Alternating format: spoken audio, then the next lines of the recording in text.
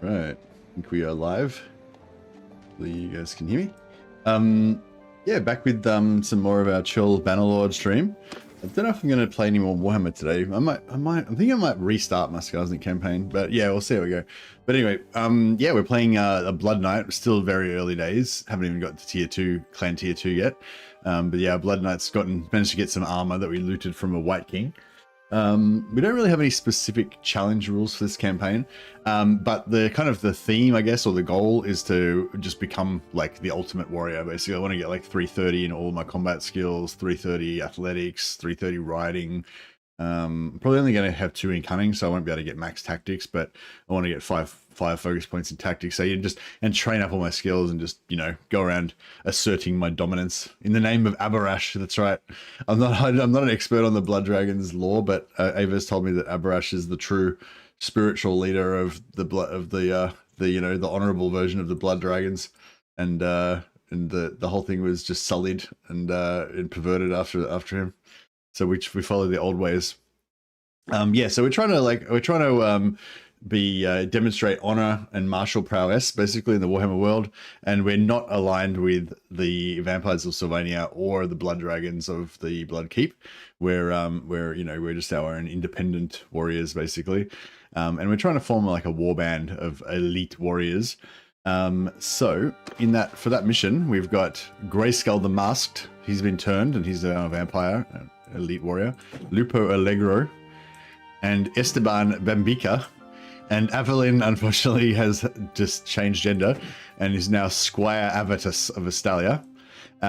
He's a weak human as yet, you know, but he's a squire, so he's on the path of the warrior, you know. Murkar sees some hint of talent in him, and is now training him up to be a great warrior. But yeah, I thought it was kind of cool to have that sort of, you know, represented in our warband, that yes, we have all these elite warriors that we're trying to make elite, but we also have, you know, our like young talent that we're trying to, you know, train up. Scribe Avato Diastalia. Indeed. But the reason why we've got him, I realized that if we want to really be really good warriors, we need to fight a lot. We need to practice our melee combat, and practicing melee combat with no healing is a lot shorter than with healing. So like if we want to go into manual battles and just fight for ages and get our melee skill up, we need heals. So I decided to grab either a life wizard, a necromancer, they have a healing spell, or a priestess of Shalia. Or we could have taken an elf, but I thought, yeah, a human wizard was like the best option. But yeah, so we're not using offensive magic. We're just using, you know, buffs and stuff to so we can further exemplify our martial skill. But yeah, that's it's Avato's mission.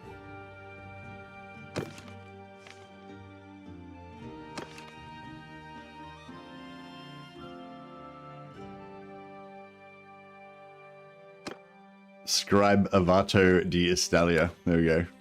He's our squire, scribe, and page boy, and page, kind of all roll into one. But yeah, I want to try to. So yeah, so basically, my mission is to kind of get these guys get their one-handed, two-handed polearm skills up higher. We'll probably specialize in one particular. You know, like it'd be good to get the 10% armor penetration of melee attacks from one-handed. And then maybe get the 25% armor penetration from two-handed, and then once you got both of those, you can either use one-handed or two-handed or polearm. Either, they're all good. Hey Mark, this is called Old Realms. It's on the Steam Workshop. You can yeah, just check it out. Look it up on Steam Workshop and read the instructions. It's a bit of involved to it's a bit of a mission to install it. It's not confusing. It's not difficult. It just takes a while. Like it takes a while to do it. But yeah, I highly recommend it though. Worth it. Seek to add the orcs yet? No, orcs and dwarfs are coming in the next update, along with a whole bunch of other updates to the existing factions, and yeah, I'm really looking forward to that. But yeah, so we've got the band together, but we haven't actually managed to have any. Oh, we've had a couple of fights, I guess. We haven't had a really good one yet, where I want to show off my new strategy. But we'll get it going. What I want is So the way that we're going to use warfare to train ourselves. So our primary objective in war is to train our skills and become better at fighting. So so there's certain types of battles that are best for that, and the ones I'm looking for at the moment are ones versus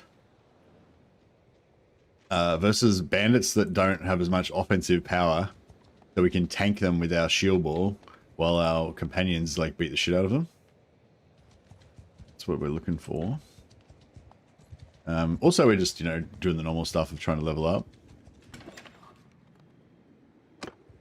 and get our renown rank up so we can unlock more cool powers.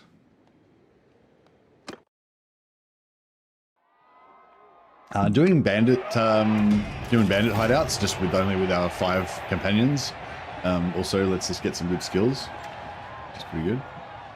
I was sent here by your sire to train you on matters philosophical and academic and keep the chronicles of the Gladii Draconis.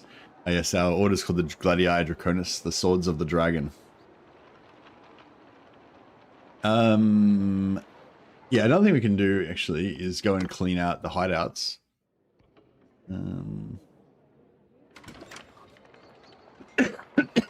Excuse me.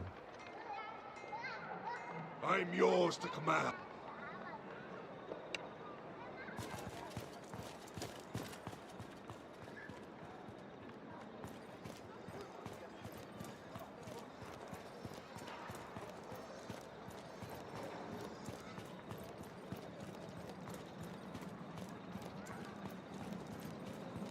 Not to be confused with the Ordo Draconis, the Knights of the Blood Keep. They're traitors to Avarash's teachings. Exactly. We don't like them.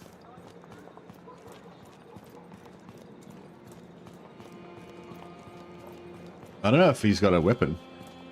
Alright, well, he's going to get some punching skill. It's been a while. Yeah, we might need to get these guys, some of these guys, some hand weapons.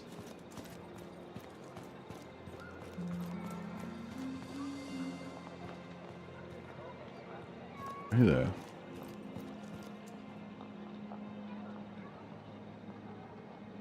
Esteban Bambic.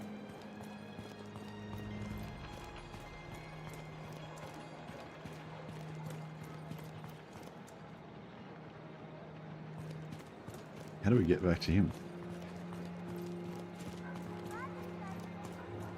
Yeah, I don't know. It is kind of cool, like killing the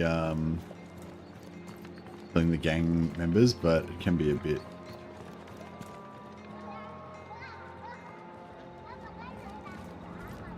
All right, I think that's everyone. Oh, I don't have a weapon either. Oh shit. All right, well, whatever. But yeah.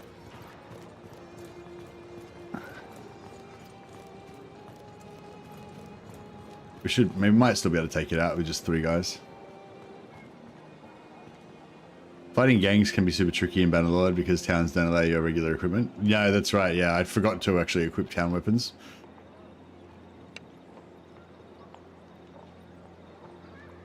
I might get these guys a bit closer.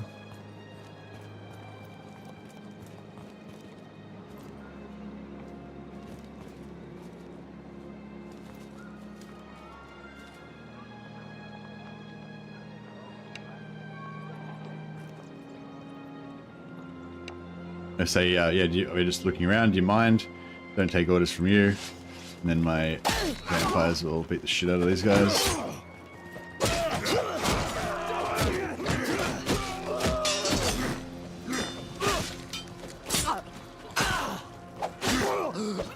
Nice. No casualties, some injuries. And then we get the option to leave it empty. And then we get relation boost with everybody, which gives us charm XP as well. So it helps you level up a little bit. And it gives you rep up with the local town as well. So if you want to recruit troops from there, you can get slightly, so if we get to 10 relation, we can unlock this, another level of this. Then 20, 40, and 60. But yeah, it only gives you like 1 point at a time, but you can slowly grind it up if you just kill those gangs every time you're in town. Do quests for them. You can also get missions in that you can also take out nearby bandit camps to get relations with nearby notables. Only gives you one relation. Yeah, it gives you one relation with each of the 3 guys there, which is pretty cool. Decreases relations with the gang leader, so you get yeah, so you get like +1 with the top 3 guys, and you get -5 or -10 with the bottom guys.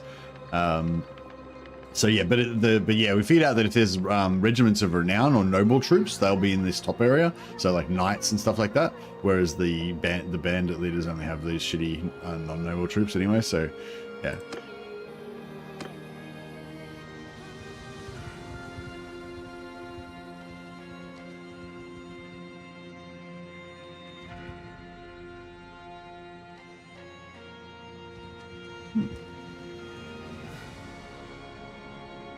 Any tips to supercharge renown gain? Just fight big battles?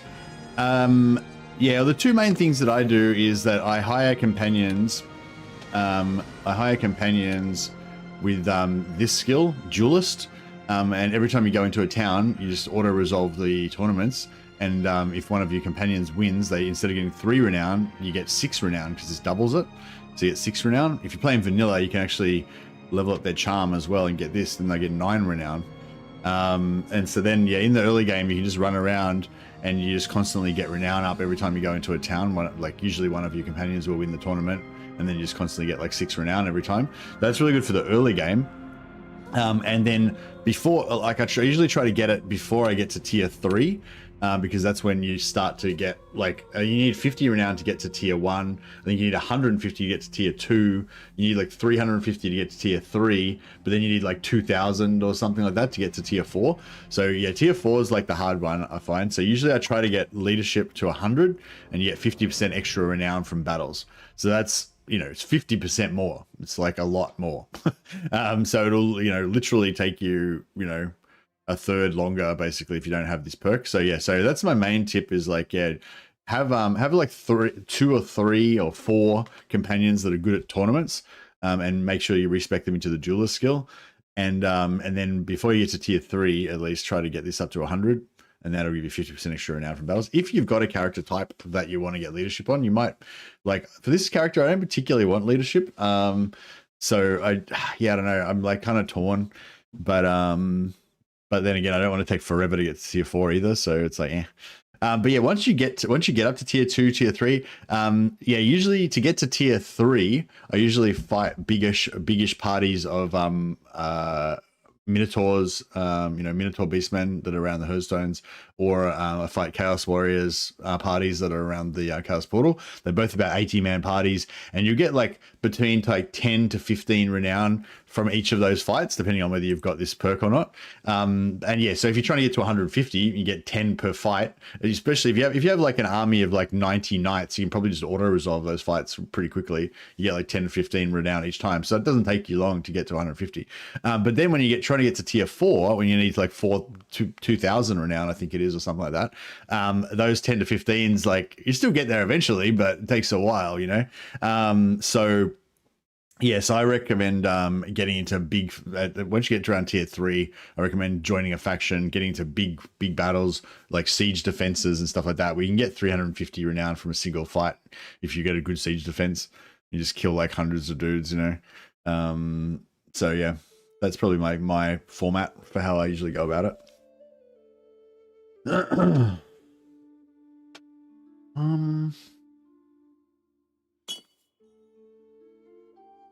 Yeah, I do want to get. I mean, I don't really want the leadership particularly, but I do want to not be at tier 3 forever. So yeah.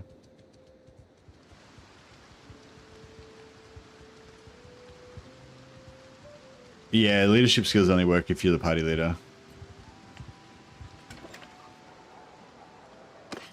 But leadership skills on your companions can be good if you want them to lead their own separate party or whatever. But yeah, have a bigger party size and stuff. We're currently reading a book. Oh, we are. Yep, reading Crossbow.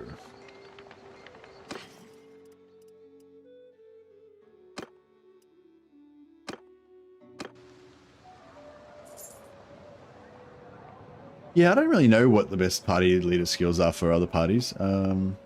Just steward, I guess, so they can have a bigger party and maybe yeah, maybe you want like just, I don't know. Like I guess you maybe want that, so they have +5 party limit. Be it, yeah, 75. So 75 leadership would be good. Yeah, I guess +200 experience to troops on recruitment could be good. I don't know if that actually works on the NPCs or not. Yeah, probably that would be the main one I'd go for. If you can get 75 leadership, that'd be good. But yeah, but you, yeah. If you play in vanilla, the best thing to do is have like your wife do it. You know, like marry, play the campaign so you can get a wife. Your brother can get a wife. Your younger sister can grow up and get a husband, and your younger brother can grow up and get a wife. So you have like 4 extra companions, and just make sure that you marry, you know, really high level like lords and ladies. You know, like the older ones if you want good leadership and stuff, and then they'll be able to lead big parties and be really good leaders and stuff. But I tend to not worry about it too much. I just use I like to keep my companions mainly in my party. I don't think there are leadership companions per se in Old Realms. No, in the next update they're going to bring in some apparently.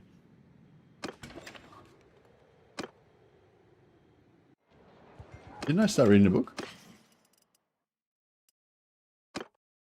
Oh, I already read that one. Okay. Cool.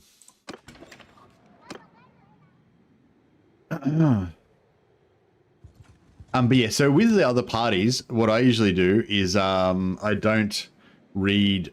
Sorry, not reading. Yeah, I don't really use other party. I don't have the other parties like wandering around doing their own thing in the early game. I keep them in my party so I can train their combat skills. And then as soon as I get to like probably around tier 3, like I said, I'll join a faction. And then once you join a faction, you can form an army. So I don't bother using parties until I can form an army. As soon as I can form an army, I'll make like 2 parties and then have them both join my army. So that way I keep the companions still with me, fighting with me and stuff like that. But you get extra leadership, extra faith level ups and all that kind of stuff.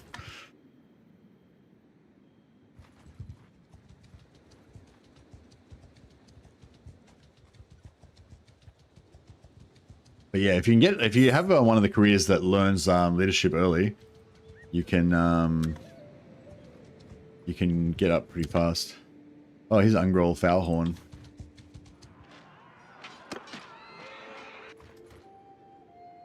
All right, let's try this. We're probably gonna get shot to death a little bit, but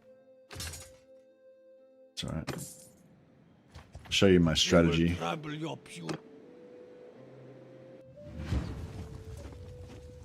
I'm taking command. Okay, so we've basically got everyone split into separate parties. So we've got most of our troops all in one big blob of infantry. Then we've got our knights, our vampire knights in one group, and then we've got our scribe slash squire in another group. Forth, men, go forth. Forth, men. Cease fire.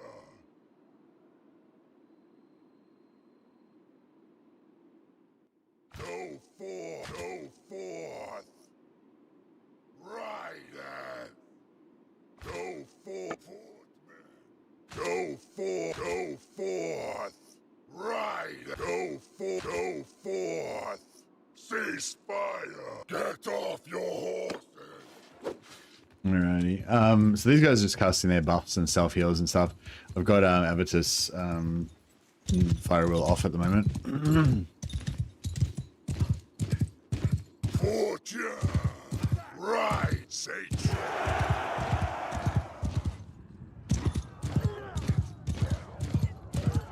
I don't want you to be leader as the group because then you will be potentially at the front.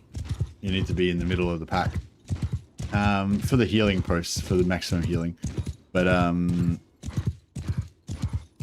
actually, yeah, maybe, but then he won't get any combat experience. That's the only problem. We might need to put you in the same group as the knights. How many archers they got? Oh, they only got 2 archers. That's good for us. Footmen, soldier, horsemen, after me.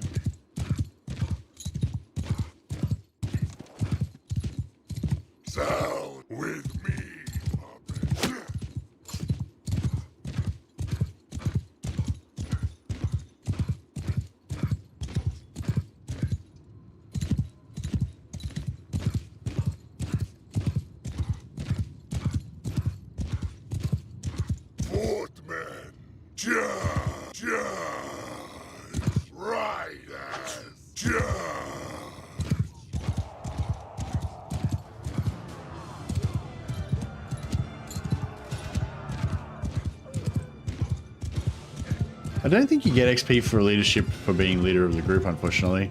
Somebody was saying that you do get XP for leadership if you're a member of a separate party and you're and you made the leader of a group in a siege. But yeah, just in a normal fight like this, if you're a leader of the group, I don't think you get leadership XP. Which is kind of sucks because, yeah, I feel like you should.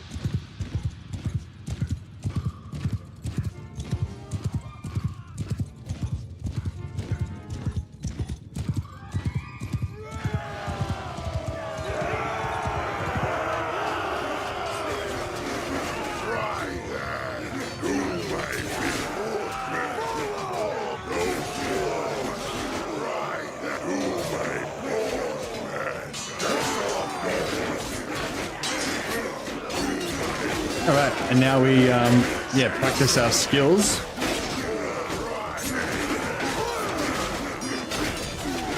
Now he's got the healing and the shields up, so everyone's, like, tough. So we should, yeah, I took a while to put the heals up, but yeah. So now we can just, like, cane these guys on the outside while our guys all tank them. We just get our skills up.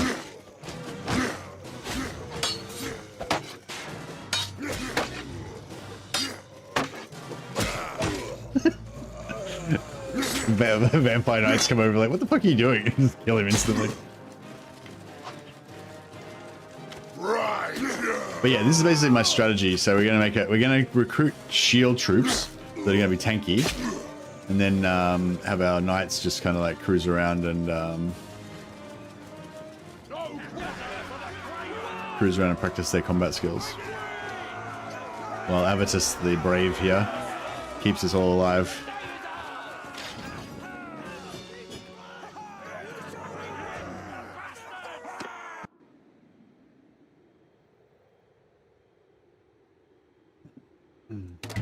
And we get some charm points from freeing a noble prisoner. Very good. Great success. Yeah, I think maybe we need to alter it depending on if there's a lot of archers and the enemies are particularly deadly, then yeah, maybe Avitus needs to go in the middle of the shield wall. But if they're pretty weak, if it's like a big party of outlaws, cultists or something like that, then he can probably just roll with the rest of the knights and get more combat skills up.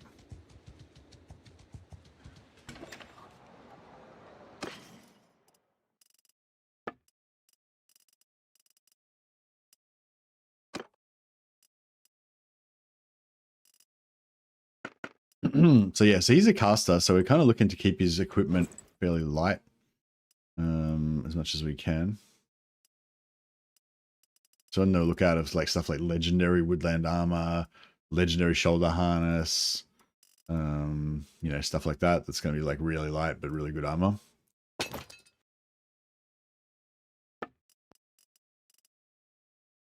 Liquid and shield, he's already got one of those.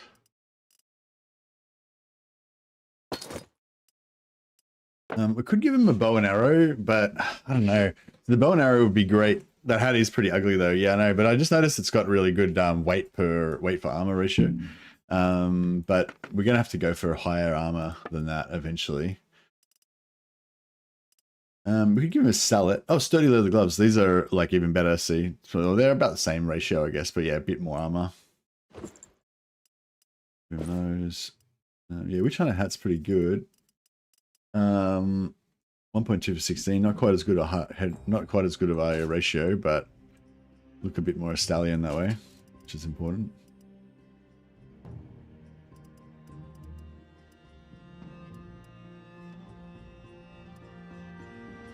Yeah, legendary cloth beret or a legendary artillery cap would be good, but yeah, and we could maybe go up to like leather armor, but it's like a lot more weight for only slightly more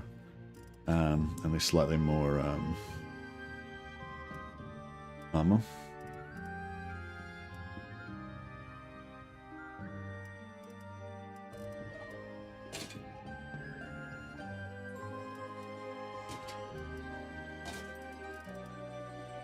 Engineer uniform. These are pricey.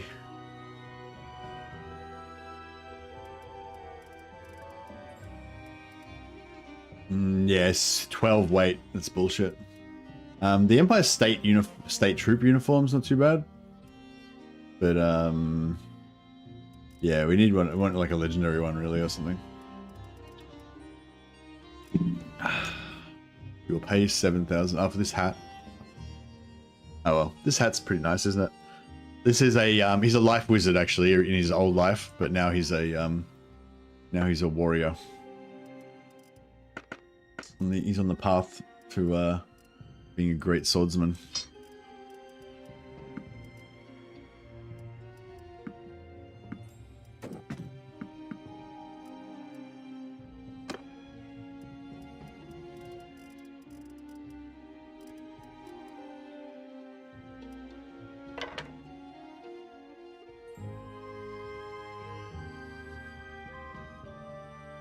Alrighty.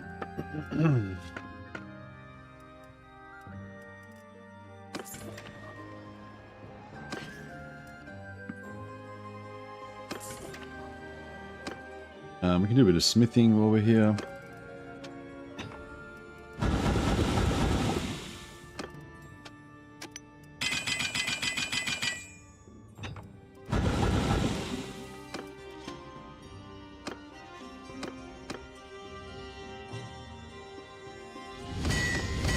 I won't bother making any new weapons just yet, but we'll once we get our skills up a little higher, we'll make some better pole arms. Make my dude fat and bearded and bald. Nah, I can't. Sorry, he'll turn into a vampire if I do that, because my base race is vampire. He's not worthy to be turned yet, to be given the blood kiss. He needs to get his skills up to like 300 plus.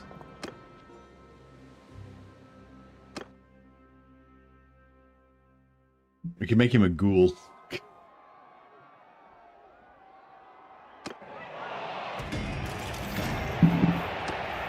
None of my knights are worthy enough to win the tournament, unfortunately.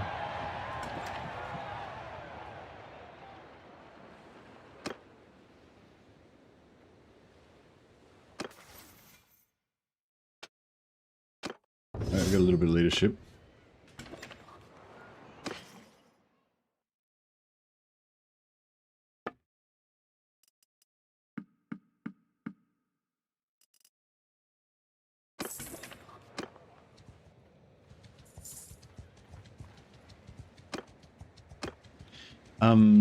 But yeah, I mean, if we want to pump up leadership, probably we should just probably like auto-resolve a heap of fights and then just keep recruiting new troops all the time.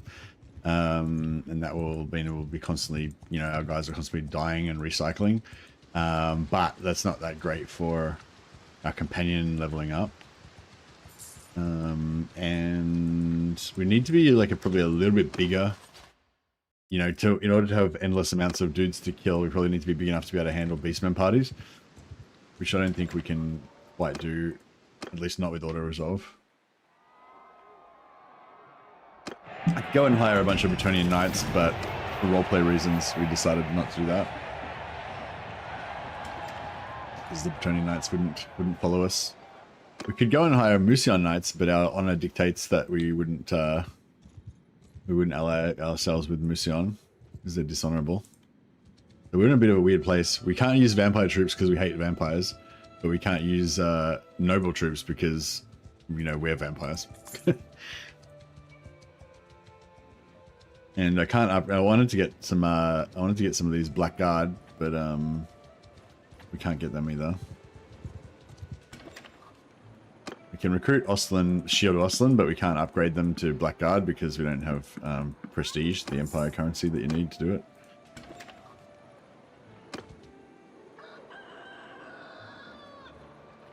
Maybe we can just say that we hide our true nature so we can have knights. I don't know. They're ill. They think of us only as honorable warriors. They don't realize that we're vampires. We could find Bretonnian knights who'd follow them with a demonstration of his superior honor and martial glory. Win a tournament in Bretonnia. Yeah, maybe that's a good idea. I think we'll stick with our no vampires policy. But maybe we could as much as you know, it might oh yeah, what are we gonna do here? So should I just go 5 leadership? Just go lead into it, go all out.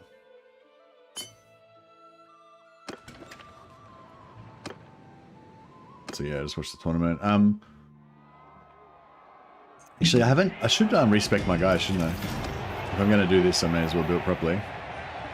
But they don't win very often because the vampires aren't as high skill as the knights. If you really want to farm the tournaments, you just get like four Bretonnian knights and they'll win like most of the tournaments. But yeah, like I said, if you do want to do it, you want to respec your one-handed so that you have the duelist perk. So currently only one of our 3 vampires has it. So if he wins, I get 6 renown, but if one of the other 2 win, I only get 2. I only get 3. So Lupo and Esteban. To go to the arena, into the arena. Talk to this guy. Lupo, Vigor, one-handed. Yes, costs you 7.5k because his skills are quite high. It was Lupo and Esteban, wasn't it? Yeah. Vigor, one-handed. Yes.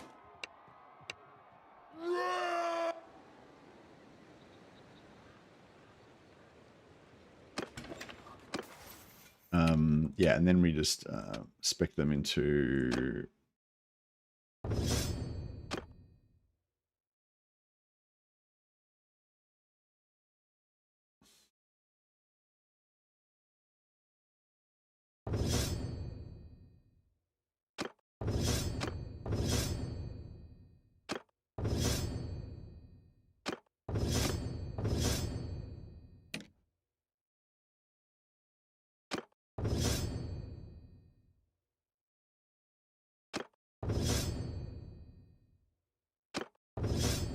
Get duelist on all of them.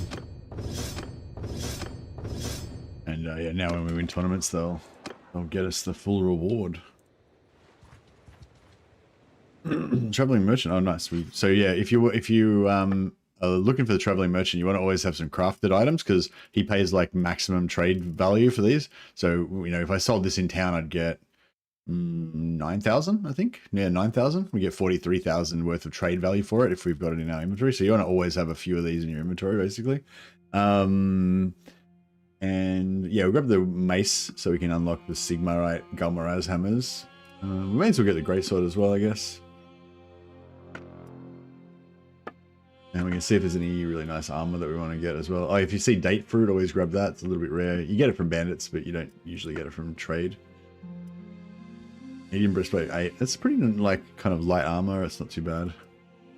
Weight 2. Holy shit, that's Talayan. He is Talayan, isn't he? Talayan Salat. 2 weight. That's like that's almost as good as the skull mask. It's like in the same realm. Oh, he's a stallion. Oh, but he's an Estalian mercenary though, so he could have looted a Talayan Salat. It's fine. Italian, Talayan, all the same.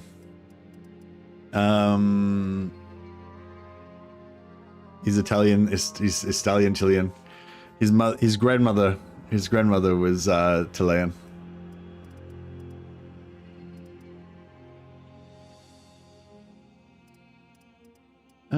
Should we get him an ornate metal shield?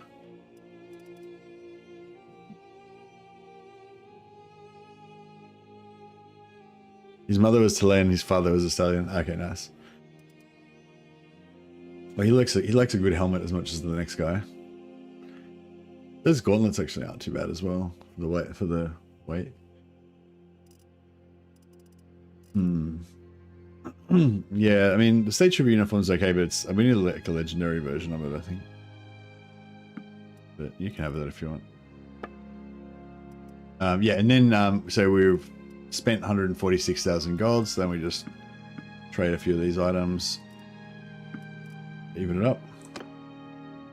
You can't get money from him, but you can trade for the items that you want. So that's quite good. But yeah, I think with the with this 42 armor helmet, it's like quite a lot more. It's quite a lot more weight, but the weight for armor ratio is really good, and it's still quite low overall weight. You know, yeah, this body armor is pretty good, I think.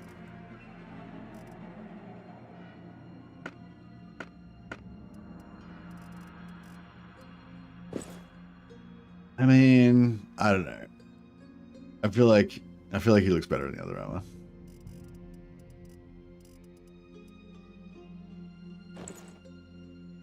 Yeah, I don't know. Fashion. I'm sorry. The rules of fashion dictate that he cannot wear that.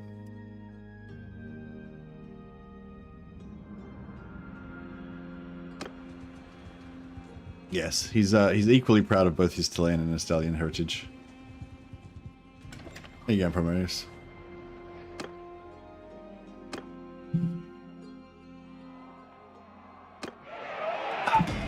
Yeah. So yeah, we're not really getting a huge amount. Even though they're not as good as knights, if you have enough of them, like if you have like 20 if you have like 6 vampires or whatever, you'll still win tournaments pretty often, which is good. But so yeah, so I just bought these two so I can smelt them down, so I can get the recipes. So now if we want to go in and make Tor great swords, we've got like some of the recipes unlocked. We can, once you just make a couple of these, and then that'll just unlock a heap of other stuff, and you basically can unlock all the recipes really easily. So we can make some nice great swords with that. I think great swords are nice because they've probably got better handling and they're a little bit faster and longer for their damage and stuff, but they tend to be much lower damage and not as much armor piercing. But yeah, longer and faster. Then we've got 4 two-handed maces. There's a particular tier 6 recipe.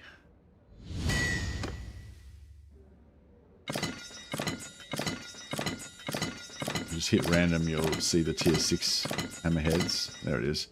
Galmaraz. So yeah, the Galmaraz head with this handle, both at minimum length. That gives you 141 damage, 90 swing speed, still got 81 handling, so it's not even that slow really, and 74 reach. So it's like short range, fast, super high damage hammer. We're just smashing. So we'll be using a bit of this, bit of hammer action at some point. We could try and make a couple now. Oh, we got a balanced one straight off the bat. Wow. All right.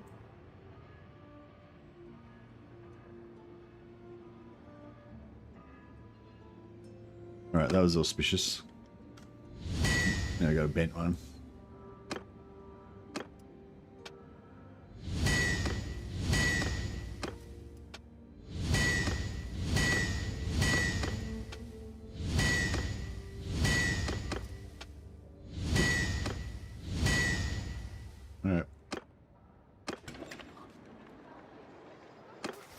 All right. So we haven't started learning two-hander yet. We kind of want to learn all of them a little bit, because it doesn't matter right now, but once we get to, I think it's clan tier 2. So yes, this is the perks that we get. So at the moment we've got access to these ones in clan tier 1. And basically our career ability gives us 45% extra physical damage and 10% extra physical resistance for 6 seconds. That's the base amount.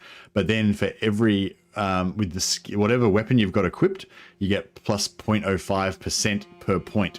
So your resistance and your damage goes up the more skill that you have of whatever weapon you're using.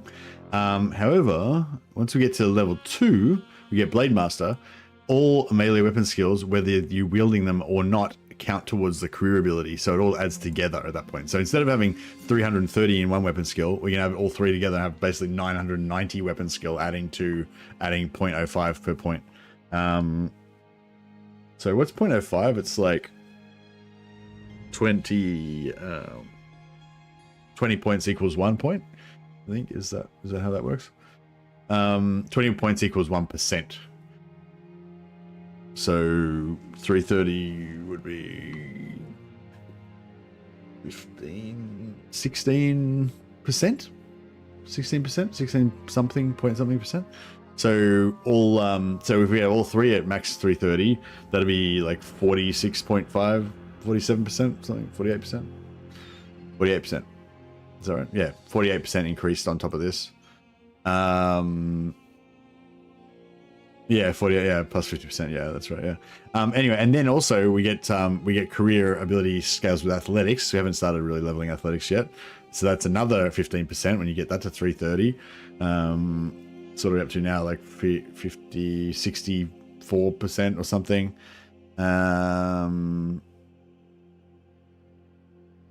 And then tactics, which we should be able to get up to maybe like 200-ish. That's another 10. And then it scales with riding as well. So that's another, we'll get that up to 330 as well, since it's another 16. So yeah, so basically we'll be, if we get all that stuff to max, you'll be like, you know, super tough and super high damage, basically, is the gist of it. I forgot why I was even looking at this now. Oh, just to say that, yeah, basically we're going to level up all the weapon skills, but it's, yeah, I think we can, yeah, we may as well smash polearm up a bit more, and then we'll stop using polearm for a while and switch. Oh, yeah, we can also jump really high and throw javelins down into the tops of people's heads. It's pretty satisfying.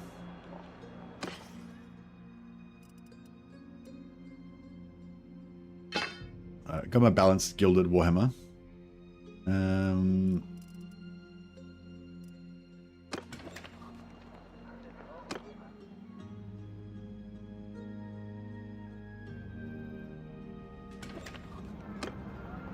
Yeah, so what do you reckon the tankiest... troops were? I think the Shields of Oslan are pretty much the best.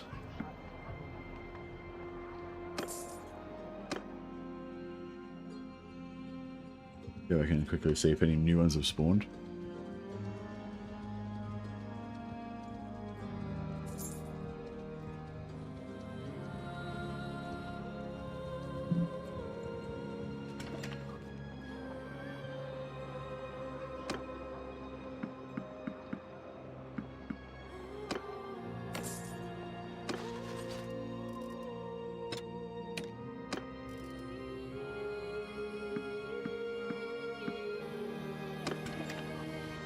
All right.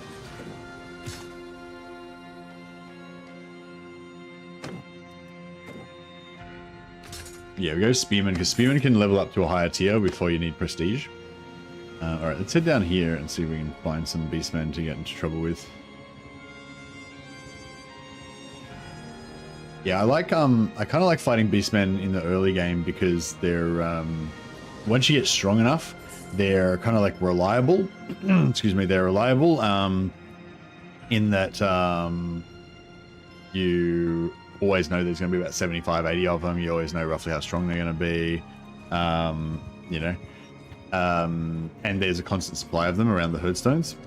Mess with us and we'll but yeah, once you get a bit higher, then you really need those big battles, and that's where the I'm taking Cease, get off your horses! Go forth! With me! Alright, so we'll do our training thing again.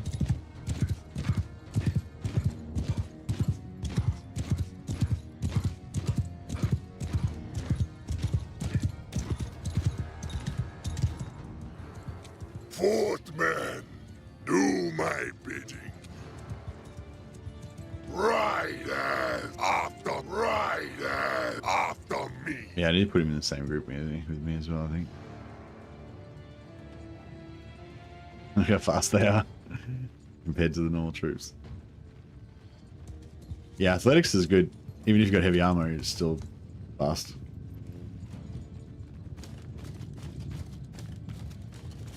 Footmen, do my bid. Form a shield wall. Footmen, loose. Footmen, go forth. Move. Where are they? Oh, here we go. Ride. Say yours. Say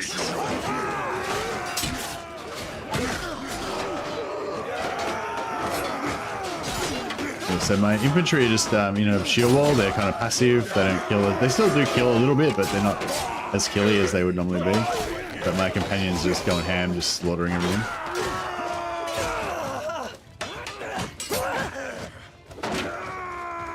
Oh, he looks way more martial now with that helmet.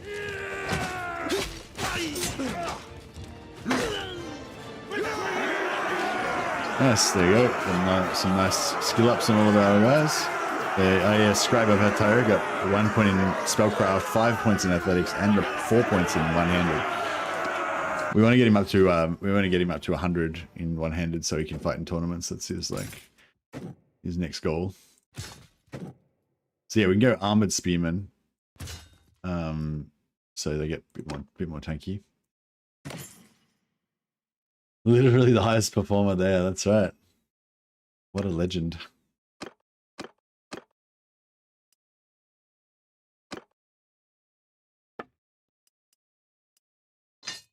These are falchions for like defense in town.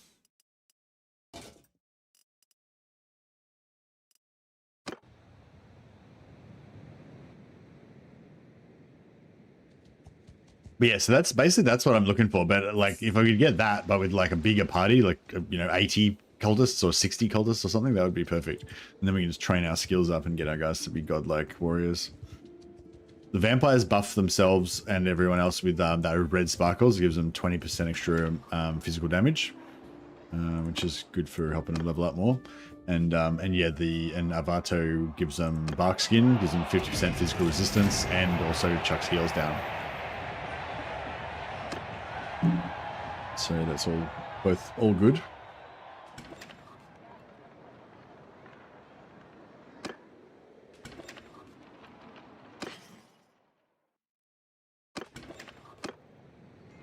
We finished our book. Looks like we finished our book. We'll get on to reading some more books. Just a little bit of free character experience, basically.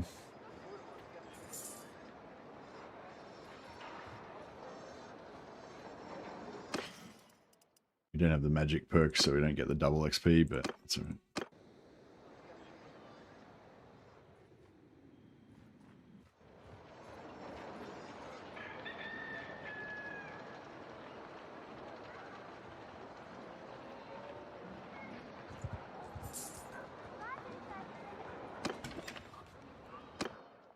Alrighty. Now we can smelt, get more experience.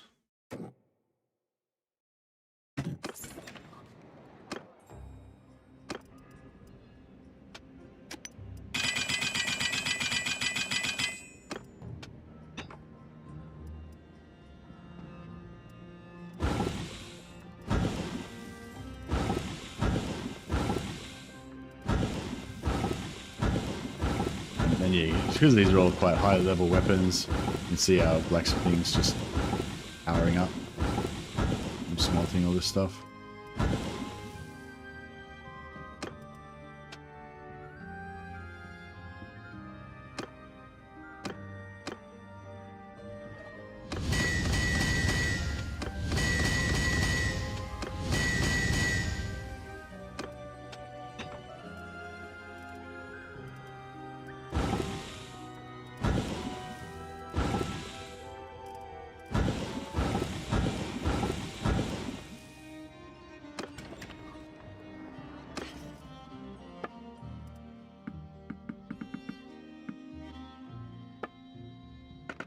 Yeah, I don't think you really see legendary stuff in the town very often.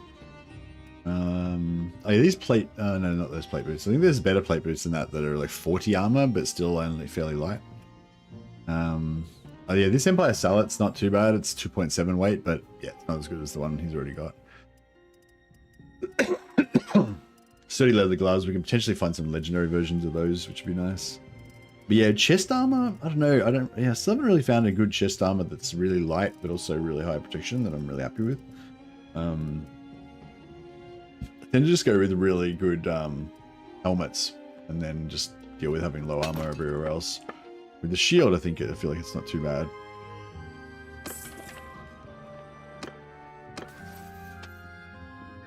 Control or vigor? Yeah, we want vigor. We can get more. I got 5 vigor, so we can get combat skills up better. Yeah, I think if you've got a shield, I think the helmet's the most important piece. Yeah, even if you don't have a shield, yeah, the helmet, they're like the crit headshots with the bow with arrows, especially, is pretty bad.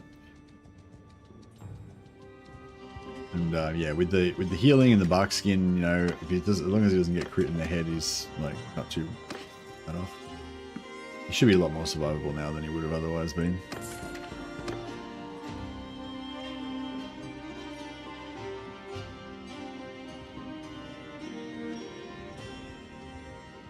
Yeah, I'm not sure if we can take on the Minotaur parties, but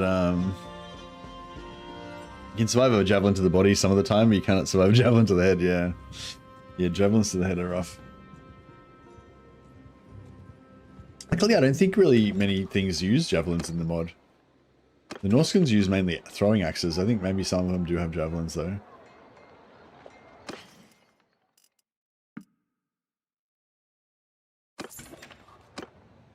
Oh, you should be buying,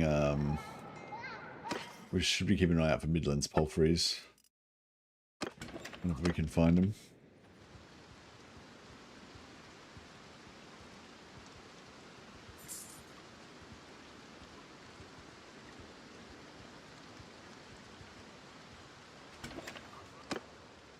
Let's see if anyone wins the tournament. Hey, Grayskull won. It's renown.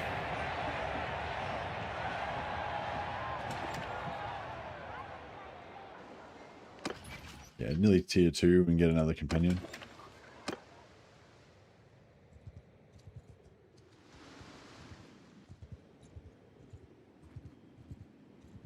It's literally a favorite headpiece that you just won. The leather brimmed hat.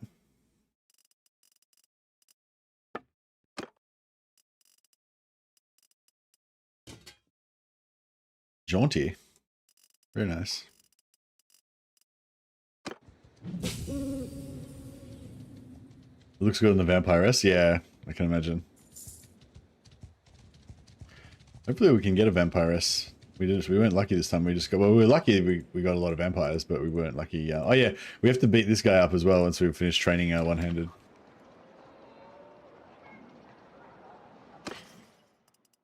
Should make that a goal also.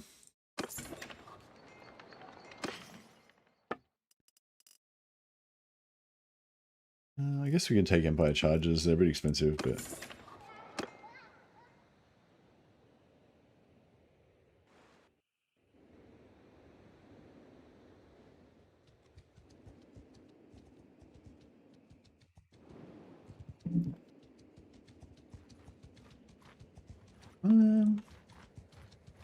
Let's try taking these cultists.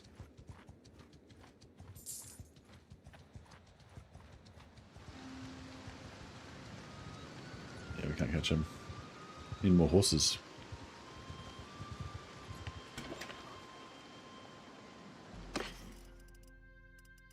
$23 Midlands Palfreys. Boom. Oh, 11 charges for cheap. Boom. Give me them horses. Now, how are we going with food? 5 variety. What are we missing? We got grain. Might as well get a bit more grain.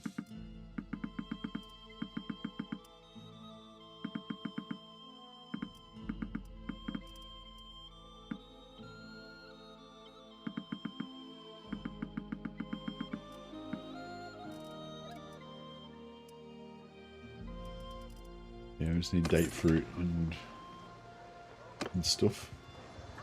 No, we're not reading a book again. No, finished my book. We'll get one-handed.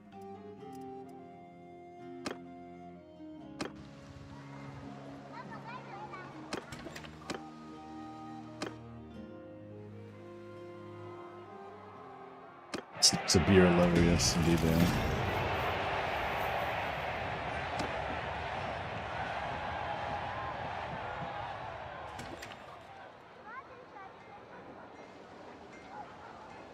My plan was, so I've got 1 point in steward, no points in engineering.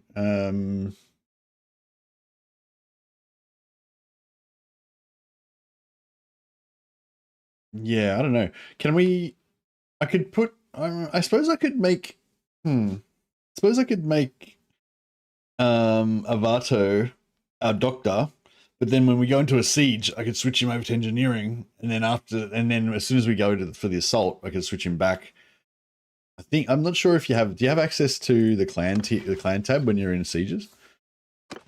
I probably forget all the time though. That's the only problem.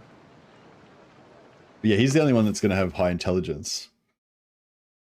As much as I would love to put all of his points into endurance. Don't think you can switch during a siege. Okay. So my plan was to probably make him a doctor. Because I feel like that's probably going to be the most important thing. High intelligence. He's got 3 intelligence, yeah. Which is the highest in our party. I think that's the highest you can get in the game, maybe. Oh, maybe engineers might be 4. Yeah, he's got 3 intelligence. He's above average. Yeah, the warriors mainly have 2 intelligence.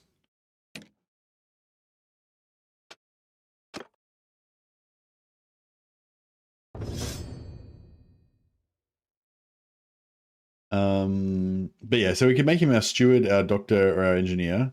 We also need a scout, but I was thinking about making one of these guys a scout once they get to level 22.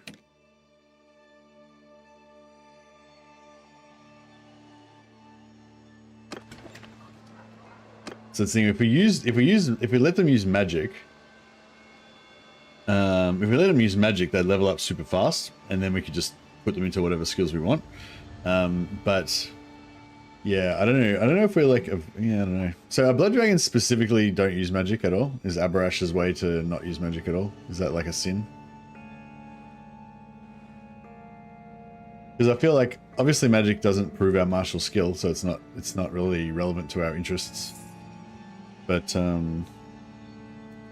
it could be useful if we're allowed to do magic.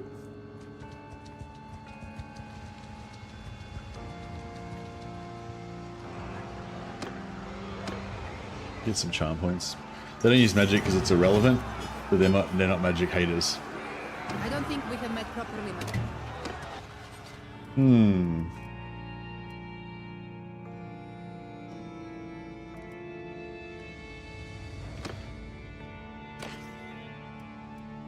Because I was just thinking, if we go and do, you know, the way of the vampire, the bloodline tends to have weak affinity to magic in general. Okay. So we can use magic, essentially. And what I'm hearing is we can use magic. So yeah, so what I'm thinking is, like, yeah, obviously this won't be proving our martial skill and it won't be advancing our cause directly, but we could go and just nuke a bunch of, Beastmen, and that would level up our guys really fast so that they can get some points in their party skills and stuff. Because like we need to get our scout needs to go up 3 levels ASAP so we can start moving around faster. You know.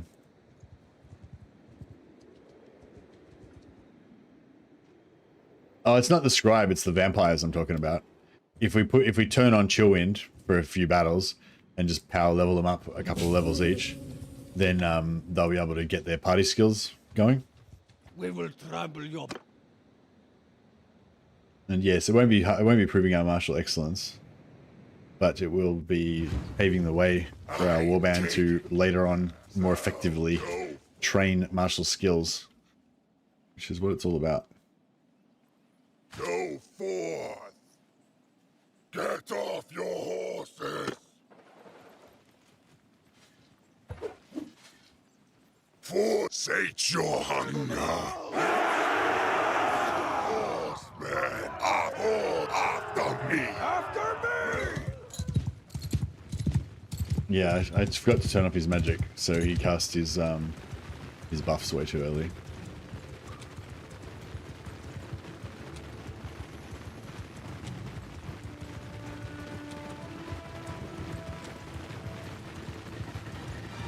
But yeah, see if all these guys were Bretonnian Knights instead of Empire Infantry, then we could just ride them over to right in front of the Beastmen really fast and then just dismount right in front of them instead of having to walk across the fields. So I feel like that's going to be more efficient as well.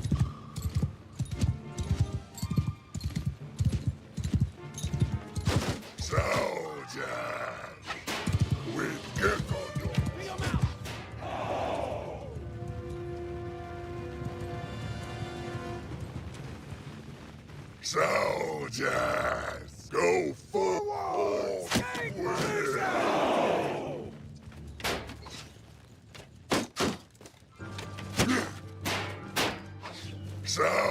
Yes. Go forth. Right there. Go forth.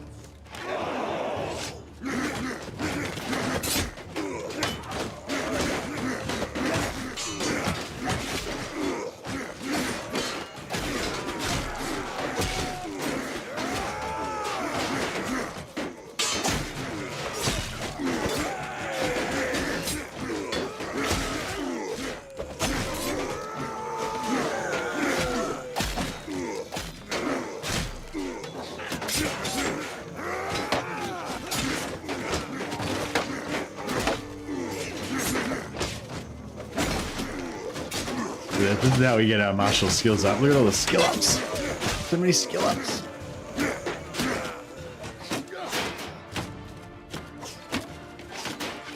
Oh, they're coming for you. They run faster than you run.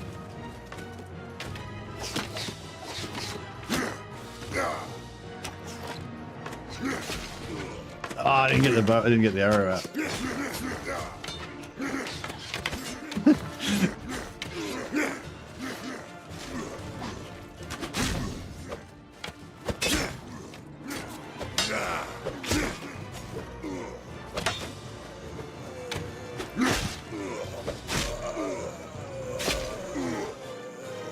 What's up? Wait up. Wait up. Uh-oh. Somebody brought shame on the family. I'm not going to humiliate him by pointing out who it was, but I think we all know who it was that embarrassed the family.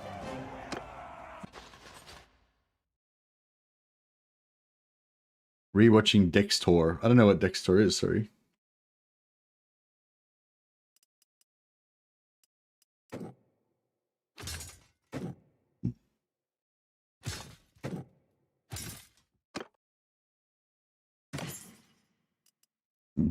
Excuse me. Lion shoulder harness. Very nice.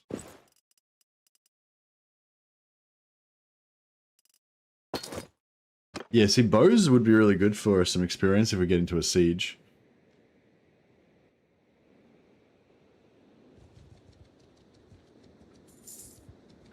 Oh, you want to do this camp? Yeah, camps are good.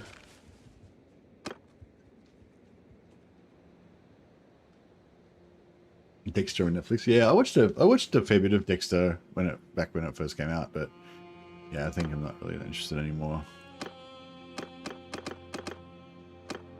Oh, he's unconscious. All right, we'll do our best without him.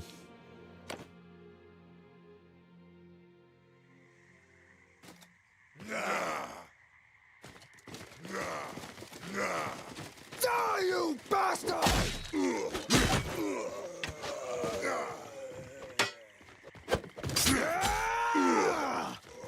Yeah, the jumping's kind of annoying because it takes too long to land.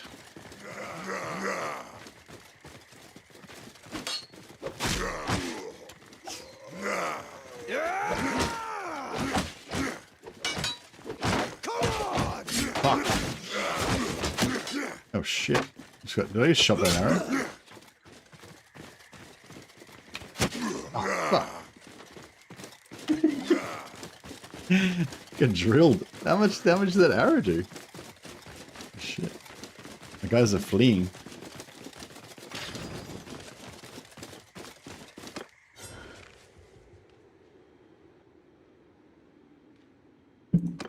Alright, well, inauspicious, but that's alright. Where was the... I always forget where this fucking... It's in between Wurtbad and... It's around here, isn't it? The beast, the Herdstone.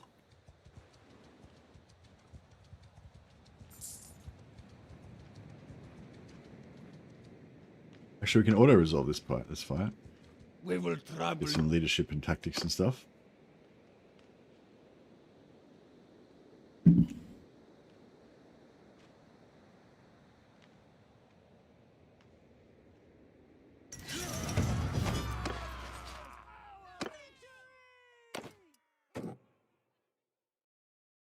By a pikeman. I don't know if I want them to be pikemen, because then their spears might be too long.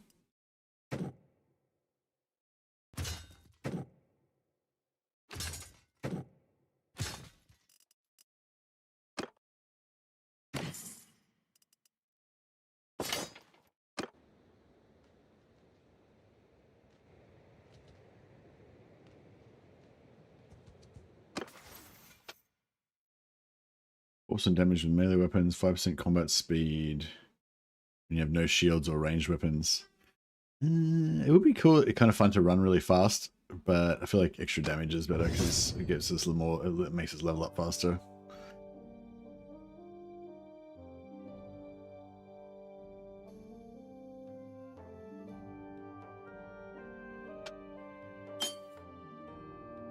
Yeah, leadership doesn't work into our career ability, but yeah, getting that if we get to 100 and get that extra renown, that would be really good.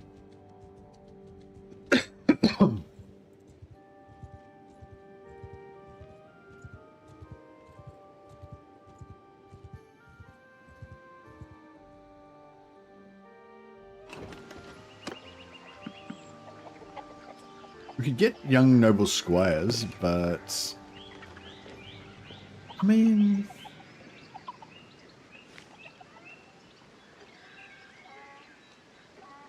yeah, I don't know. They're okay, I guess. They're faster. Actually, yeah, I guess we could go for nobles. It could be our shield ball instead of Bretonnian knights. They're not going to be as good as Bretonnian knights, but they're handy, location-wise. Stay around here. We will trample.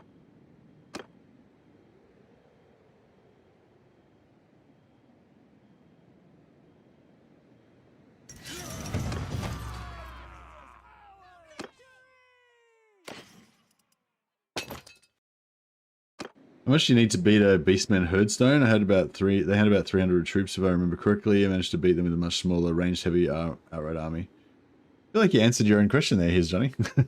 Yeah, the Beastman Herdstones I'd say are not as hard as the Chaos ones.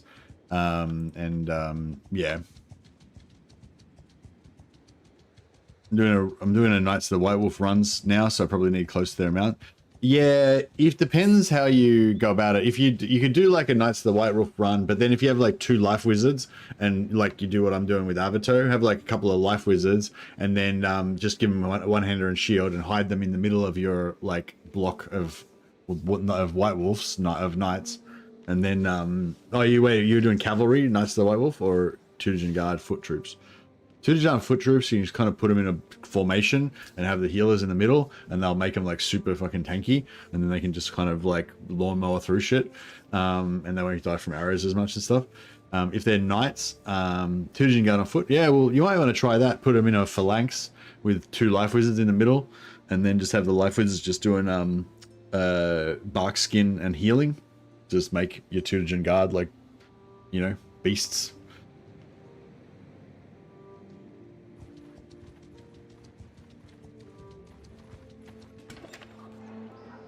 Yeah, no worries. But yeah, I don't know. Yeah, I don't reckon you'd need 300. Like if you think about it, there's like out of that 300, there's probably going to be like 10 or 15 Minotaurs, you know, that are pretty dangerous. But the rest of it's not like that dead. You know, the rest of this stuff's not as deadly. The archers are annoying though.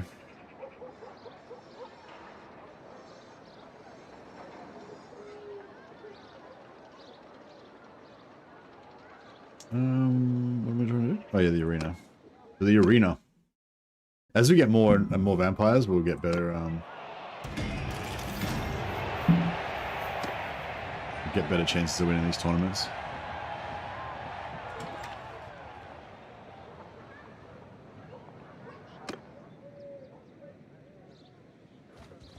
Oh, I should muster troops.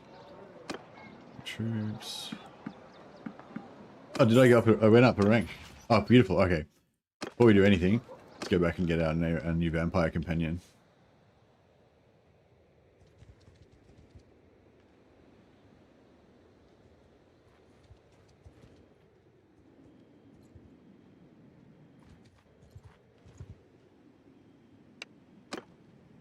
That would have been a decent fight maybe, but I'll just auto-resolve it so we can go get our companion faster.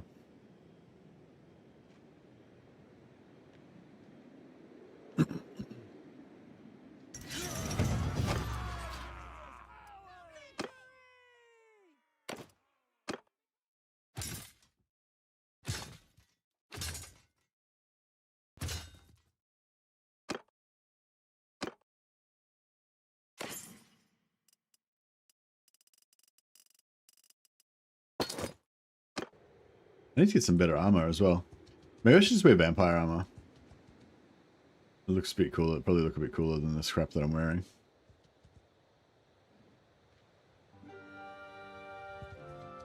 Are we... No, we're not slowed down. Okay, so we're tier 2 now, so that means we can redistribute our experience a little bit.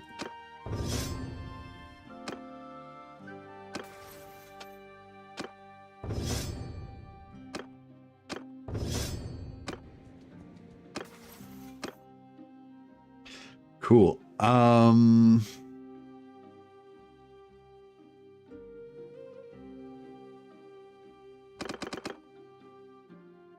Party speed increases by 2. We need that. Recruit defeated units as Blood Knights with a chance to get tier 4. With a 5% chance, 10% chance for tier 4 plus units. I don't know, that kind of sounds cool. Maybe we should get Blood Knights, but they're our own band of Blood Knights.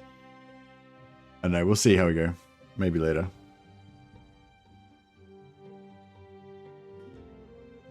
Yeah, we don't recruit Blood Knights from like other lands because they're like tainted ones that follow the wrong teachings, but we like raise our own blood dragons from those we fight. Yeah, those who are worthy.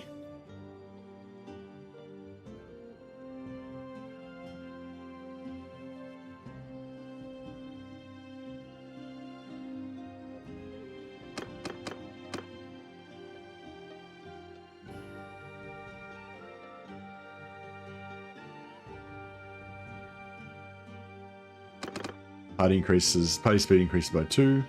Grab that. 20% extra melee damage. Yeah, now we'll just get stronger from here.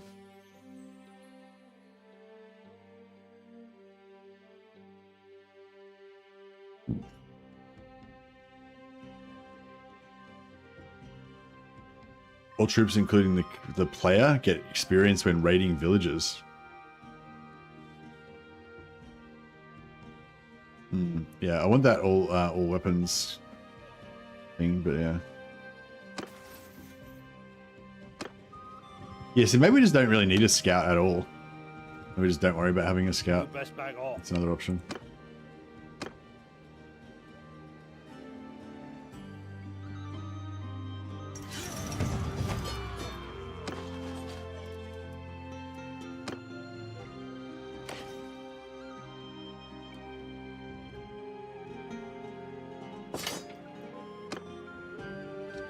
We don't raid? Yeah, I don't know. I feel like, yeah, raiding, even if it was like chaos or something, like, it'd still be raiding. You'd still be killing innocent villagers and children and stuff.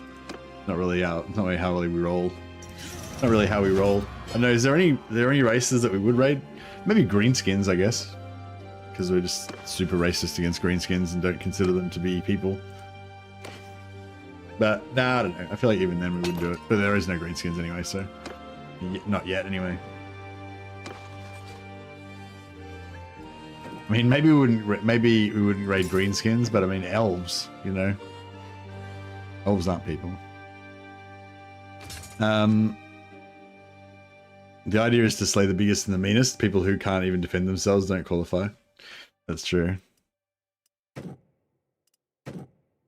Agreed.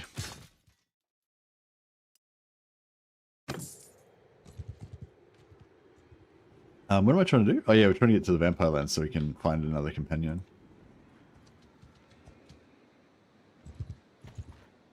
Alright, maybe we'll, yeah, we'll start, yeah,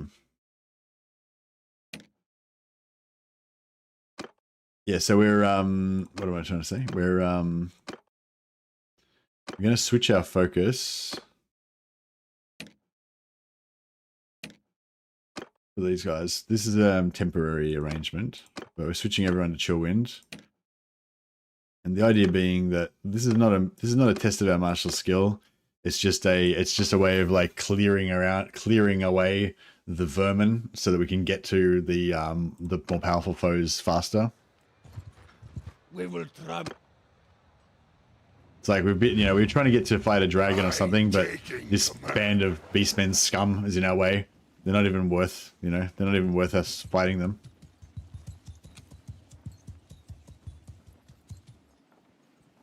Do my bidding, my bidding. I think, what's going on? We line of sight blocked or something.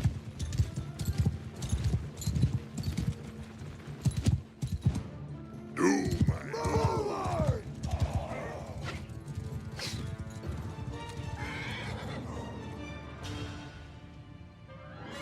sate your hunger.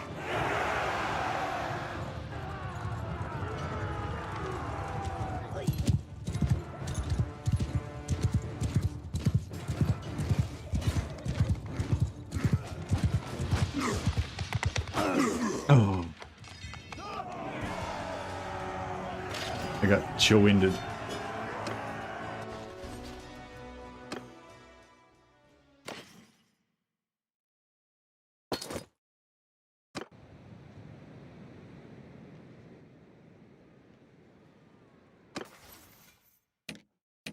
But yeah, if we just do that a few times, you'll see these guys just power up because they're just wiping everything out with their chill winds. Turns on magic, immediate betrayal, yeah. No, that's alright. Now, what we'll do now is we'll lighten up these guys a little bit.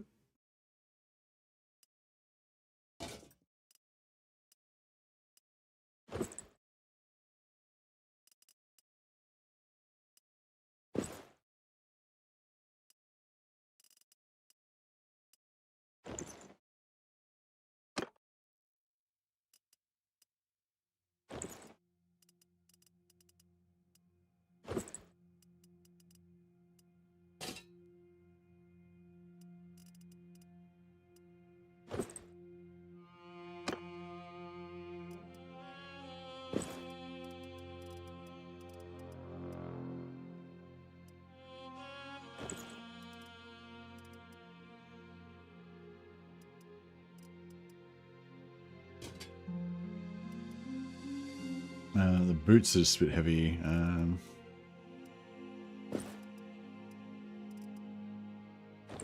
Something like that. Cool. And then we'll keep them all. We'll keep them all with their full heavy sets.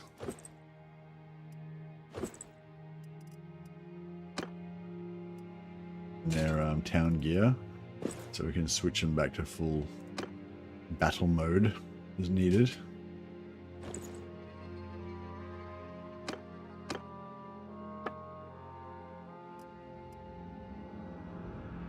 Slightly lighter weight boots. Heavier armor, but much better protection.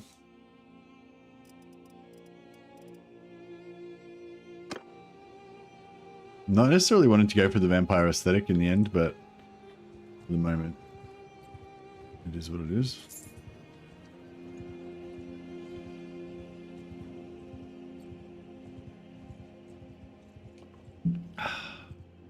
Oh, we can probably upgrade, I just realized we can probably upgrade Sylvanian infantry. Sylvanian Sergeant, tier 5. Oh yeah, that's what we want. Sylvanian Sergeants. Beautiful. 24, 25. Body armor shit. Oh no, they're like less well equipped than like tier 3 Empire infantry. They got better skills though.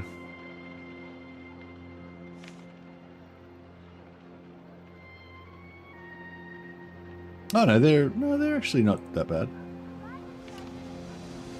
So I missed the shoulders. Yeah, 25 body armor shoulders.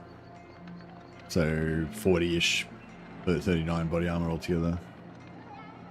24 head. Yeah, they're not bad.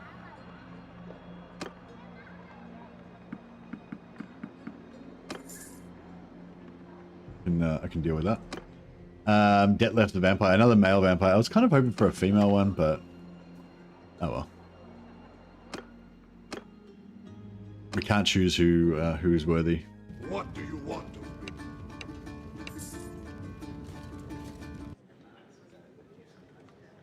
Unless there's a female vampire right here, right now. Yeah, I feel like it's a bit of a sausage fest. We need some... Ah, She's pretty as well. All right, this new guy's fucked. If she was not good looking, then maybe Detlef would have a chance. But unfortunately for Detlef, fate was against him.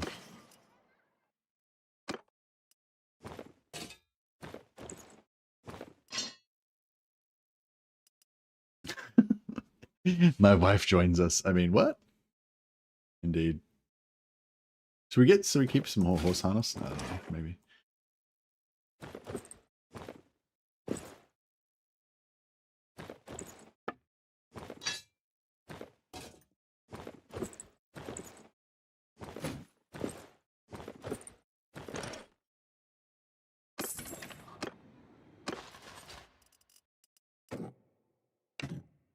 Captain. Yeah, I mean, it would be kind of cool to have 2 life wizards, so we could have double heals, double resistance casting all the time. But you know, we're only gonna have like 7 companions, so I don't want like half of them to be like Lobi weaklings. There's a certain, you know, we need a certain amount of balance of expert combats. Strip him of all his worth and send him on his way. Yeah, he wasn't worthy to wear the vampire armor. We let him live, but you know, he can't wear any of the trappings of a vampire warrior. Peace to He's you, not stranger. worthy. Though if you come any closer, If I come any closer, what? Just leave that to be mysterious. I'm intrigued. You're hired. Yeah, lost even to his horse. That's it. He drank civilians instead of drinking from those he slew in combat. I know. Shameful behavior. Oh, another one. God damn. She's also pretty. But our other guys have already proved themselves. Have already proved themselves in combat with their you know, good amount of experience they've earned, so we can't betray them anymore.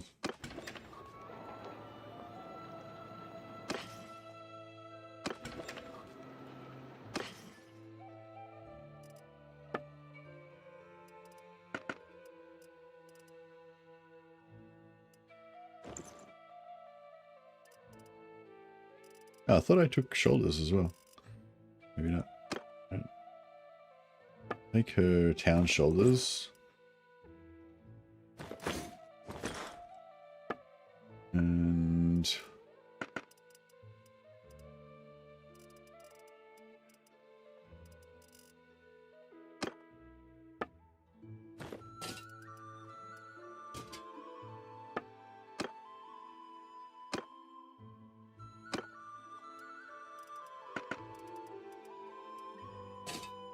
oh yeah, there we go.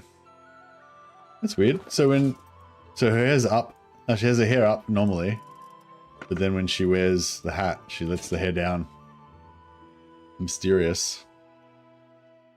Mysteriouser and mysteriouser. All right. Yeah, I want to give her some lighter armor so she can 6. I'll give him a heavy set as well.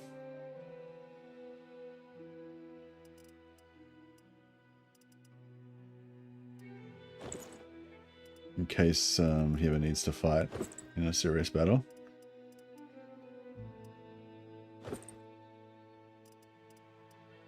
Let's hope he doesn't ever have to fight, because we don't want to ever bring this set out.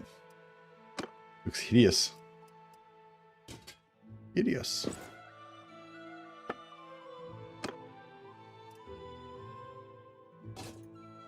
Alright. We've gotten a little bit more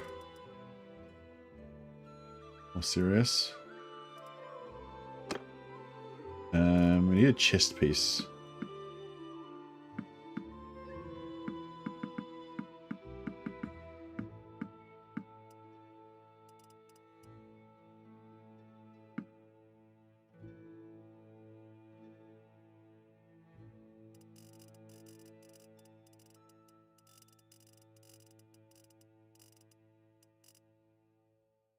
What was the worn? Oh, there it is.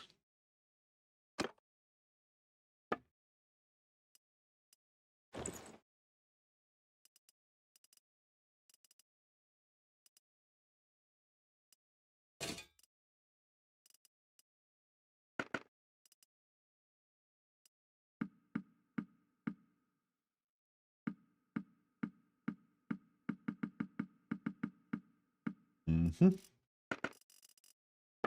Right, and yeah, what sort of lighter body armor can we give her? Blood Dragon helmet. It's pretty fancy.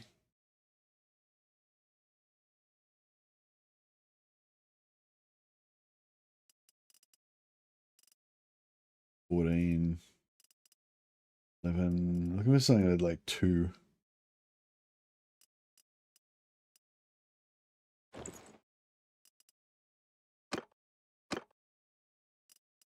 These reinforced suede boots are pretty good for the weight.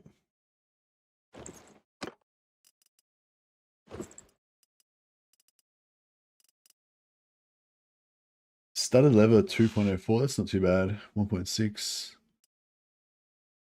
Yeah, I might go for that.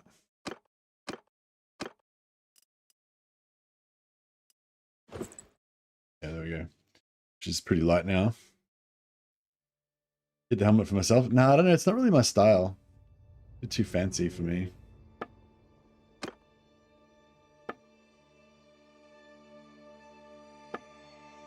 I feel like these shoulders look pretty shit, don't they? Where's the worn vampire shoulders? Worn Sylvanian cape. I think I paid full price for that, but that's okay.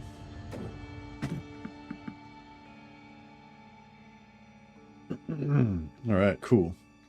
We need to make...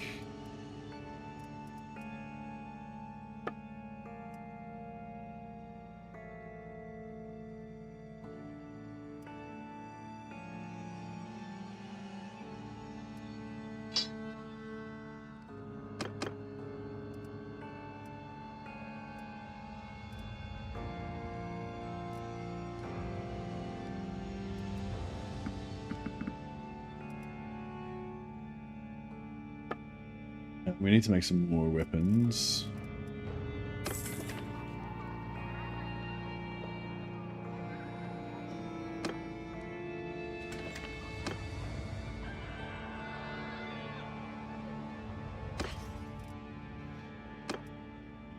Book. Smithy. And actually, we don't really need to give these guys pole arms because they've already got, like, we really need them to get two-hander and one-hander up. So maybe we should just stick to making hammers. I mean, axes would be the best, but... Nice.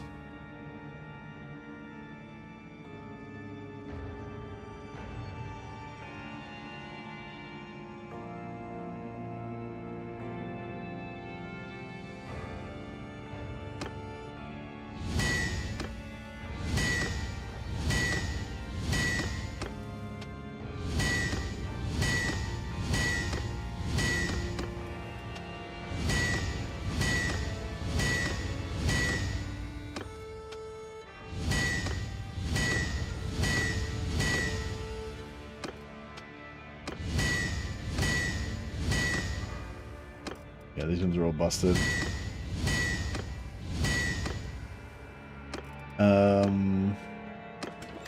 I'll just do one more.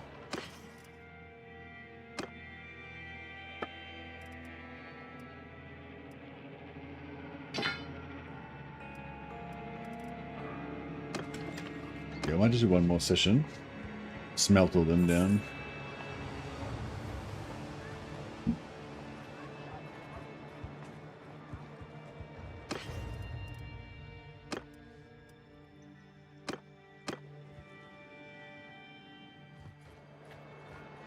Murkow looks pretty angry, he does. This is true. I think there's still more books we need to buy as well. But we'll check that out in a second.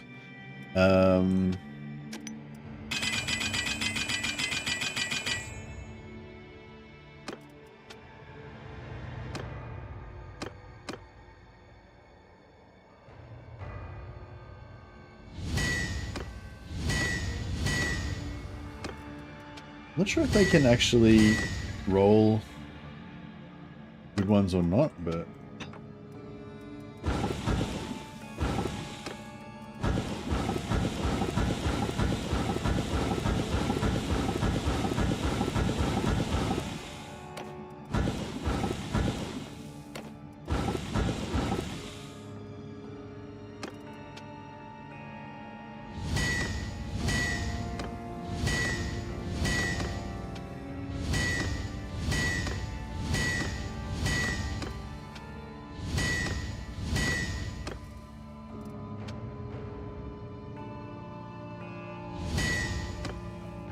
That's right.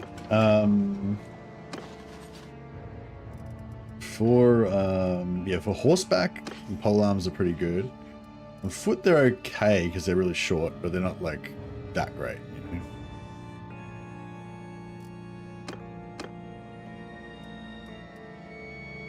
But they do the job.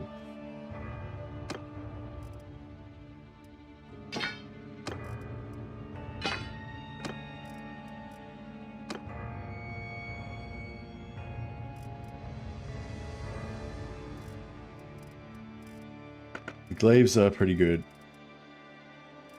The AI is pretty good at using. I feel like the AI is pretty good at using the glaives as well.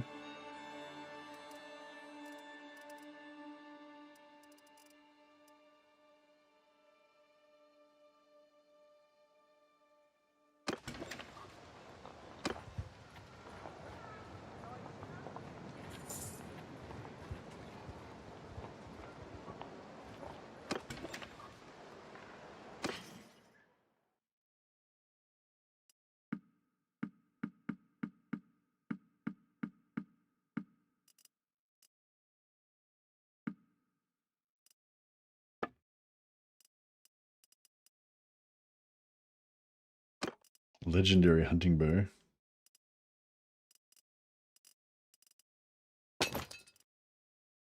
So the thing, if we do have a fight in a siege, it would be kind of cool if everyone had bows and stuff, but I don't want them to be, I don't want them to be using, I want them to be fighting in melee when they're in combat and just meleeing and buffing themselves. I don't want them to be fucking around shooting arrows and shit. But yeah, so I don't know, but I kind of want to keep the bows ready for if we ever get a siege, so that while they're up on the walls, they can just be plinking away. They'll get way more experience that way. But yeah, I don't know. It seems like kind of a waste. How many companions we got? 3, 4, 5. We got 5.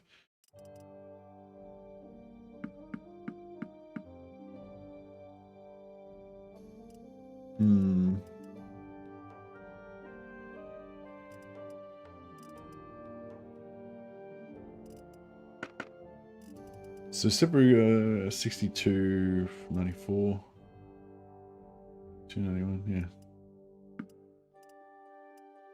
I know, so we could level up Avato with bow as well. But I don't know if it's worth it.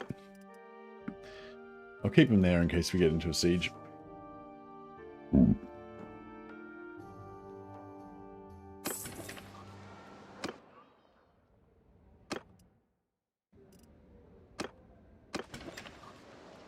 And then we'll just buy some more books.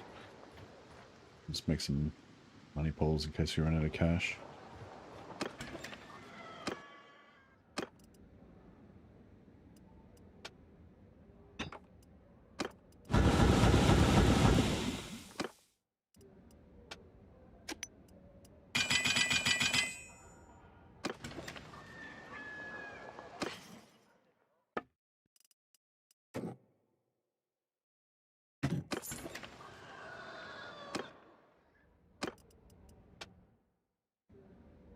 Alright. Polearm, glaive head, eastern double spear wings, reinforced long pine shaft. This gives it ability to couch, brace, two-handed, one-handed, and it can thrust attacks can knock riders off their horses. You've kind of got like every single thing you can get on a polearm basically, and these makes them worth quite a bit of money. Plus the top end swing damage is like one of the highest you can get in the game. And they've also got long length, so there's like max everything kind of a polearm in a way. Thanks to Day One for the money pole recipe. They're only because they have a tier 1 butt, they can't roll legendary. But if you want them to roll legendary, then you just change this out for you can change this out for like a tier 4 pole maybe possibly, and change this to a tier 5, just a tier 5 butt, just to bring the average up.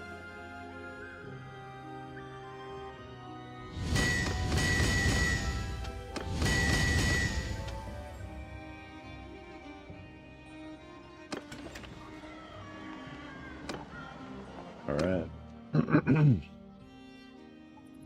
Right, so basically what I want to do is make sure I've got every single book. So I'm just going to buy every single book, even though I've already got some.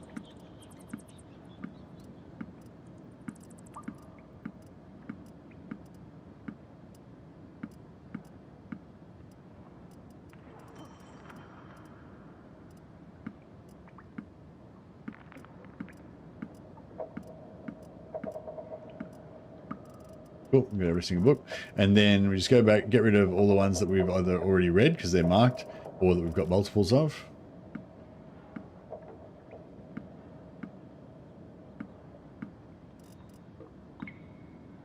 Maybe we already read all the books. Oh no, here we go.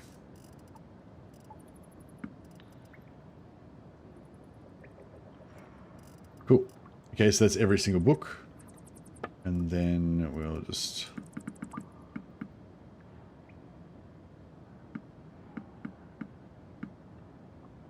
sell some money poles. He's still got another 132,000 gold of mine though. So I don't want to leave that here.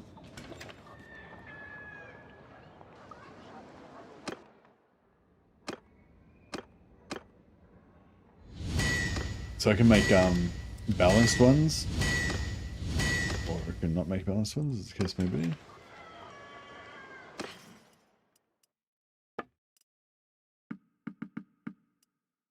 Alright, let's see if we can get one more smithing in before...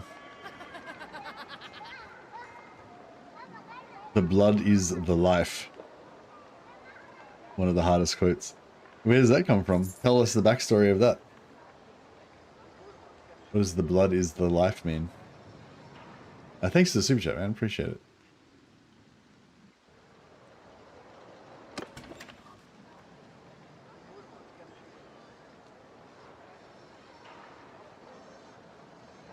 Yeah, I feel like that one needs a bit of explanation.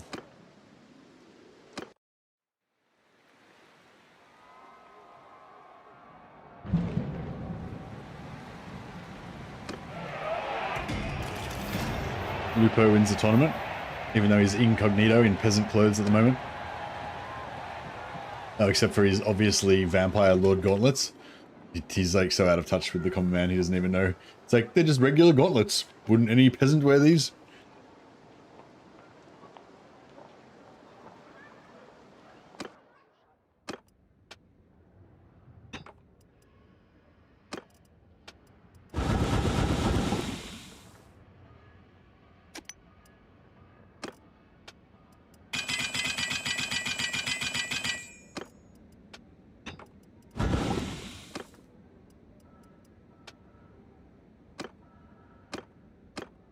It's from Bram Stoker's Dracula, said by Dracula twice. It's a reference to the Old Testament, Leviticus, where it is said, "For the life of the flesh is in the blood." The blood is the life. As in, like, the blood is the essence of man. It's like our... kind of like it's our soul as well.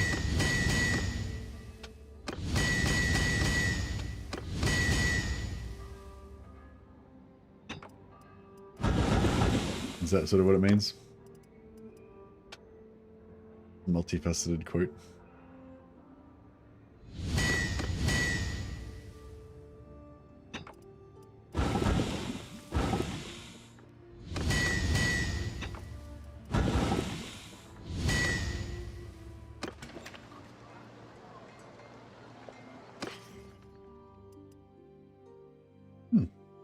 Pretty cool. The blood is the life.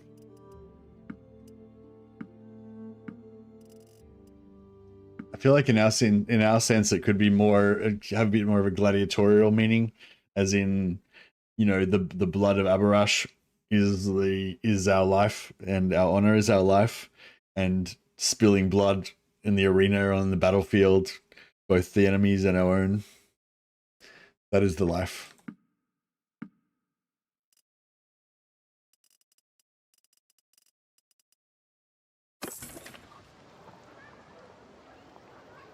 It's the life of the sword of the dragon.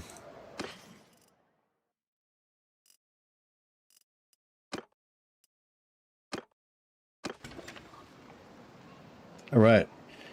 Wah. The Wah is the life. That's the greenskin version. A wah is the life. From great greenskin philosopher.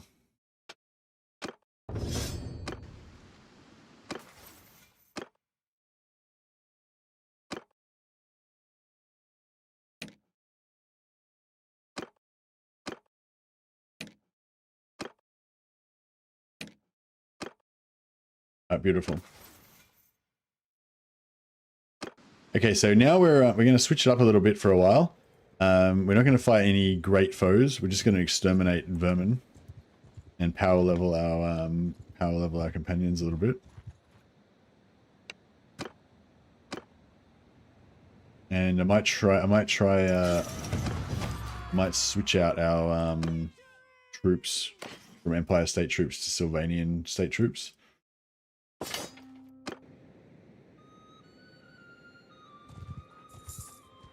Because they can level up all the way to tier 5.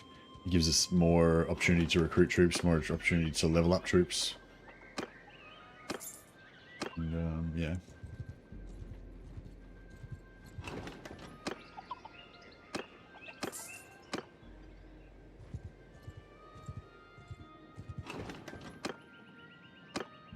Let's try and pump up that leadership a little bit.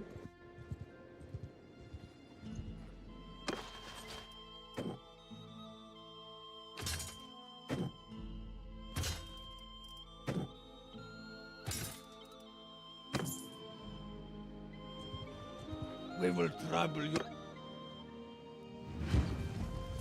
I'm taking command. And yeah, I'm gonna put these guys in the horse archer squad. Actually, no, I'll leave them in. Actually, no, I'll leave them in here. They've got their own little group. Just got to remember to keep turning that down, so it's only the companions that are in there.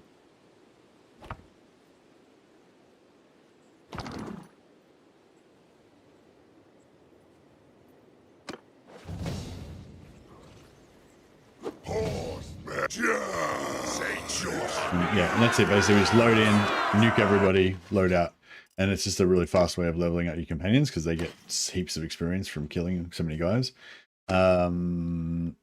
Legendary shoulder harness, some nice, and we get some nice, armors as well. Like nice shoulder armors. Sorry, no, nothing else. Just shoulder armor. Hey, you're gonna live up. All right, so we got 8 endurance, so we're maxed out on endurance now. The rest we'll get from smithing and athletics. Leadership's up. I'm not gonna bother with charm. I don't think charm really fits in with our roleplay character anyway. It'd be kind of nice to get the +1 influence per battle. If it was 2-1, get us.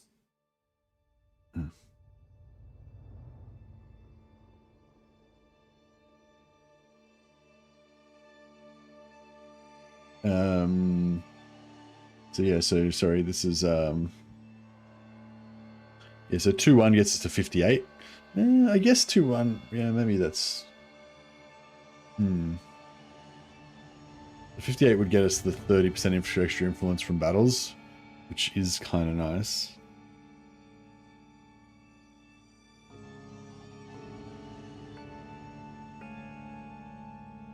But we still need a lot of skill points for other stuff too. We need 4 points for tactics. 4, 5, 6, 7, 8, 9, 10, 11, 12. We only need 12 points, 12 levels. That's level 28. That's pretty far. It'll be right. Alright, we'll go 1 point charm. Oh, nice. Okay, Grayskull the Masked has leveled up.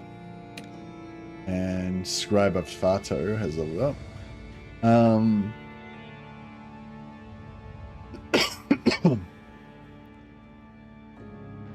Scribe Avato. I feel like Avato needs to go one-hander first. even though he's going to eventually be our doctor or engineer or something.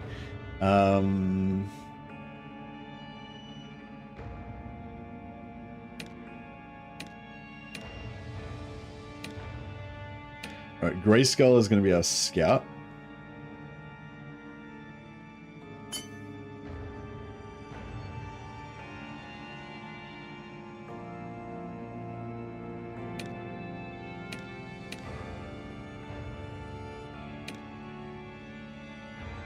So he's already the best steward. Give him just 1 point in there.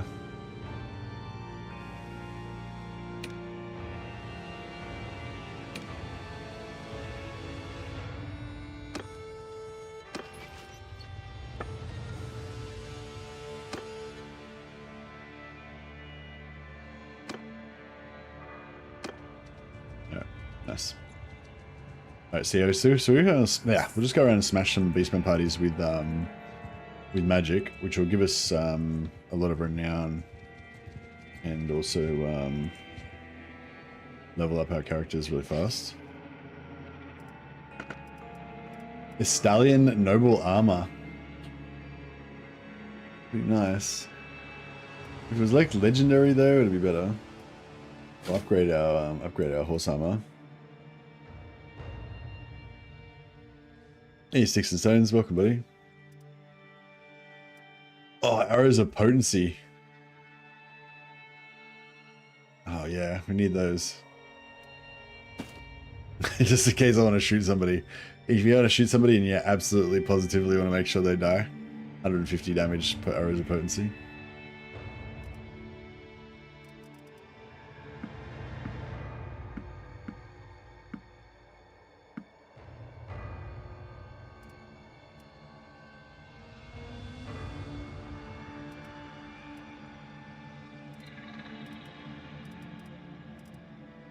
Oh, olives. Always grab olives if you can find them.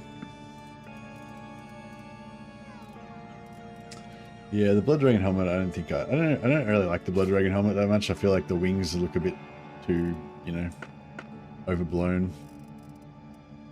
I don't even like the Vampire helmet that much. I'd rather get some like Empire helmets and stuff maybe.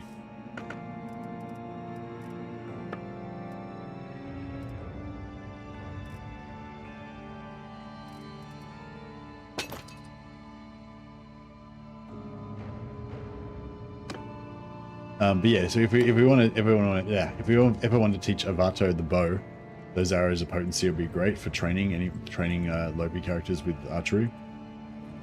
I'm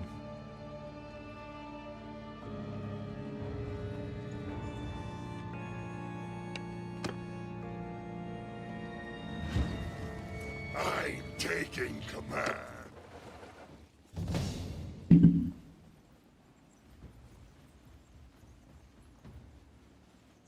Vermin exterminated.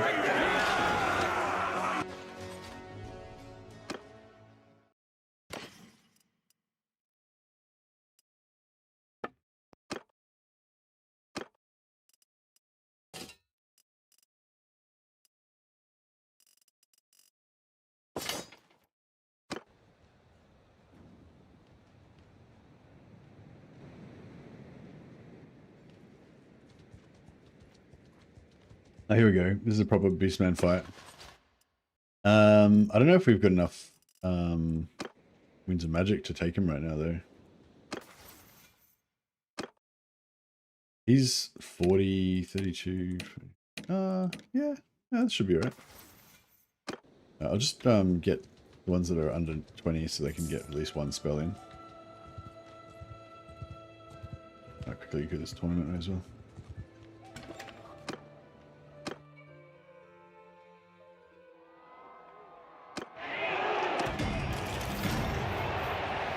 Yeah, just quickly smashing a bunch of beastmen with our magic will be good for getting our renown up as well. Yeah, already kind of chugging along towards tier 3.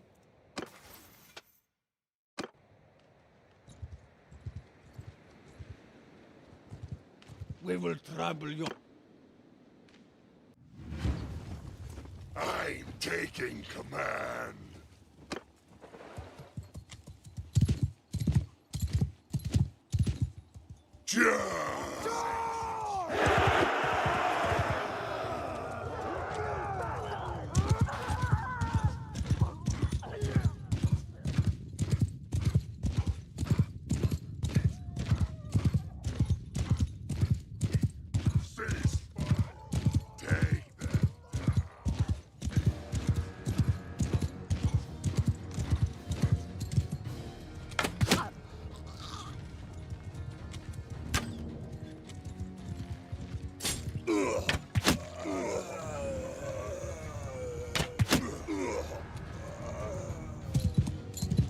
No, they missed him with the spell. That's it, isn't it? Is there one left? Okay.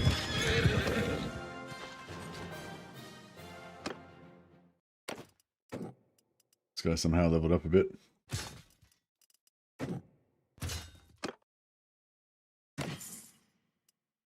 Oh, rectangular bitted axe. Nice.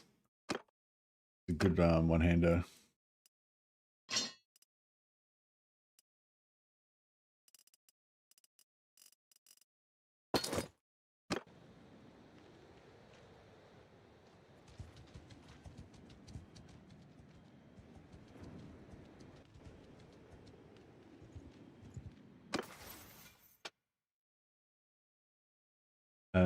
Party speed. That's what I wanted. I want to keep going all the way to max with riding eventually, but yeah, we just wanted to get the party speed as the priority. Lupo Allegro. So is this guy going to be our steward or our engineer or our medicine? He's already got 39 steward. It's not bad. All right, who's got the highest steward? 30, 32, 38.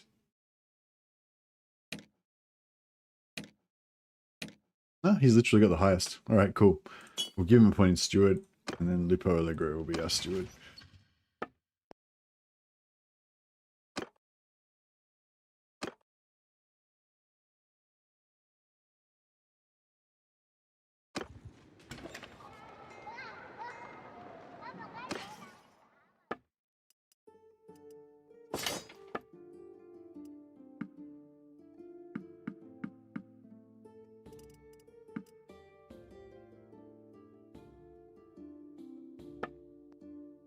Food variety. Meat, fish. Cheese. Butter. Yeah. Yeah, no more. Nothing rare. Maybe just smash heaps of bandits, we'll get more. Oh yeah, these actually these Sylvanian peasants are kind of hard to come by. They're too far away. Right, all right. So I think it's in Workbad. It's around here, isn't it? Where the Beastman party spawn. Oh, there it is. There, Beastman Herdstone.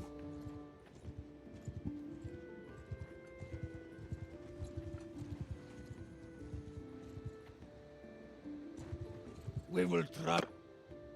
And yeah, because we've got super light armor currently on our Blood Knights, they what do you call it? They regen their magic really fast, so you can just smash these guys instantly. Go to the next battle, smash them instantly. Go to the next battle, smash them instantly, and we'll just regenerate our wins in between.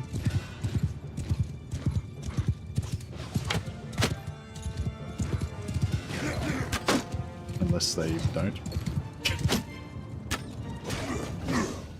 Oh, they just nuked them. They just nuked themselves. Alright, I should have just let them stand there and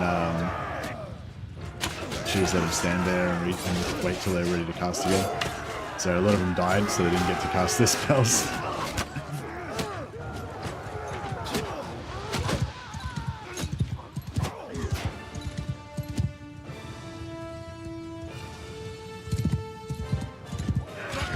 Still pretty quick.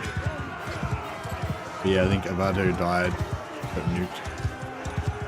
Oh yeah, a bunch of them got hit by spells. That's alright.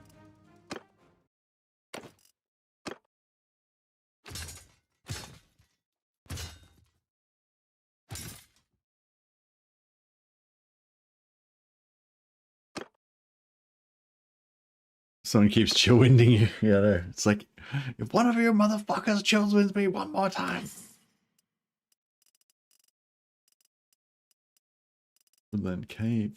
Yeah, fine shoulders. Yeah, we look for like legendary woodland capes. So we've got, yeah, I mean, leadership's going up nice and fast from this as well. It's good.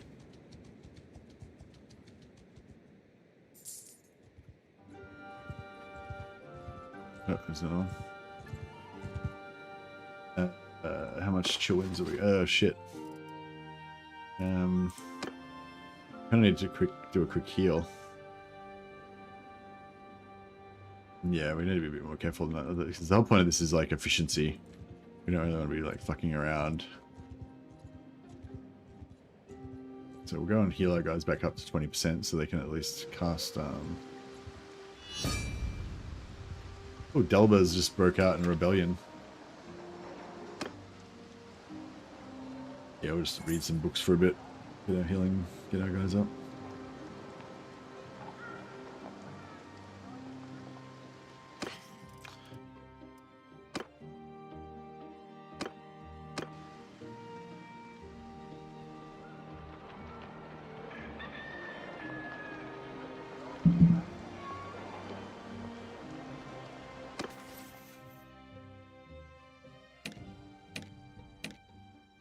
Esteban Bambica. So Esteban will be our engineer. Kind of feels like a waste though because we're not going to do any engineering for ages.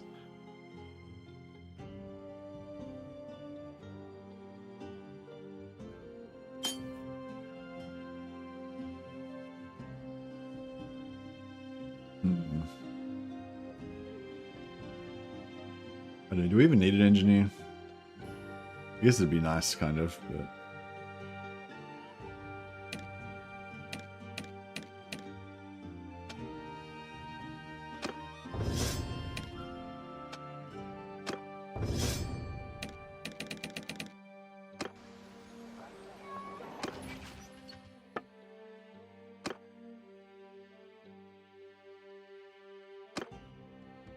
Alright. And I'm going to say Surgeon, just till I hit, just till I get this so I can get the extra 10% hit points after each battle. And then we'll switch it. Engineers in Bannerlord are super nice, but also super not actually needed. Yeah. Indeed.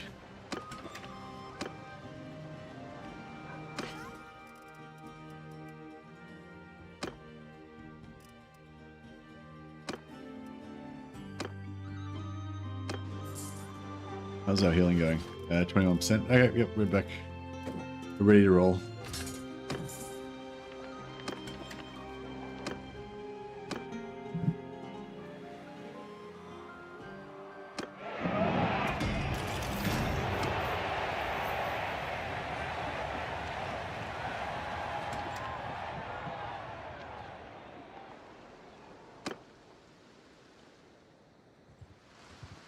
Wasn't there a Beastman party like right around here? And I guess that was a while ago. They probably wandered off.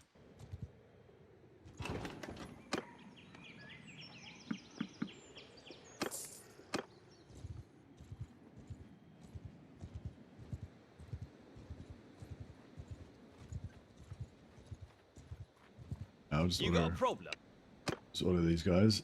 Worth seeing magic on.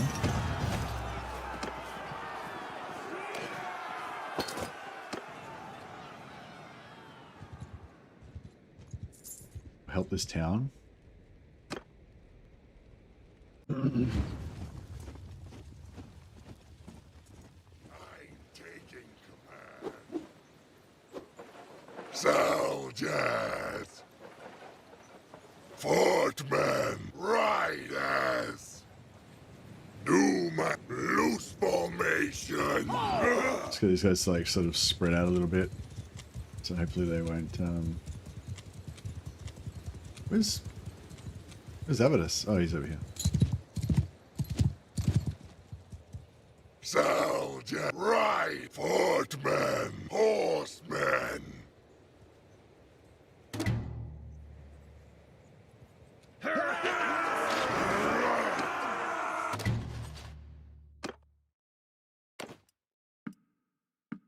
sell them higher tier guys. Excuse me.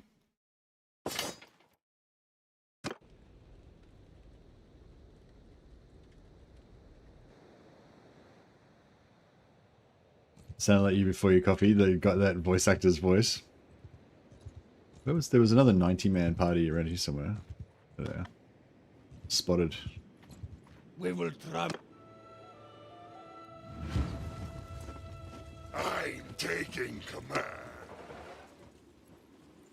Riders, do my stand true horsemen. Go for loose formation.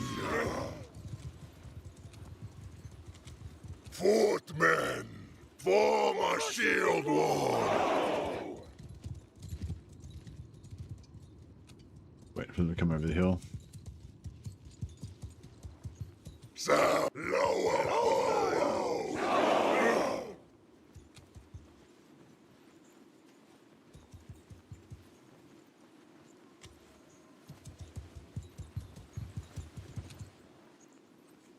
No, here they come. Take them down.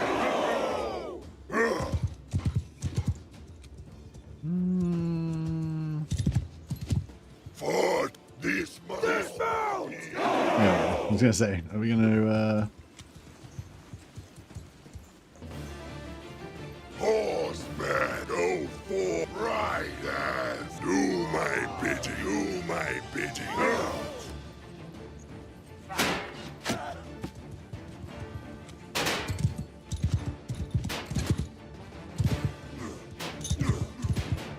Alright, no more spells. Otherwise there'll be too much friendly fire. Oh, they just, oh yeah, they already friendly fired. Fort St. Too late.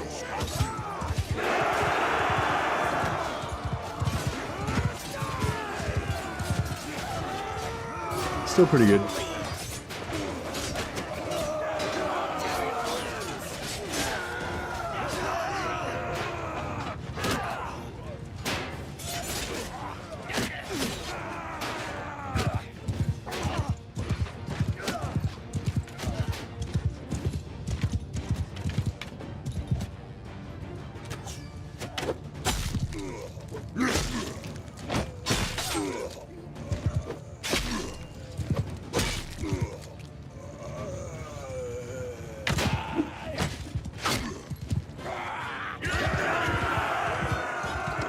Nice.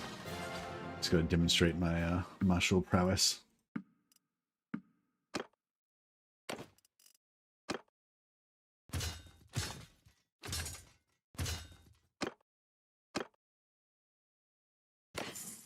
Friendly fire is real again, unfortunately. I gotta turn off the fire wheel. I gotta turn off the fire wheel for the magic when they get into melee. Otherwise they just nuke each other.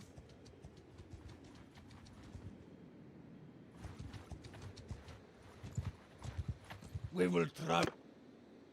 Sort of resolve this one. Some tactics and leadership, maybe.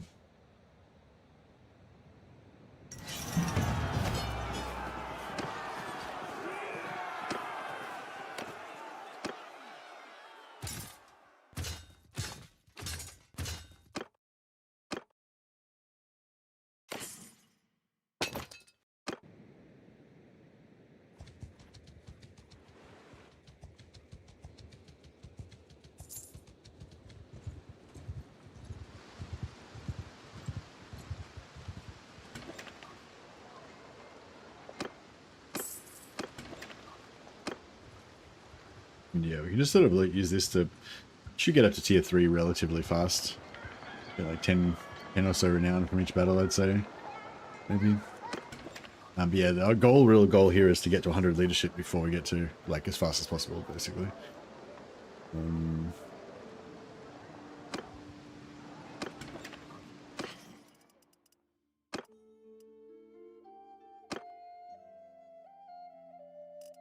Actually, so Master's Teachings from Beyond the Seas is two-hander, which we're probably capped on at the moment. So we could maybe save that till we get a little bit more.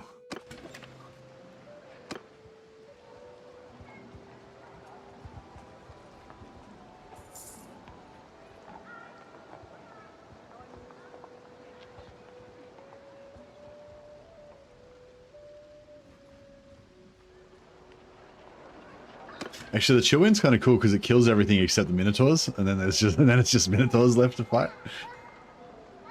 What am I trying to do here? Oh yeah, smithy. The smithy.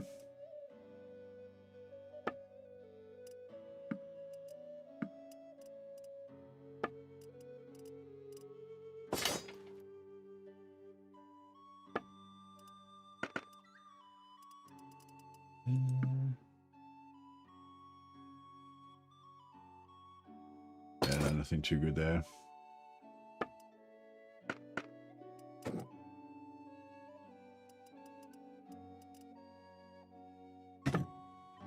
Some more Midlands Palfreys. Got party speed up. Oh, we've got a Hunts free as well. Pretty funny.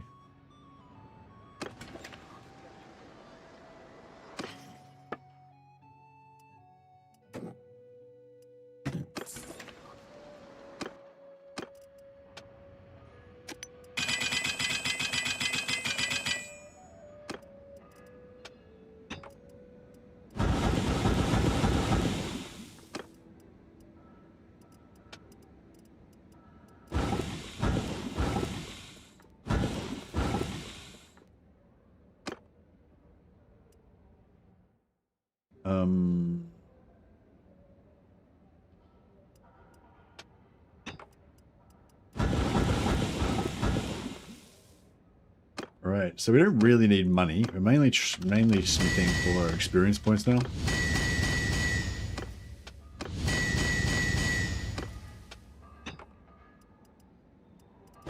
So all these cracked and bent ones we can just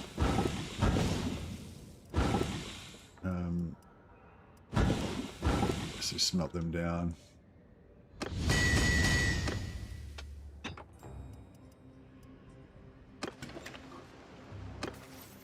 Some more XP.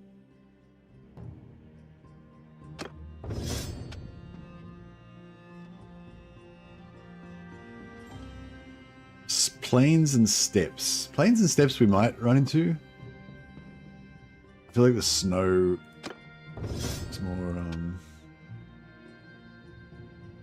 50% recruitment rate of tier 1, 2, and 3 prisoners. We'll go for tier 4 plus prisoners because, you know, we only care about the elite. No practical reason, really. Plains is basically everywhere there isn't trees but is grass. Yeah, maybe do you reckon I should go for plains instead? It's 5% on plains or 10% in snow and forest. So I feel like forest is a lot of the fighting and it's 10%. Yeah, I feel like forest is like 50% of the time almost. I don't know, it doesn't really make much difference, I guess.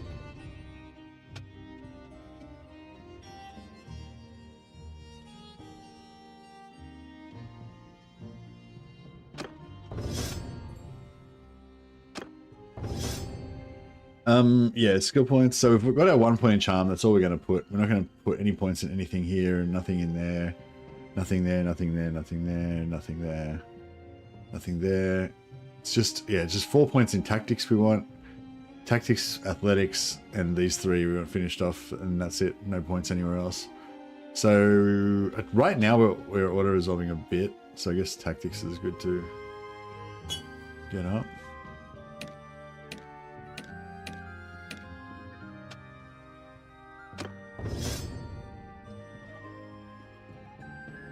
More speed is good. Agreed. Oh yeah, we need more troops too.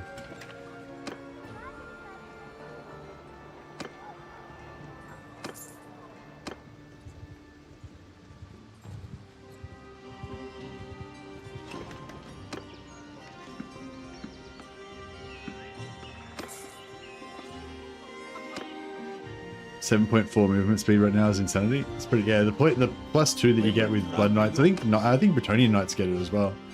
Pretty awesome. I'm taking command. kind of excited for this High Elf Tides DLC. Yeah, me too. Not even for the units really, just mainly for the update. I'm really excited to see what Tyrion gets. Tyrion's updated campaign and Teclis's updated campaign. I think that's going to be really cool.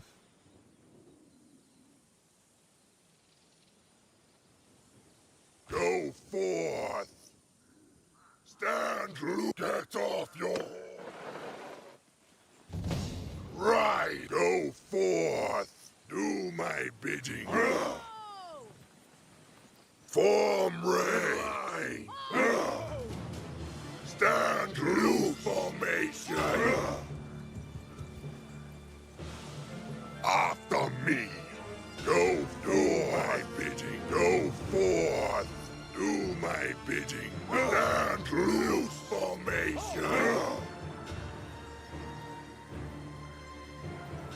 Change your hunch. Kill the beast. No, he fled. Skycutters are cool. I feel like Skycutters are definitely not cool. There's nothing cool about Skycutters in my opinion. It's just like, do you know what I mean? It's like an eagle with a fucking chariot tied on the back of it. Like, what the fuck? It's just, I don't know. Yeah, I guess it just depends. It's, I mean, sorry, if I don't want to ruin it for you. If you think they're cool, then that's cool. But yeah, it's just, it's sort of like, Skycutters are ridiculous, but that's sort of what I think is cool. Yeah, cool. You're talking about the Lothan Skycutter? Yeah, we're talking about the High Elf unit, the Skycutter. Like, it's just, the Skycutter is like one of those units that I just, I just internally retcon out of existence. I just pretend they don't exist, yeah,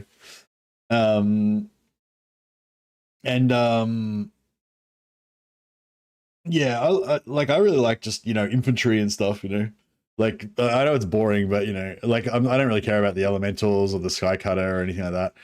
The mist mage, I think, is pretty cool, pretty interesting. Why would you retcon one of my faction units?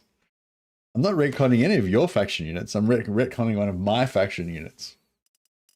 Because my internal headcanon only exists inside my head. It doesn't exist inside your head.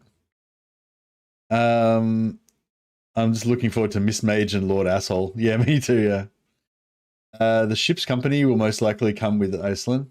Yeah, like that. Yeah, like that's what I'm interested in. Like, ship's company dudes or whatever. Like, I don't really know. Like the obscure high elf units, like archers, archers, spearmen, white lions, and phoenix guard, and swordmaster. No, actually, not even phoenix guard. Probably like just white lions, swordmasters, archers, and spearmen. That's probably like the extent of my knowledge of high elves prior to playing Warhammer 3. Obviously, now I know a lot about their units, but we'll bury the bodies. This is honorable. They had a sword, so they were clearly warriors. Although it's better that the sword should be used. I will take it. I'm probably going to skip on the water elementals. Yeah, I like the idea of summoning water elementals, but I don't like the idea of having water elementals in my army as part of my team. Like, that's Bob the water elemental with his regiment of water elemental buddies. I don't know, like, that just doesn't feel good to me.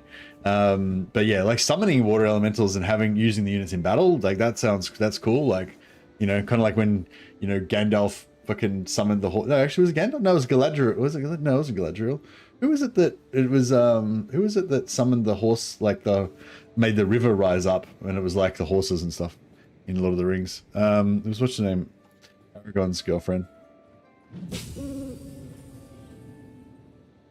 remember the name of that character now. Arwen, yeah. Right. Yeah, she wasn't really that important. She didn't have any awesome death scenes like Boromir, so she doesn't really like tip the bar as much for me. If she had have died taking 17 arrows for the hobbits, then, maybe I would remember her name. But nah, she was pretty cool. I'm taking command. Alright. Let's, Soldiers, the infantry over here. shield forward. Right now. Go forth. This mouth in your Eowyn was the boss. Eowyn's the Rohirrim lady that kills the White King, yeah. Although technically it was really, wasn't it? It was actually like Pippin or someone that killed him with the Barrow White Sword. But she, like, you know, she got the credit for it. Halt this mouth, mean. Do my bidding.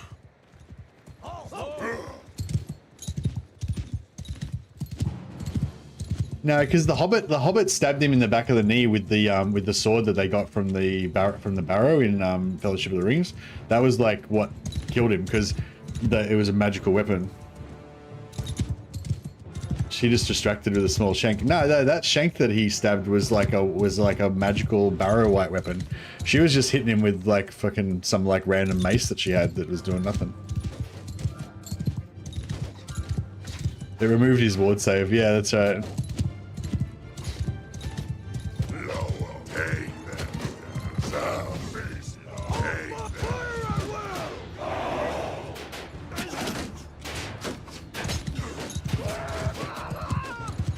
Alright, I think we need to hold fire. Otherwise there's going to be some hectic friendly fire happening soon. Let's see how our companions do.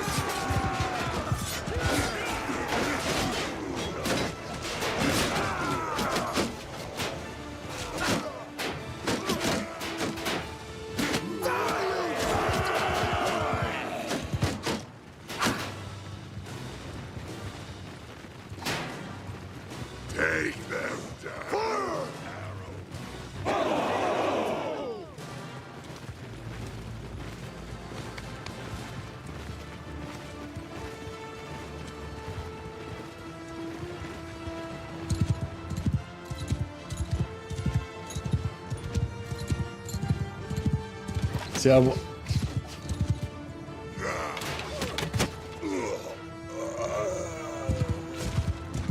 Blam.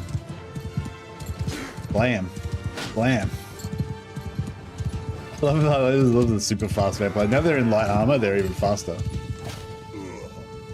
We just gotta get them like to the point where they can run down cavalry. It was a magically enchanted Arnorian blade of Noldorian make, enchanted by elves in the War of Angmar, so it had enchantments to slay the dead.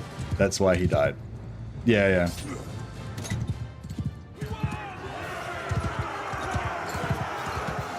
So, I don't know. I mean, I feel like it's like, yeah, technically...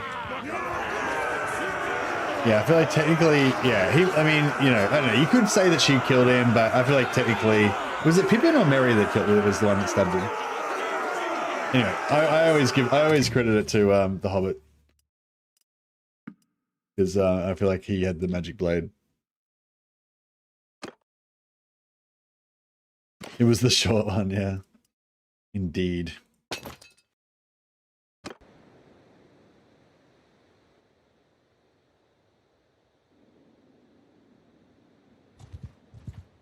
We will trample your puny These guys joined in, so I won't bother fighting it.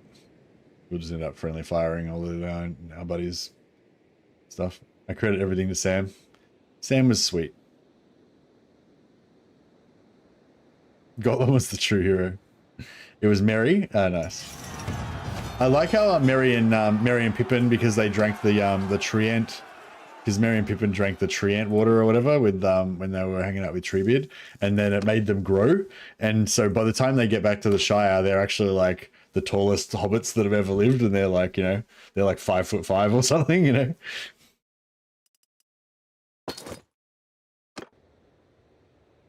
I think it did by the time actually did Hobbiton get invaded by like Easterlings or like evil men from Bree or something that they had to like clear out when they got back?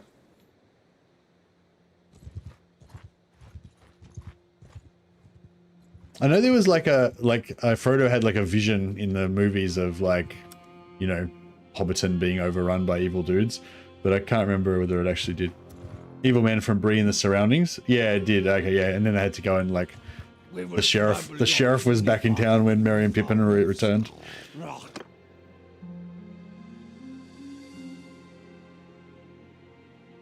I like the part of the book where all the goblins are telling each other stories of a giant elf that's stalking them, and it's actually Sam.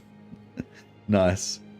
Merry became the actual sheriff. Yeah, yeah. It's yeah. I like that sort of part of it as well. About like, I don't know. Like, yeah, I like how the hobbits are kind of hardened, you know, like by the story, and like when Merry, yeah, I guess when Merry and Pippin get back, they're warriors now, you know, like even though they're always just a joke compared to all the giant human warriors and stuff, like by the time they get back to Hobbiton, they're actually warriors now, and they're kind of hardened by all their experiences, and they're capable, you know, they're capable fighters and stuff, and yeah, and so there's this sort of edge now to the hobbits, but there's also, you know, their essential kind of, I don't know if nobility is the right word, but goodness, you know, is still there. It feels sort of like growing up in a way or something. In the books, Merry was huge even before the elf draft. When he came back, he was mistaken for a buff human dude. He was actually a top warrior for a hobbit. Nice.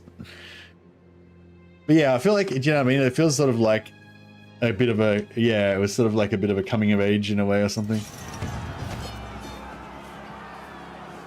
It was a bunch of Saruman's old henchmen that invaded Hobbiton. Yeah, I don't know. It's a bit, I've read it a few times, but yeah, it was a long time since my last reading.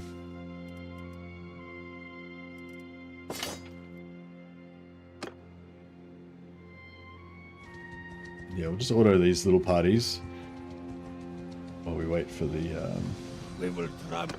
wait for another big party.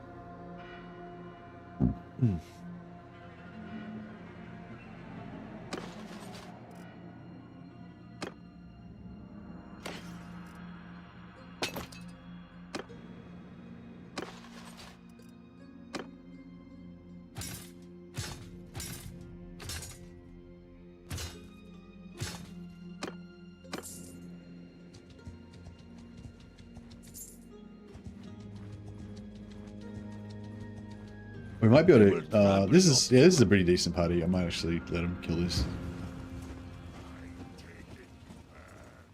The four hobbits are basically 3 spoiled noble rich kids and their gardener / butler. Yeah.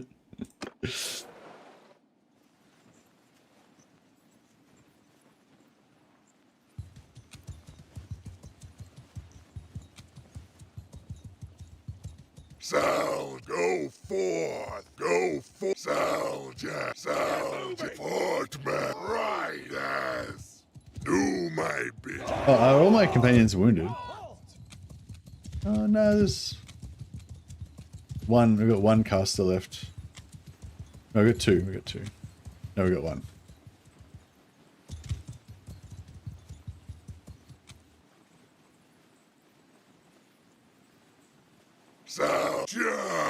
So much for the nuking. The nuking's not really happening.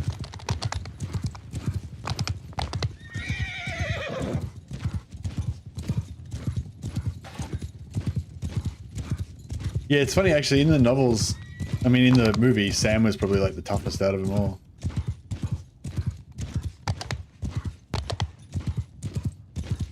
They're all pretty badass, yeah.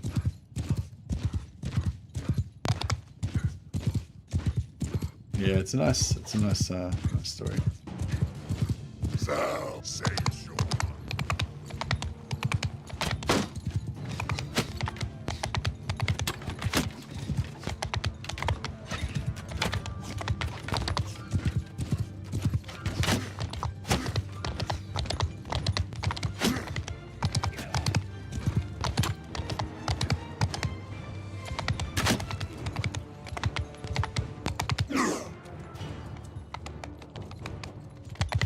Frodo carried the actual ring, your mind destroying. No, I mean like Sam was like the physically toughest, you know, like I felt like if somebody had to like be the enforcer of their team, like if they were all getting out of order and somebody had to like threaten the other hobbits or whatever, like I feel like Sam would be the most, you know, biggest physically intimidating one out of them all. You know what I mean? Like I could imagine Sam keeping Merry and Pippin in line, but I couldn't imagine either of them keeping Sam in line. But that's probably also partially because he was the most responsible out of them. Not necessarily because he was the strongest.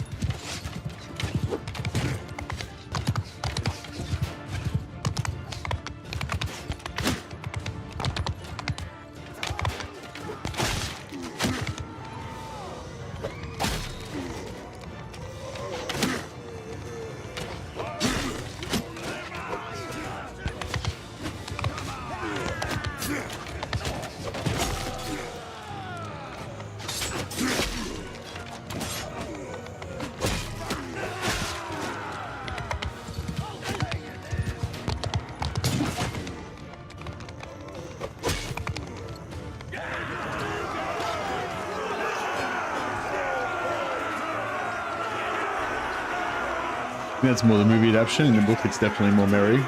Yeah.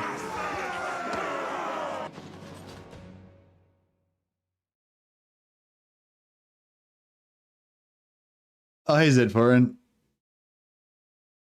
Sorry, I'm just like, there's a whole thing going on in here. Don't know why they didn't show off the Sea Helms or the Anointed of Surian. Maybe because they're not gonna be they're not gonna be in it. Sea is a bit cheeky with the sea elemental. It's actually the elemental of life. I like how the elemental of beast is in the game now that we have the elemental of life. They renamed it for some reason. All the primary laws of magic have an elemental assigned to them. This is technically law of ice as well, as they have an elemental bear now.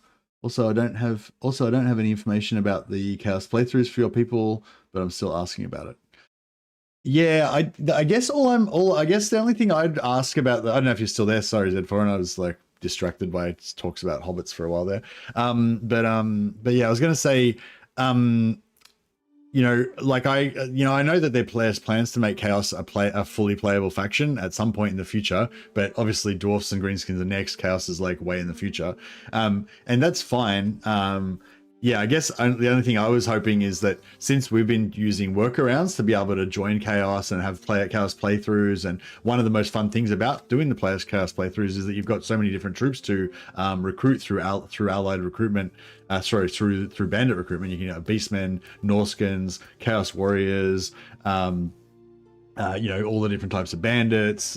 Then you can actually join them, recruit them from the villages as well. And so, yeah, so it's really fun, like role playing as Chaos. So yeah, I guess basically what I'm saying is like, I don't mind if it takes ages for them to give us a fully playable like Chaos. I just would be nice if they could just keep it open. But yeah, exactly.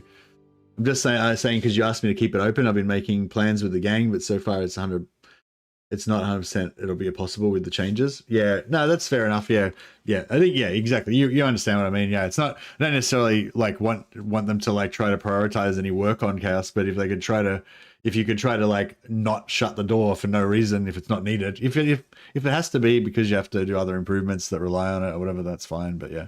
Anyway, yes, you know what I mean. You know what I want.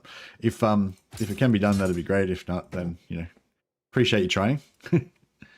Yeah, I hope the work on the mod's going well. We're all really excited about it, about the dwarfs and the orcs and the goblins coming sometime. And some of us are still having a lot of fun with the mod in its current form as well. Actually, actually for once not playing a Chaos playthrough today. I usually pretty much always play Chaos. Options being shut because of the issues caused from the units needing certain things and debuffing when player gets them. Also, we do want people to theme their armies like Empire plays with Empire. Yeah, see, that's the thing. Like having themed armies and everything is cool, but I think it's always been a sort of a core essential part of Warhammer is to be able to tailor your force and like make up your own like role play. Like you might play Empire, but you're playing as like Ostermark Empire, right? Or Ostland, say Ostland, yeah. So you're playing Empire, you're playing Ostland Empire, and maybe you've got some like allied Kislev troops in your warband because that's part of your whole like on borderland thing with with Kislev and what what I mean. So it's like like on the one hand it's like whenever they do like a 40k game or whatever. On the one hand, you don't want to have a character, you don't have an army painter because then there'll be all these dickheads that'll be painting all their Space Marines pink and putting like penises on their banners and everything. But on the other hand, if you don't have an army painter, then like everybody else that's actually in Warhammer that has their own homebrew chapters and their own like personal thing, you know what I mean? Like they they can't do their own kind of thing.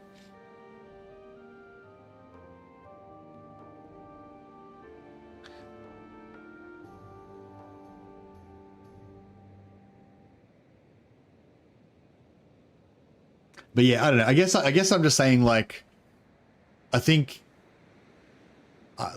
yeah, if I was you guys, I wouldn't worry so much about trying to police people's roleplay to force them to only roleplay the Warhammer the way that, you know, that it should be done.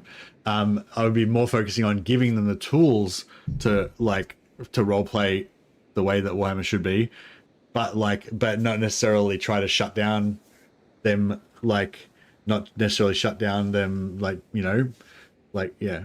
It's not to police players, just to fix issues in the back. Yeah, no, and like I said originally, you know, if you can't keep it open because of technical reasons, that's totally understandable. Obviously, you have to keep improving the mod and stuff like that. I'm just saying, you know, how you were saying that you want people to play themed armies, you want Empire factions to play Empire, and you want blah blah. You know, I'm saying, yeah, you don't. I think it's already the way it is now, which is that you get advantages. If you play Empire, you get prestige, which makes it easier to upgrade Empire troops and all that kind of stuff. But I don't think the game is harmed by the ability to recruit a regiment of Bretonnian knights and then say that they're allies or whatever. Do you know what I mean? And I think it would be worse. If they remove the ability for Empire armies to have a regiment of Bretonnian knights coming with them or something, that would actually make the game worse. You know, I reckon. But yeah, that's just my opinion anyway.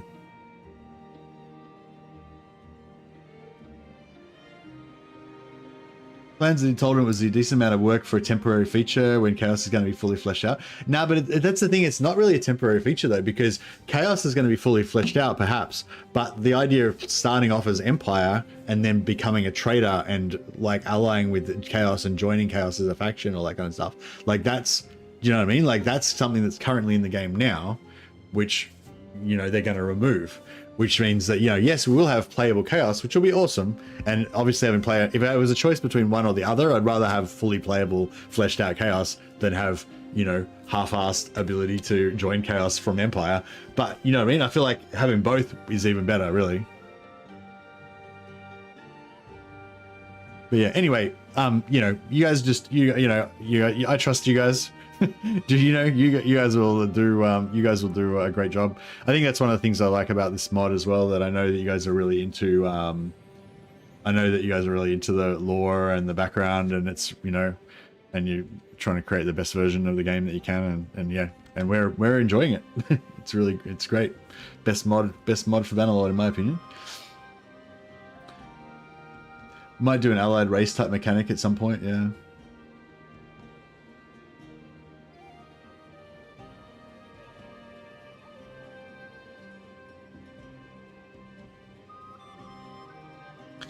Already have that mechanic with vampirism. Yeah. Yeah, for sure. But yeah, I guess what I'm saying is, yeah, I just think yeah, like I said, I think for technical reasons, I think it's, you know, obviously you need to do whatever you need to do, but yeah, I don't think, yeah, anyway, yeah, I've already covered it, you know. Anyway, but yeah, no, really enjoying the mod, and yeah, happy with everything you guys are doing. It's great. But I will be sad when I can't play my Chaos playthroughs anymore. My traitor Bretonnian knights and my traitor Empire generals and stuff. We will trouble. And when I can't have any Bretonnian knights in my Empire armies.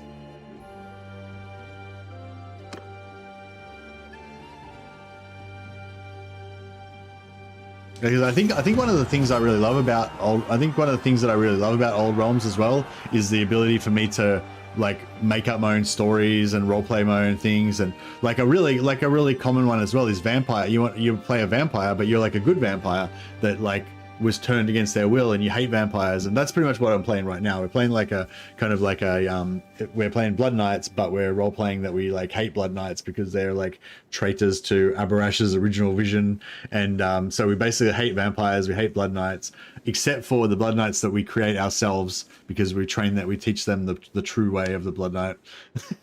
But then also the Empire doesn't like us either because we're vampires, I guess. So we have to hide from them. But you know, you can make up your own storylines and stuff. But if you make it too oh no, you can only use the one race, then it's yeah, boom, all those other storylines are gone now. All you can do is you're a normal Empire general, the same as every other Empire general. You know what I mean? It's just, I don't know.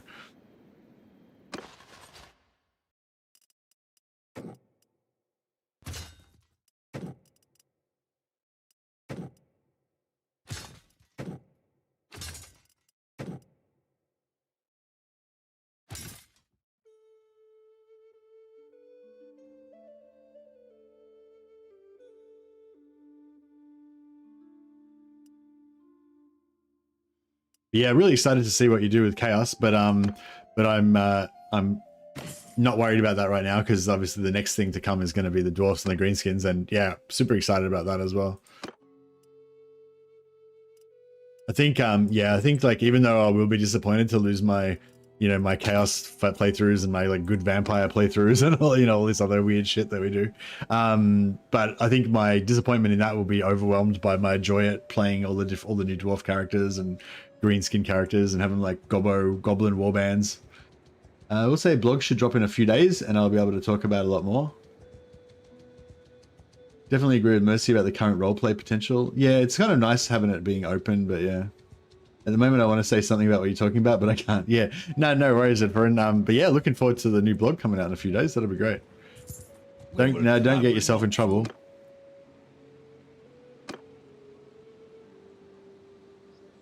And yeah, again, I hope that I didn't. Yeah, I don't want to sound. Yeah, I hope I didn't sound critical. I'm not at all critical. I'm really happy with everything about the mod, and I'm really looking forward to everything that's coming with the mod. Yeah, just chatting.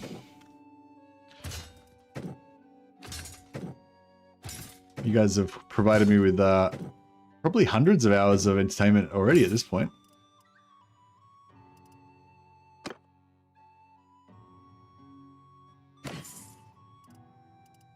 No, I try not to be a dick about stuff. Like, I think a lot of people get really wrapped up in stuff, like they're really passionate about their games and then they get really angry when the game isn't exactly the way they want it to be and everything, you know.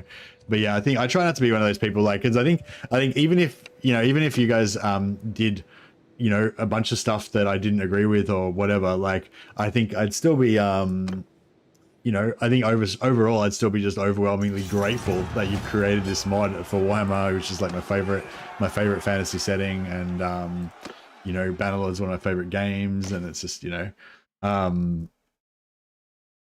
yeah, like I think, yeah, a lot of people get really like entitled and really angry. There's a lot of hate against Tale Worlds about, you know, them like not releasing stuff fast enough and you know, and like bring out updates that break the mods and stuff like that. And it just didn't make any sense to me. It's like Tale Worlds have created Bannerlord, which is like, and before that Mountain Blade, which are two of like the greatest fucking games that have ever existed. And like, do you know what I mean? Like, there's, you know, in my mind, like they can't really do anything wrong, really. And yeah, I think you guys are pretty much in the same boat for me. Just you know, the Old Realms is like such a great mod. It's like, yeah, just do your thing. Just keep cooking. We love it, especially since there's no monetary incentive. Yeah.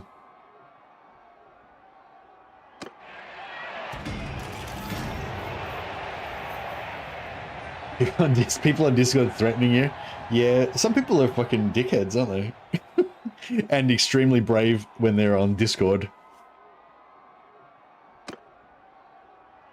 Yeah, unfortunately, I think that's the problem with the internet, is that when there's no chance of you getting punched in the face for things that you say, then you tend to just say shit that you wouldn't normally say.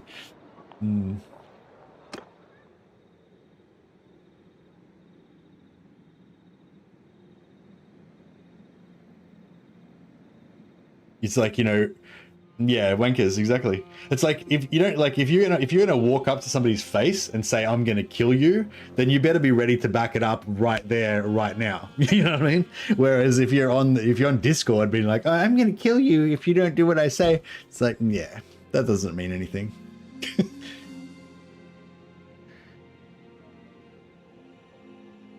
But yeah, sorry that you had that, Zedfern. Don't let it get to you. I think it's, yeah, completely fucking meaningless.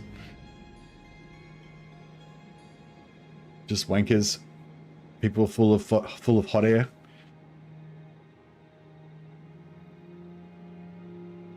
But yes, I'm offended on your behalf by that.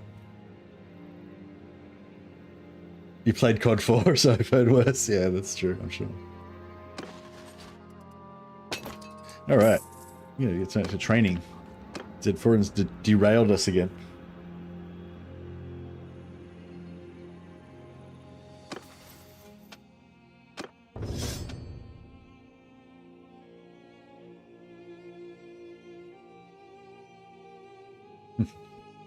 COD 4? Is that where you just have like 14-year-olds screaming at you through the mic all the time?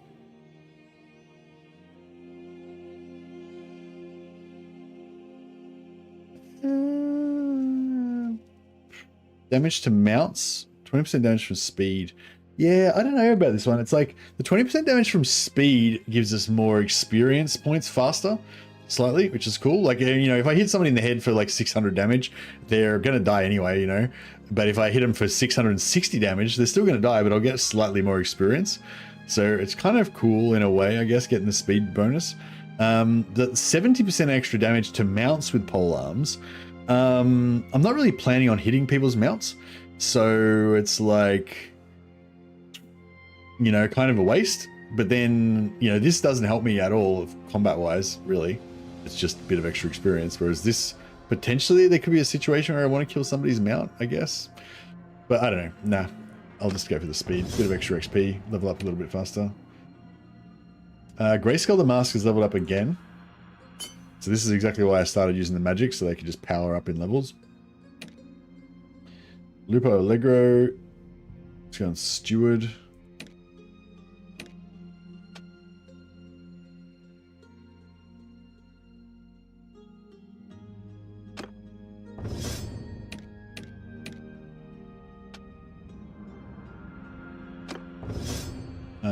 Genovega does not have any party skill.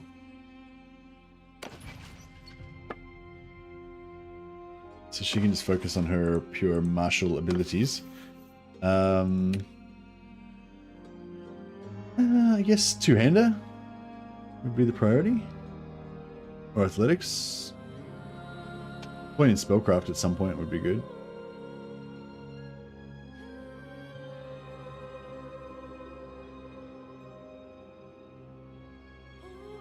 Maybe.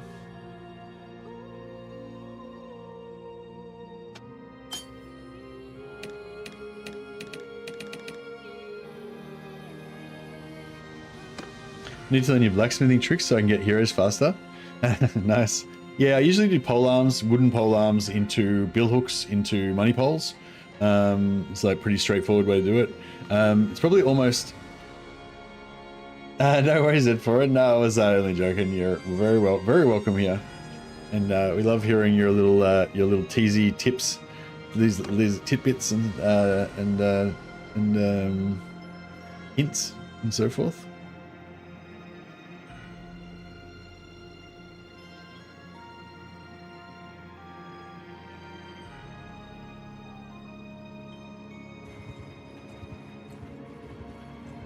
Alright, let's get back up and kill some more beastmen.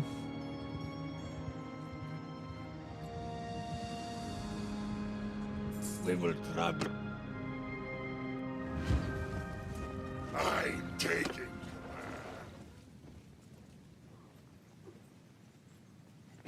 command. Kill them all!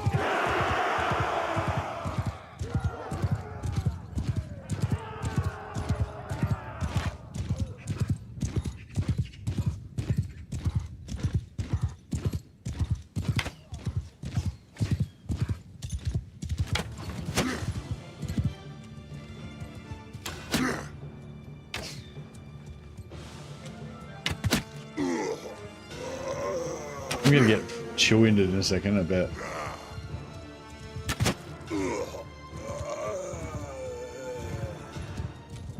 No, get away with it.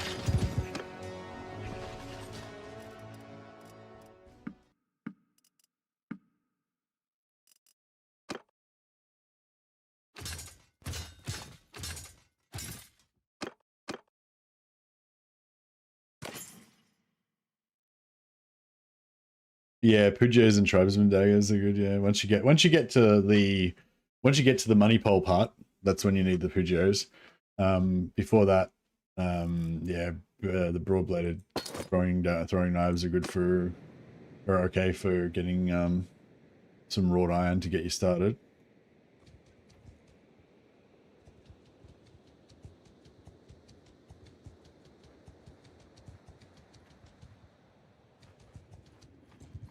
We're just armed.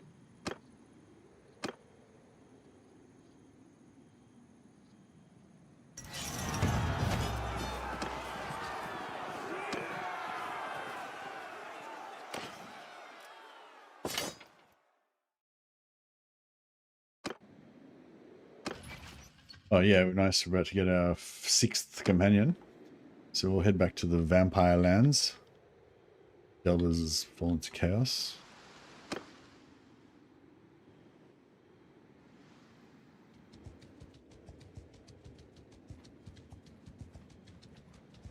I may as well take out these guys in the way. We will trample. I don't know if our we've got any. Oh no, we've got all of our companions in.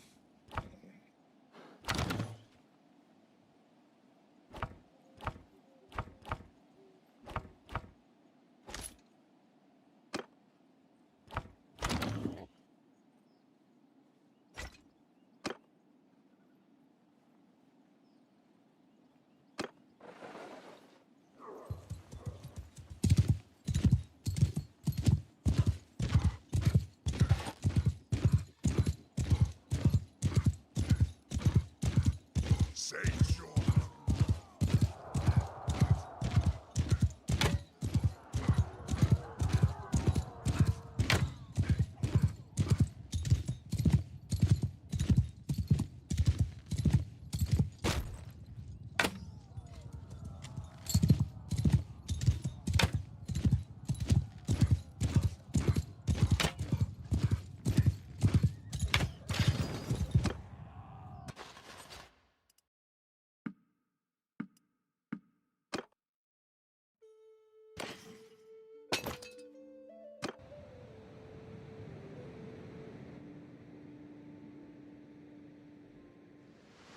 Get back over here and get some more vampires. Alright,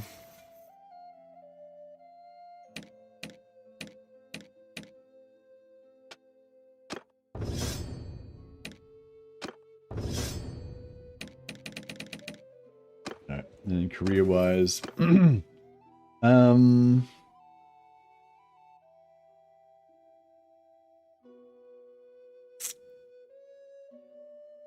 recruit defeated units as Blood Knights. That's pretty cool.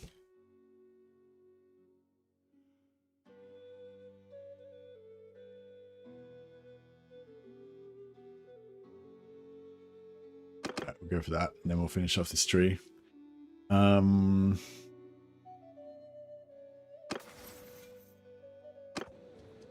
see if we start getting many Blood Knights now.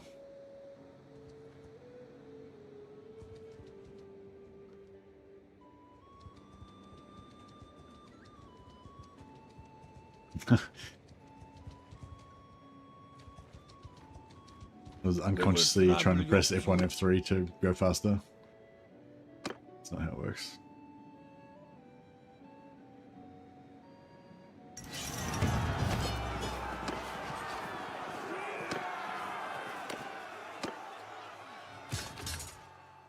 But yeah, so now we're tier 3. So now we're in the kind of home stretch, but the home stretch is actually the longest stretch.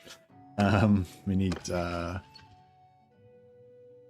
it's actually not that far away, sorry. I thought, yeah, it must be the next... must be tier 5 that's like 2,000 or whatever. So it's only 900 that we need. So another 537. But yeah, that's only like that's only like 2 big sieges, basically. Boom, boom, and then you're up. So now could be a good time to join a faction and fight in some big battles, or we could just keep doing the Minotaur thing.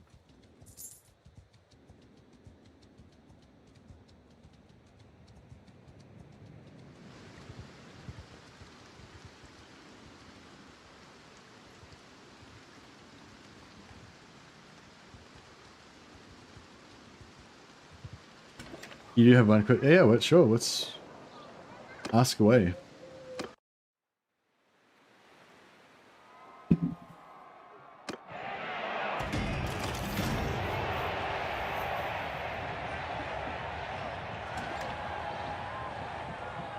If you had to pick any faction in the game at the moment to receive a new city, what would you vote for?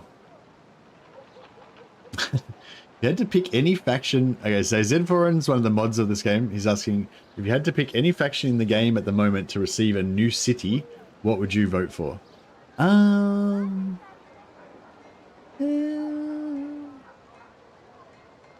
Is there? Oh, is there a way that you can? This is not really related to that, but I was thinking how Mordheim is kind of like ruins on the map. Is there some way to make like ruins that can be rebuilt, like in Bannerlord, like in Battle Brothers? I guess not. It's not really a thing. I guess, yeah. Actually, towns can't really be ruined like villages, can they? They just can just be a bit wrecked, but they're still pretty much functional. Similar things in other mods. Oh, okay, yeah, cool. Anyway, but yeah, no, I don't think Mordheim.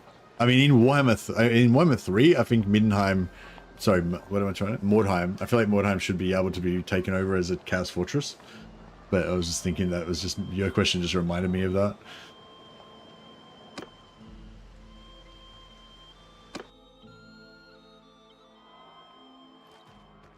Fuck! I thought that there was a tournament on. What's going on? No, I must have just missed it.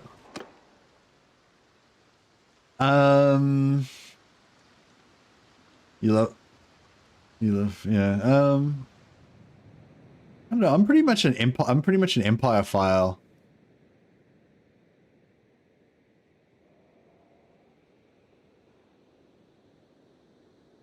I don't know. I guess like maybe in terms of what I meant was like a city to siege for either Empire, Wood Elves, Bretonius, or any. If you mean like battle maps, I think it'd be kind of cool. I haven't actually seen. Does Middenheim have a unique battle map?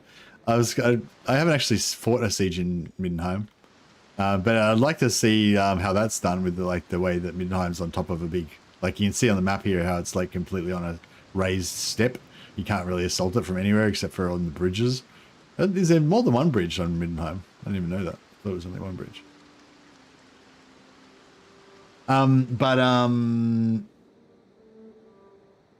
In game night. Oh yeah. Well, if you wanted to do another battle map, I'd love to see I'd love to see Middenheim. How you do Middenheim? Would you do it with just like one bridge so that's like basically invincible, and you can just like have a bunch of archers and just shoot the shit out of people? That'd be pretty cool. But yeah, Middenheim. I'd love to see a battle in Middenheim. But I was sort of thinking gameplay wise, if I assume that the map's eventually going to get expanded up here, maybe when the chaos expansion happens, or if Kislev gets added or something like that. I was just sort of thinking like there's sort of like this playable area up here that's like got nothing in it. I don't know if there's any cities up here like in the lore or anything, but maybe you could have some kind of like border city that's on the border between Empire and Kislev or something, and so you could have something up here just to make this area a bit less empty. But yeah, I haven't really thought about it. Talabheim as well. Talabheim with the crater and everything. That'd be another cool map. Cool battle map. I haven't fought a siege in Talabheim either, so I don't know what's there. How fucking cool is this mod? You can just like go around and like look at all this stuff. I love how they've got like all these unique cities everywhere and stuff. It's really cool.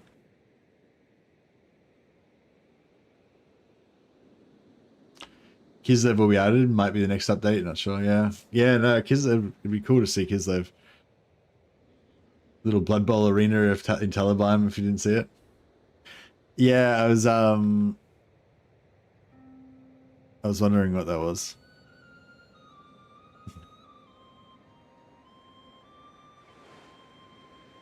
Blah, what am I doing? What are we doing? Where am I? Oh yeah, we're going to get a new companion. Go to the Vampire Lands.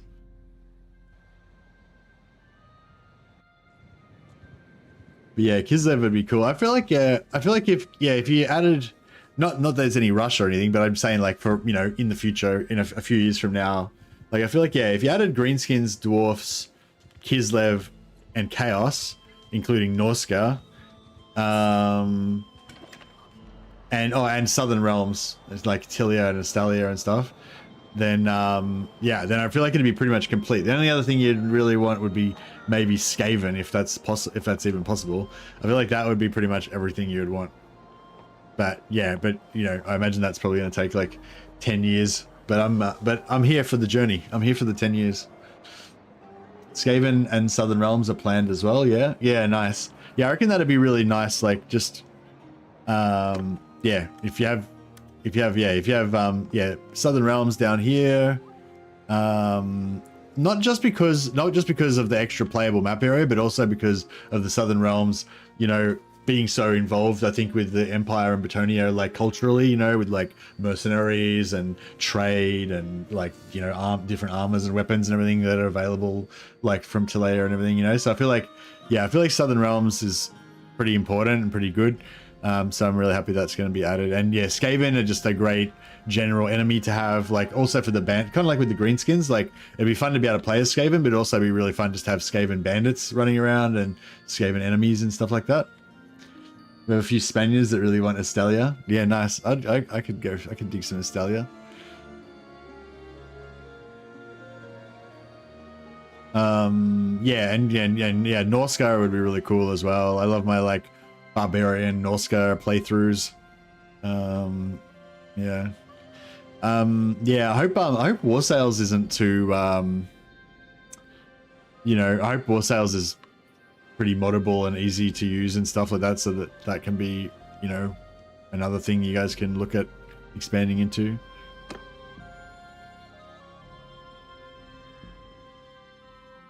I'm not sure whether I'm more excited about War Sales or about the Dwarf and Greenskin update. Kind of tied for me at the moment.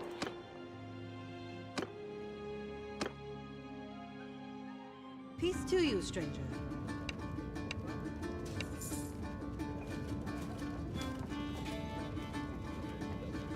It's flying. You know, you're swimming for flying? Yeah. Yeah, sorry, Zed for on YouTube, Zed4 said the main thing we're waiting on from War Sales is the swimming mechanics, because if they're done in a certain way, that would open up flying units as an option.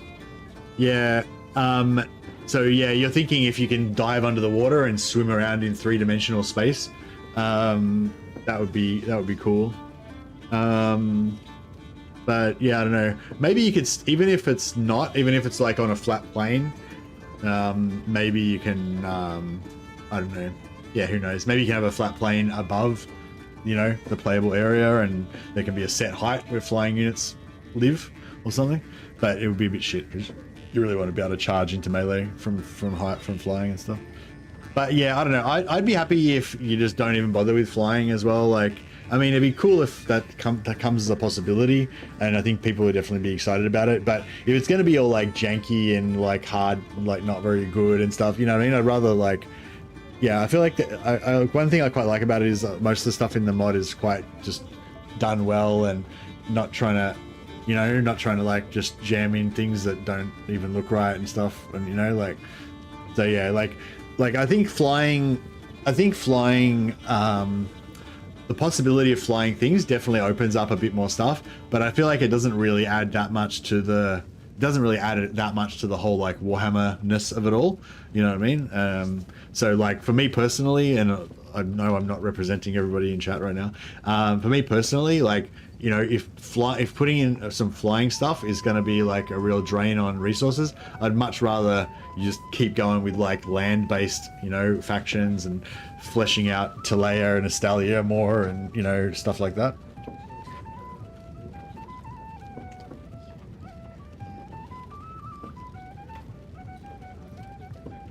Yeah, no, I get what you're saying. I get what you're saying. From a gameplay perspective, flying stuff would be cool, but for me, I'm much more from a like role-playing storyline perspective, and for me, like, flying shit is just irrelevant. I don't care really about it. I'm more interested in like more cultures and more characters and more stuff, you know, more content kind of in the game. I don't really care about new mechanics and stuff. I don't even care about War Sales, like in terms of this mod. I don't really even care about ship combat. You know, like I think it'd be cool. Like I don't like not want it, but it's like, you know what I mean? If I had a choice between ship combat and like Estalia, I'd rather just have Estalia. Like, you know, I'd just rather have more content, you know, rather than new mechanics added in. But that's just me personally.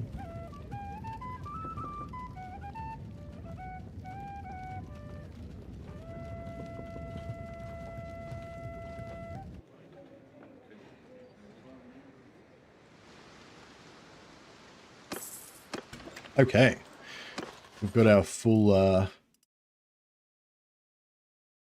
We've got a new Lamian Countess.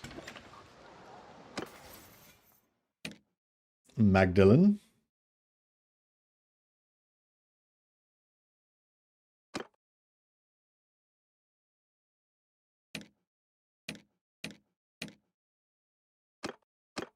Let's get it to just cast spells. Imagine role-playing a Bretonnian Duke flying on his Pegasus, overwatching his vassals coming down to fight on the decks of enemy ships.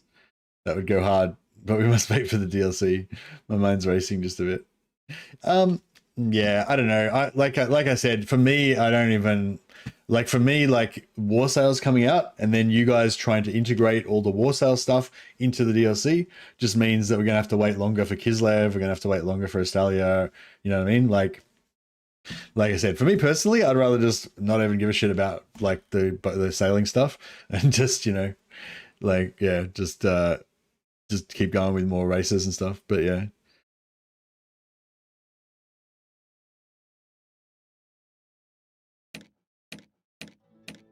And also, I think like one of the things that's not as good about the mod compared to vanilla, like vanilla, like the vanilla's got a real problem where there's just not enough content. Like it just gets boring after a while because there's not enough stuff in it.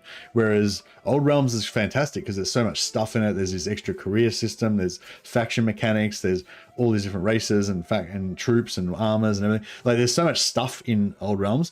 But the only thing that Old Realms falls down a little bit in, I think, is like grounded tactical combat and like and stuff like that. Like it's like basically balance, like there's all this like crazy shit, magic, cannons, explosions, it's just like there's no real like, I don't know.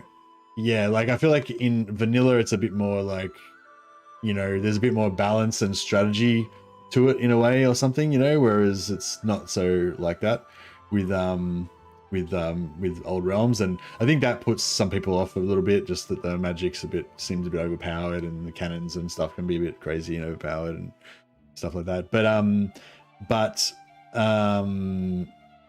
yeah, on the other side, like magic is really powerful. So what I mean, if the magic was like really weak and shitty, then people wouldn't really like that, wouldn't be really realistic either, because magic's supposed to be pretty powerful, but yeah, you don't have miscasts at the moment. Yeah, I think having miscasts would be cool, some sort of negative effect. Maybe having spells have more of a wind up, like they have a longer cast time, so there's more time for them to get interrupted and enemies to kill the mages and stuff. And yeah, I don't know, there's so many different ways you could balance it, or you could do like in Warhammer 3 where everyone on the battlefield shares a magic pool, and there's like once the winds are used up or whatever, like no one can cast any spells. So basically you have like less overall magic, so that having 10 casters doesn't allow you to blast the shit out of everything. There's like lots of ways that you could be balanced it, but yeah, there's no real simple answer to that sort of stuff. But I guess what I'm saying is like if you add in flying stuff and there's like flying dragons and all this sort of stuff, it just means there's like more just crazy shit going on that's like you can't really strategize around and stuff like that, like yeah. Grail Knights don't run out of hit points, but you can run out of magic. Yeah, that's true, yeah. Yeah, no, from the career, like I feel like all of the careers feel pretty good to play. Like playing as a Bretonnian Knight, like every career as you play through, except for the Witch Hunter, actually, every career that you play through, once you get to tier 4, especially, you start to feel really powerful, and your career abilities are really fun and cool to use and all that kind of stuff. So from that point of view, as an RPG and a hero fantasy RPG, Old Realms works really well. But but from the point of view of a military simulator, I think it doesn't feel quite as good as vanilla. But overall, I still play Bannerlord. I still play Old Realms a lot more, and I enjoy it. I pretty much am not playing vanilla at all at the moment. I still kind of want to a little bit, but I'm just enjoying Old Realms so much more, because of all the cool stuff. Yeah. But yeah, anyway, I guess that's the thing. Yeah, really all I want to say is like, I feel like there's already a bit of, it's already a bit crazy with a lot of the stuff. And if you're adding in flying units and stuff, I feel like that's going to lean more into the craziness and less into the balance side of it even more, Or it's going to be another thing that's going to be very hard for you to try to figure out how to balance it, you know?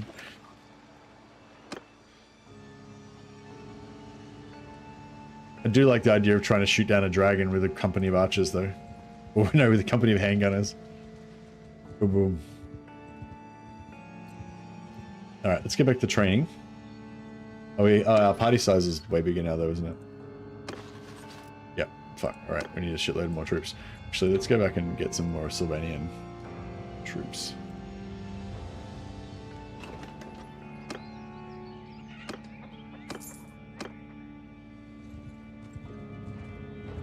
If you put that in, I'd like to give the retinue silver bullets so that they can silence anyone they shoot.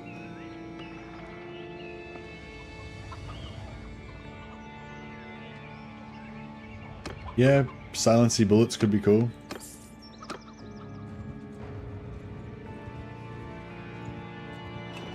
I think a lot of the spells as well, like they're a bit too, I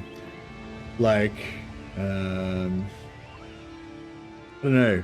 I feel like with the spells, you need a bit more like feedback on the spells. A lot of the spells, like they don't, I don't know. Like just say you cast in a fireball, right? And like the way it kind of currently is in the game is that your guy just sort of goes, and then the fireball just goes boom, and blasts the shit, right? But like it'd be kind of cooler if like the animation, the casting animation was longer, and there was some flamey stuff going around the guy, and then the you know, the fireball traveled a bit more or whatever, and yeah, like, I think a lot of the spells are like that. Like there's not enough like wind up, or there's not enough sound feedback, and stuff like that, you know. And yeah, and maybe those areas are ways that you can maybe you can potentially balance them and stuff a little bit with that as well, like making the animations longer or whatever. That was an animation limiter, but we now have at least one animator, so we can actually start on custom animations. Yeah, cool. Yeah, I think some more animations and sound feedback and stuff. Like another one's like when you cast like chill wind on a unit, like the chill wind just kind of like goes pish, and then everyone just dies. Whereas like I guess like the soup and like obviously I understand this will be like way harder, but you know, like the sort of perfect version of it, I guess, would be that the chill wind kind of goes out and it sort of hits them, like it moves like a wave and it hits them as it goes, and you know, you could actually hear it like hit them, like so it'd be like you know, like instead of going like and hitting like 100 guys at once, it would kind of hit through them, and you would hear it hit them like individually, like so it'd be like you know. And I know, I understand, even as I'm saying it, I understand that would be like so much work and probably not at all worth it, but you know what I mean, like that sort of thing, it gives you that feeling of like connection and like impact, and it like being there, you know, like really being there. Whereas I think a lot of the spells, like they don't really feel like they're really physically there, they just kind of there and like everyone dies, like there's no feedback. Yeah, you get it. Yeah, you get what I'm saying. Yeah, anyway, but yeah, I don't know. Overall, it's pretty awesome. Still, like yeah, I think like every day I pretty much just enjoy how amazing this mod is, and you know, and also, and people like in the chat will quite often just be like, this mod's so crazy, I can't believe how much fucking cool shit is in this mod, you know, like just that's like kind of the general overall impression of it. But yeah.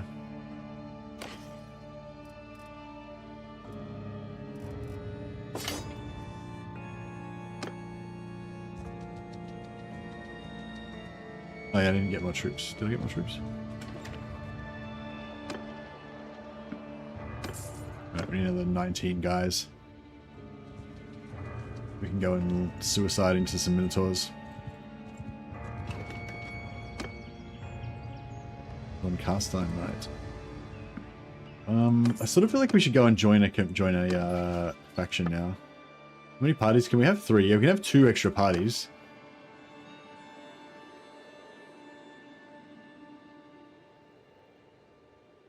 When we drop the blog, I'll try and waddle in here to see your reaction. Yeah, nice. Nice, and yeah, I'll try to keep an eye out for it. I'm working. You know, I'm not full time on YouTube at the moment, so I'm not always fully up on what's going on the internet all the time if I'm working that day or whatever. But I'll try and keep an eye out.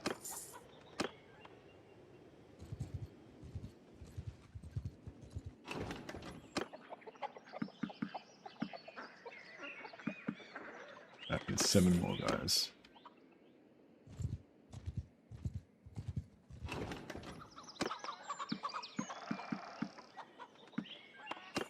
Yeah, I'm sort of feeling like we might get to tier 4 before I get the perk that gives me the extra leadership, which means that essentially the whole leadership thing would have been wasted.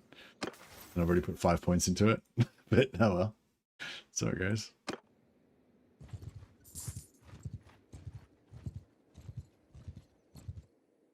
But yeah, no, I'd love to chat more when the update comes out for sure. That'd be cool. All right, so who should we fight? Who do we consider to be honorable? Who should we fight for? We're not going to fight for Sylvania, obviously.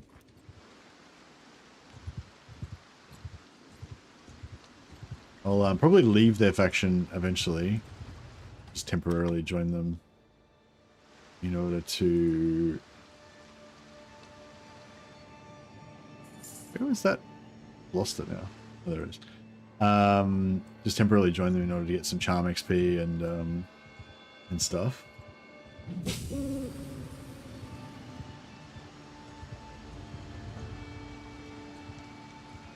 We will trouble. Cav only Britannia Warhammer 3 game win. I know, I was thinking about I mean, this is I'm kind of enjoying this just cozy bannerlording right now. I was thinking about starting another Skarsnik campaign.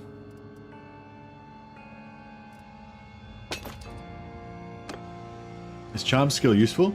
I wouldn't say it's like one of the best skills, but yeah, it's got some useful stuff. So you get plus 30% influence from battles pretty early just here. Oh, well, actually, here you get plus 3 renown from tournaments. I usually don't fight tournaments myself, but I like to get this on my companions. So you can get like double renown. So that means 6 renown from a tournament, plus 3 renown. So your companions get 9 renown every time you win a tournament. So in the early game, if you have a few good combat companions with that, you can power up your renown.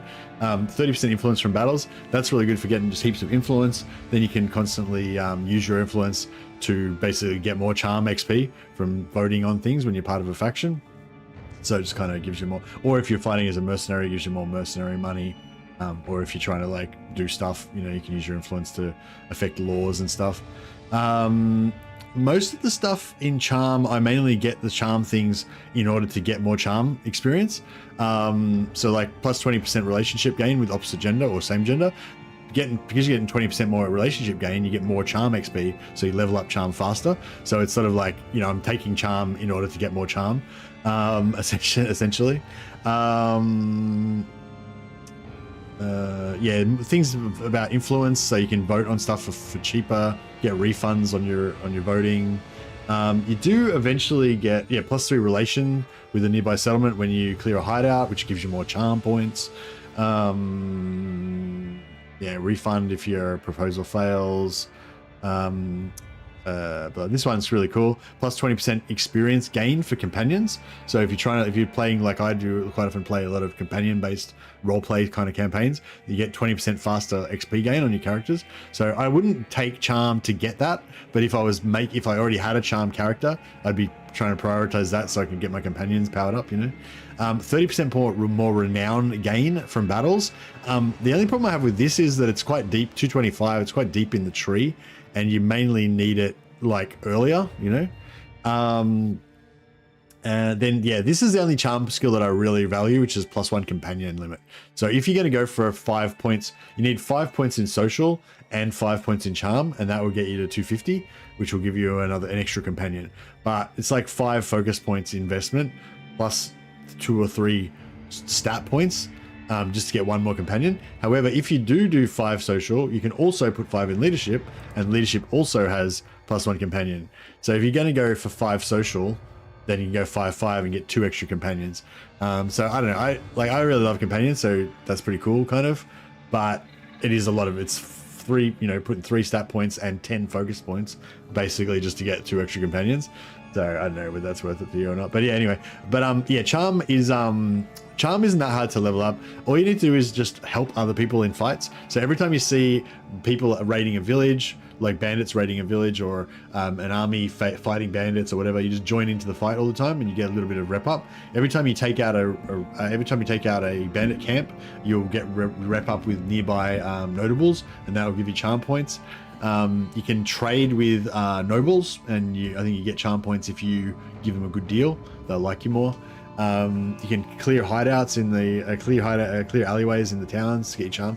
But the main way you get like lots of charm is when you join a faction and you vote on stuff. Every time a settlement gets taken, it'll be like you vote. If you vote the same way as other people, the people that you supported, they'll get a big rep up, and that will give you heaps of charm points. So that way is one way to get a lot of charm. The other really easy way is donating lords. So if you capture some enemy lords and then you go back and you drop them off in the prison that belongs to one of your friendly lords, then that lord will get a heap of reputation, like shitloads of reputation from it, and then you'll get heaps of charm points. So yeah, so if you're serious about raising charm, those are all the things that you can do. In the late game, when you want like heaps of charm, you're basically just voting on everything all the time and just capturing lords and dumping them off in the prisons of friendly lords that don't like you very much to get their rep up to 100. So yeah, no, it's not really that hard to raise. Yeah, I wouldn't say it's hard to raise. You have to intentionally raise it. But no, abstain votes don't count. No, only votes where you vote the same as the other person, then that person gets rep up with you. You get quite a lot from it as well. But yeah. Remember in Alpha when it was bugged and you could keep talking to lords to get giga boosts to maximum charm in 30 seconds? No, I heard about it. I never actually did it.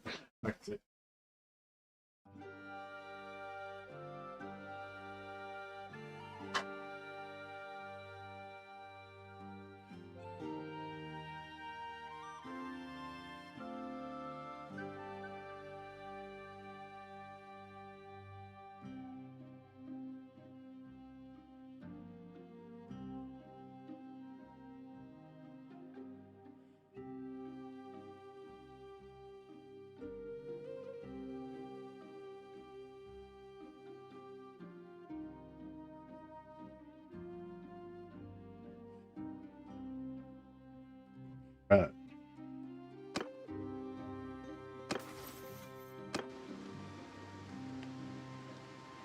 All right, so we go up here and smash some beastmen, and then we'll think about joining a faction. So when we join a faction, what we can do then is form our own army, and we can put 2 of our companions in charge of the other army, which will mean that they'll get leadership level ups and stuff like that to raise them up, but also raise our leadership faster. Actually, that would be the best way for us to get our leadership up quick. Yeah, so we should just join a faction immediately.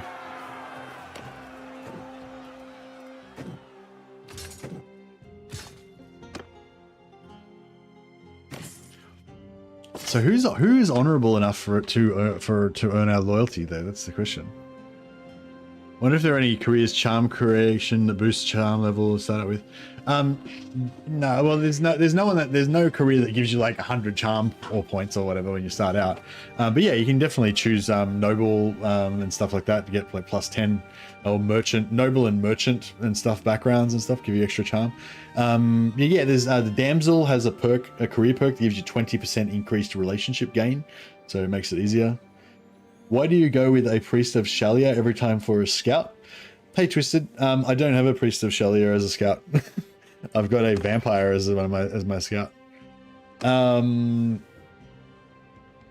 yeah, so when I'm choosing my scout, I'm generally going to choose somebody who's low level so that they can level up fast. Like if I'm choosing somebody for any party skill, I'm generally going to choose somebody who's low level so they can level up fast and get 3 focus points in scouting.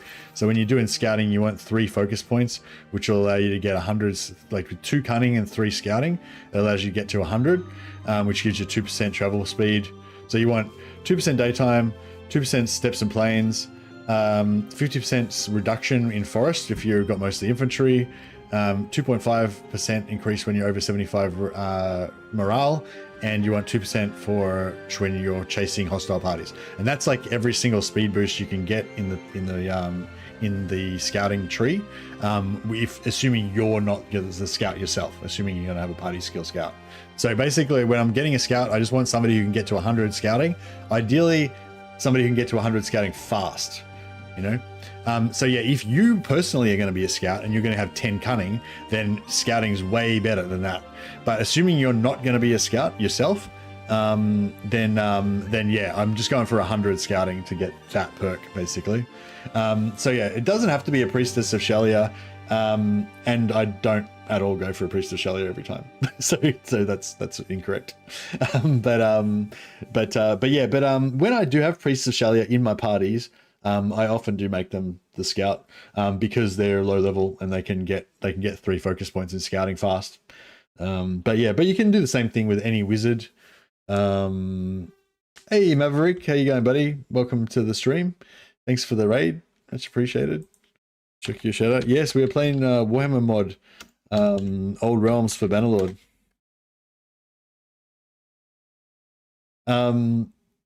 But yeah, thanks for the hosts. Appreciate it. Hope you guys are having a good stream today. But yeah, I don't know. Does that kind of answer your question, Twisted?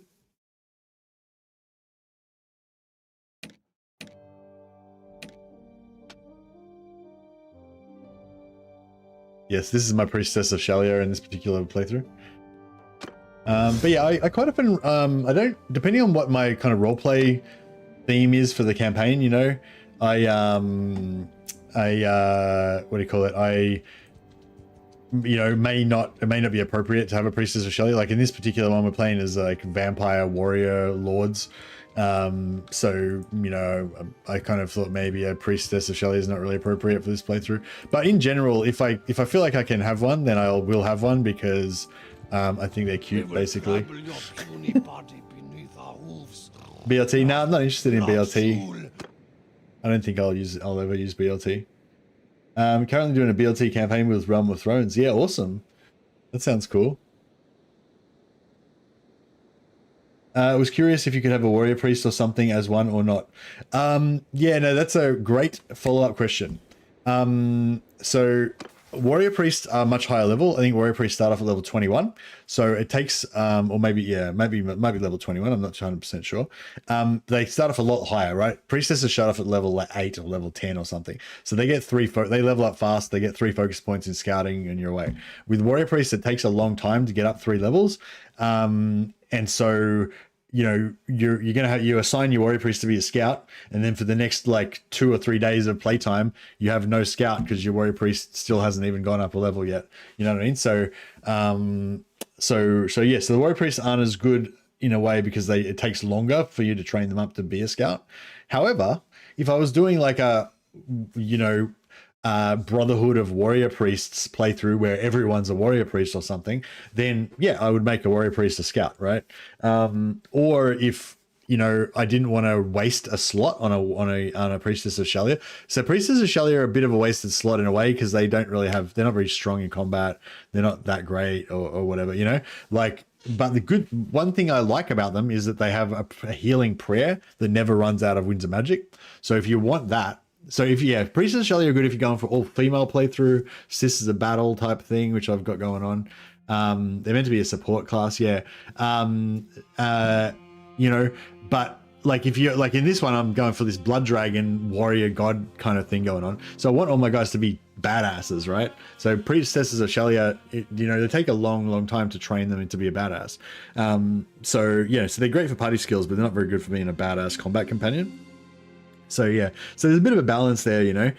So there's scouting's a bit of a special one as well, because like I said, if you're not going to personally take scouting, then basically you just want to get 100 scouting, and there's not really much point. All of these ones are all like leader skills mostly. None of them, hardly any of these skills are actually good if you're a non-leader scout. So basically I just want to get to 100, and to 100 you don't need much investment. 2 points in cunning and 3 points in scouting will get you to 100. 125, sorry. So you don't really need to specialize in it. Whereas if you want to be a steward, a medicine, or engineering, like, you know, you really want them to be an intelligence companion. You want them to put points in intelligence, in stats, and you want 5 points in here, right? So it's quite a big investment. So if I was going to make a party lead, a party skill character that's steward, medicine, or engineering, then I want it to be somebody who's low level. So priestess of Shalia, Empire Magister, Empire Engineer, you know, one of those guys that are like level 10 or lower, so that they get focus points fast, and also they have lots of stat points still to come, right? They're only level 10, so when they get to level 12 they get a stat point, level 16 they get another stat point, you know, so I'm pumping heaps of stat points and skills into them, so all of those guys are good. Engineers have higher intelligence, so they're actually better for all of these skills than anyone else. The priestess of Shalia has high medicine, but she's only got 2 intelligence, whereas I think the engineer's got 3 or 4 intelligence, so he's actually got more potential to be a better doctor eventually. But I probably would still just go with the priestess of Shalia if you want a higher level medic fast. Way easier to level them up. Way easier to level up a priestess of Shalia to be a medic than any other class, because they start off with over 75 medicine, and 75 is kind of the break point because that gives you the ability to heal enemies. So you can just go around nuking enemy parties and level up your medicine. Whereas if you try and level up medicine from 0, it's a real pain in the ass to get to 75 in the first place. But yeah, I don't know. That's kind of like some of my thoughts about parties. But yeah, so sorry, I was going to say is scouting is a little bit unique though, because with scouting, like I said, you only need 2 points in cunning and 3 points in scouting, and you don't need to put any more stat points. So scouting is okay to use a warrior priest or something for it, because the warrior priest will eventually get up 3 levels. They will eventually get scouting up to 125. You know, whereas, you know, a warrior priest is never going to get 10 intelligence and 330 engineering, whereas an engineer probably maybe could, you know, or they could probably get up to at least like 7 intelligence, you know, 220 engineering or something like that, whereas a warrior priest just can't really ever get that high because they won't have the stats. But they could definitely be a good scout, but it's just they're not going to do it fast because they're too high level. It's going to take a long time to get that scouting up. But yeah, vampires are a bit different though, because they're like the same. They're the same as warrior priests. They start off at, maybe warrior priests start off level 17 or 18. They're similar to warrior priests, right? They start off kind of high level already. However, they have really good offensive magic and they just blow the shit out of enemies and they level up super fast. So vampires make really good scouts because you can just put 3 points in scouting real quick. Like this guy, he's already gone up 2 levels. He only needs 1 more point. Yeah.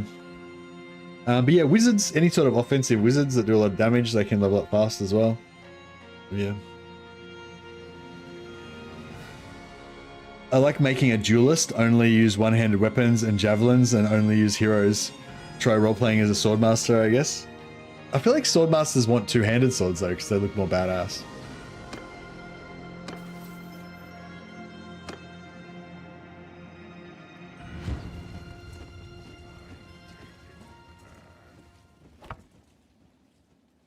But yeah, one thing I do like about priestesses of Shalia is that they can keep casting their spells like forever, and because it's a prayer, so they don't run out of winds of magic or anything, and you can level up their faith. So if you wanted to make like a super high faith companion, like I don't know, it doesn't really make that big of a deal, but you know, you could get them. They get ward save from it, so you could have like a wizard. You could have like a wizard. No, I don't know what the best actually. What would be the best? Magister's cool because you can put power stones on your companions and make them like super tough, but you need like six other wizards to be able to get access to all the different power stones. So if you want to make like a Sisters of Battle type playthrough, then having like 6 male wizards in your party just so that you can buff your remaining sisters, your remaining priestesses, doesn't really work. But yeah, I think I'm currently doing one with a damsel as the leader. Because I think the damsel, can't remember, does she give the other companions like ward save or physical resistance or something? Not sure. I can't remember. There was something good about her. One thing I like about the damsel is that the priestesses power up her teleport, so you can just have like have her teleport around all the time on cooldown. We will try. But yeah, anyway, so the priestesses basically can get can level up their faith. So you probably won't get them to 330, but you might be able to get them up to like 200, and then they'll end up having like 17% ward save, and then the damsel can pop bark skin on them, gives them 50% physical resist. So then they're rocking around with like 65% ward save or 65% physical resist essentially, plus whatever. Plus because they don't use spells, you can have them in super heavy armor. So yeah, so that's my plan with the damsel playthrough. To just have like super heavy armored ward save priestesses of Shalia. We're on the way. We're getting there. I'm taking command.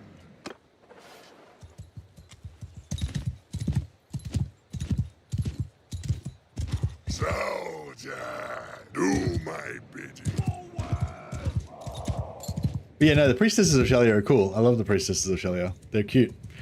I like having them in my parties if I have if they're appropriate for that particular, playthrough. Horseman, horseman, do my bidding. Horseman, go forth. Fortman, do my bidding. Sound, go forth. Lower, soldier, cease, take.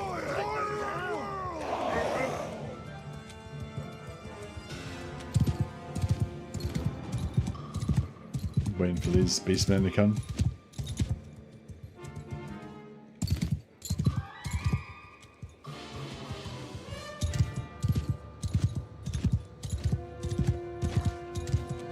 Yeah, I still can't really, I'm not really sure whether there's any advantage to making a duelist or not. Maybe.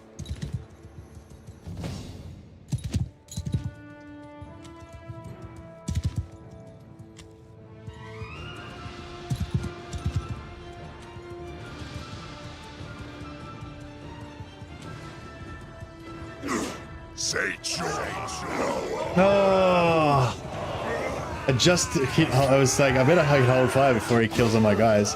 I just hit it, I just hit hold fire just after they already wiped him out. Fuck it. They just get wounded anyway, they don't die. So we can get medicine level up from that.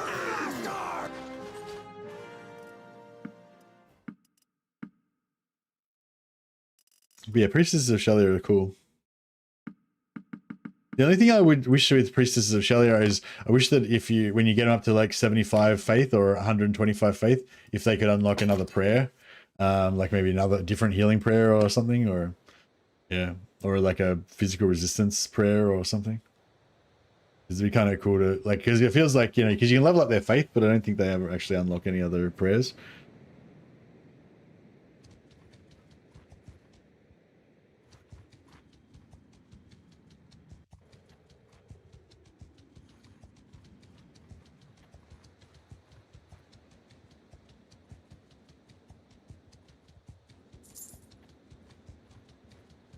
Why are we so slow? Because of the little prisoners.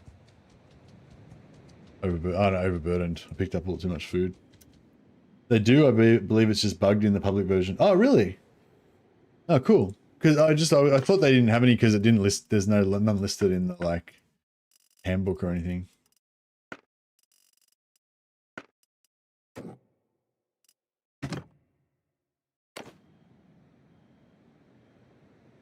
Still a little bit overburdened.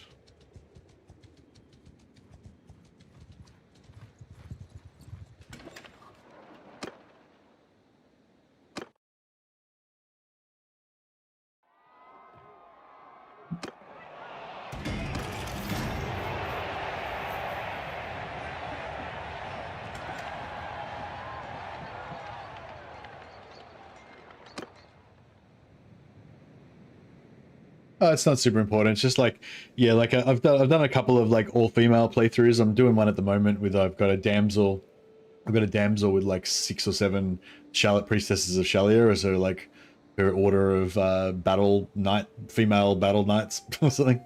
So it's like an order of Rapunzels, like all Rapunzels all the time. But yeah, and it's fun. It's already fun to just try to level up their faith and stuff like that. But it would be more fun if I knew that they had like more powerful prayers they could eventually unlock, and you'd feel like you were achieving something by leveling them up, and you know, that kind of thing. But you know, I'm still gonna play it anyway because I enjoy leveling up their combat skills and getting a bit more board save and stuff.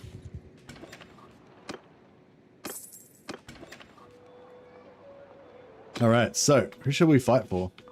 I guess we should fight for Ruckland, yeah, maybe. Let's go see if we can find Karl Franz.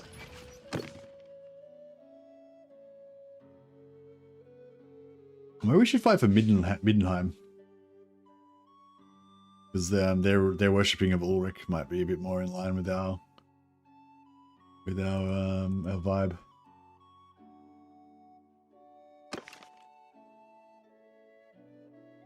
Grimminghausen. All right. I'll go fight for Ruckland first, and then we'll go from there.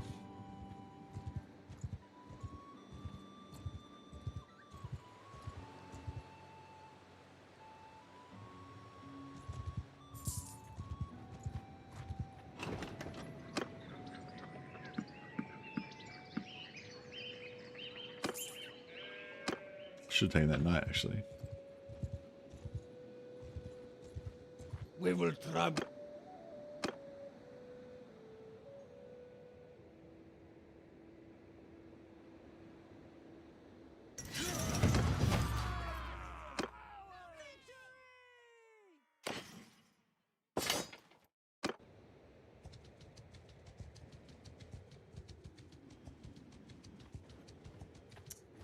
I don't see any Karl Franz around here.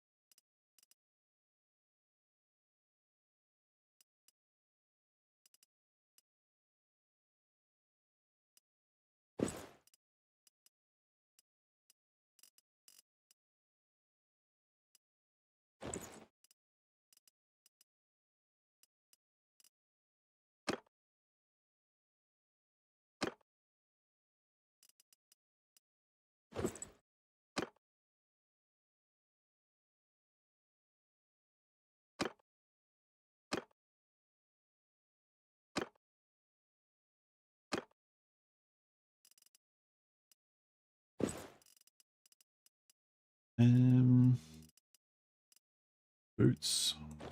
Right, she should be pretty good at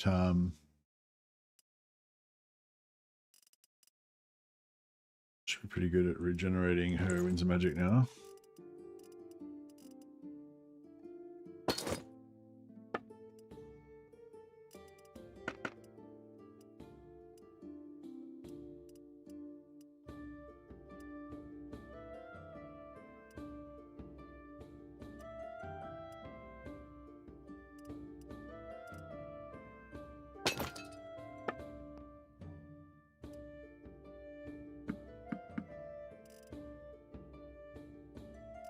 Alright.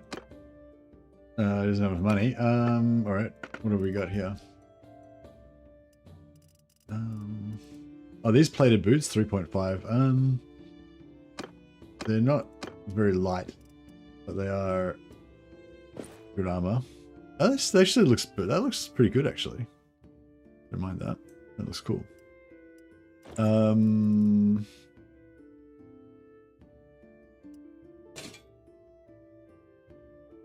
I like this kind of melding of vampire and empire. It looks kind of cool. All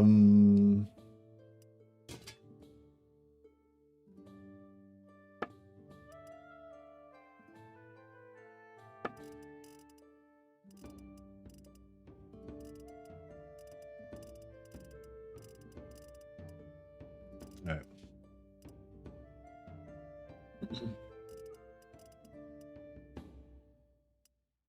Actually, we could probably upgrade these guys to like some sort of semi-decent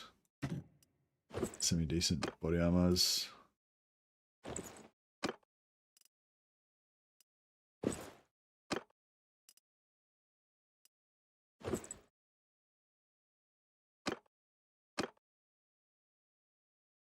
Yeah, that's all good.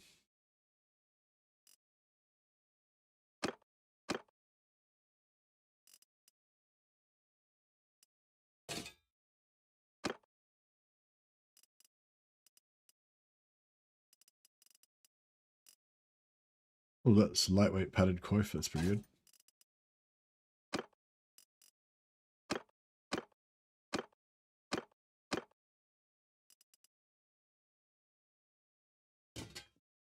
Protect them from headshots.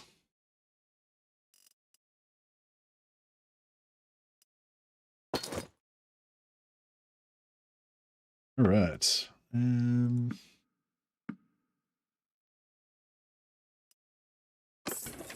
might just hit the blacksmithing to make a pole arm or two for our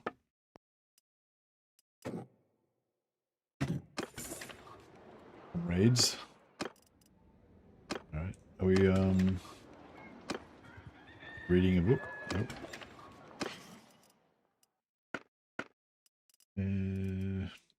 Athletics. Oh, okay, magic. Right, let's read that.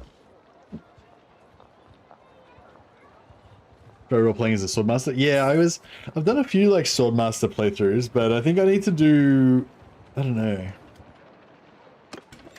I've done two different varieties of swordmaster playthrough. One was playing as a Grey Lord wizard, so that my companions can like charge up my ability or help me charge up. Oh no, they don't charge you up when you're a Grey Lord.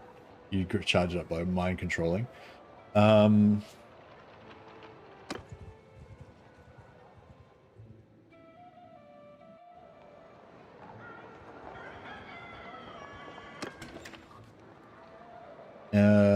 Yeah, so I did one was Grey Lord Wizard, and the other one was the other one was a High Elf Merc from Lorelorn, with life magic, and all my companions are Guardian mages, but trained in two-handed sword. Kind of similar to this one actually, but I don't know, just didn't really.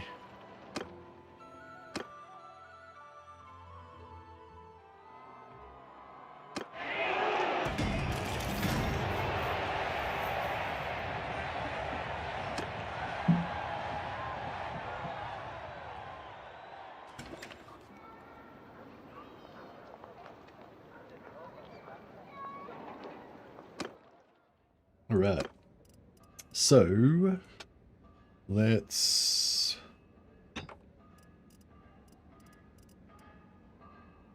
no, we don't really have anything to do. We can make hammers.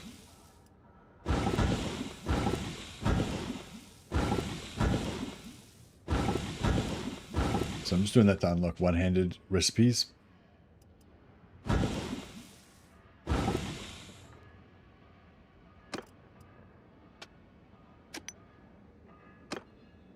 Make some money poles, and we'll make some Galmarazes.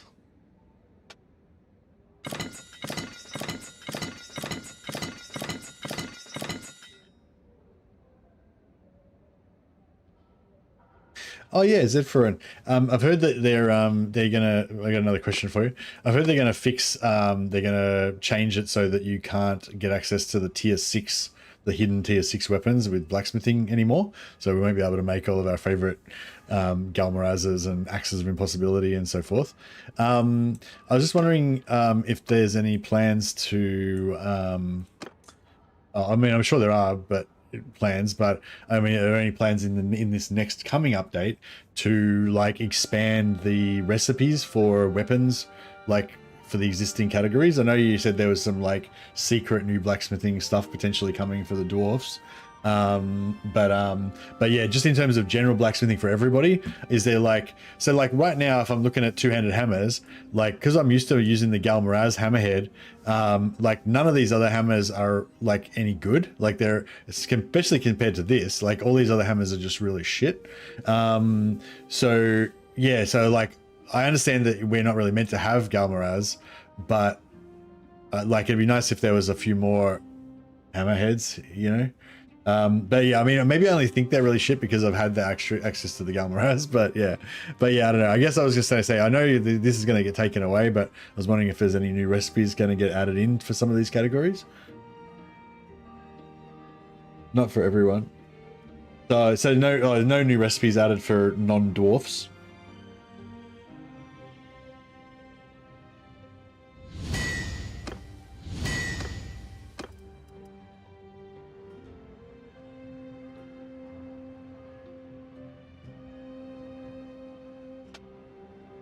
So the way it works is that when a weapon is made, it's then added to the crafting pool. What's the crafting pool? So if one of the 3D guys makes the sword, it has to make the pommel, etc. Yeah. Yeah.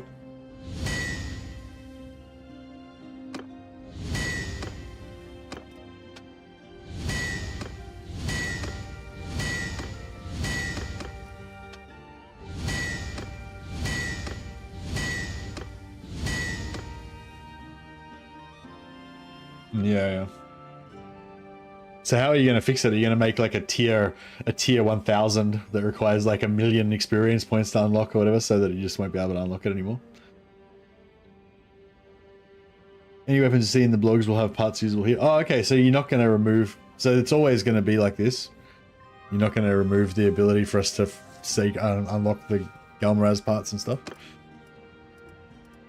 A few people had said that was getting removed.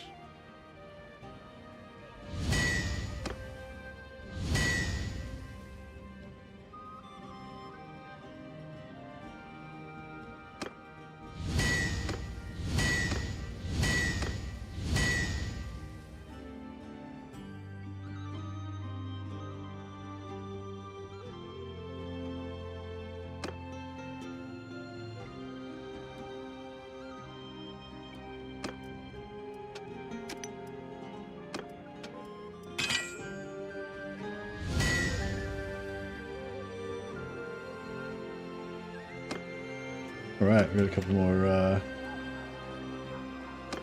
more gilded warhammers.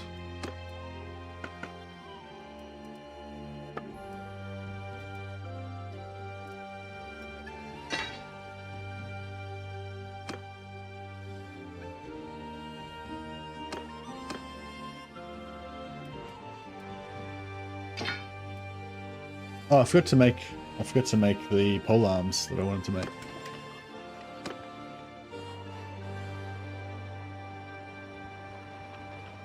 Right now, if you press random, it bypasses the protection, and that's a bug. Yeah.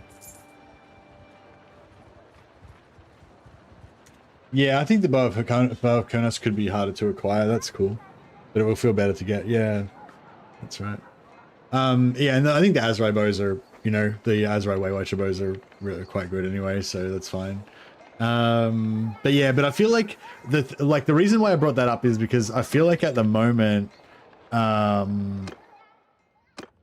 like I feel so if they are saying if they fix that bug,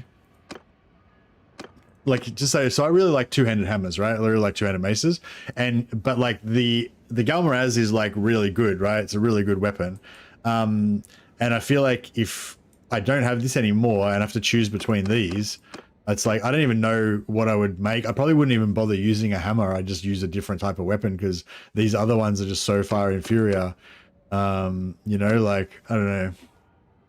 Maybe it's just because I've had the access to the Galmaraz head that I'm spoilt now, but like, yeah, you know what I mean? Like it is, yeah, like it doesn't feel good. Yeah, no, my problem isn't that Galmaraz is good. My problem is that all the other hammers feel bad, like I think when I first made a hammer guy before I knew about the Galmaraz bug, I was using this head.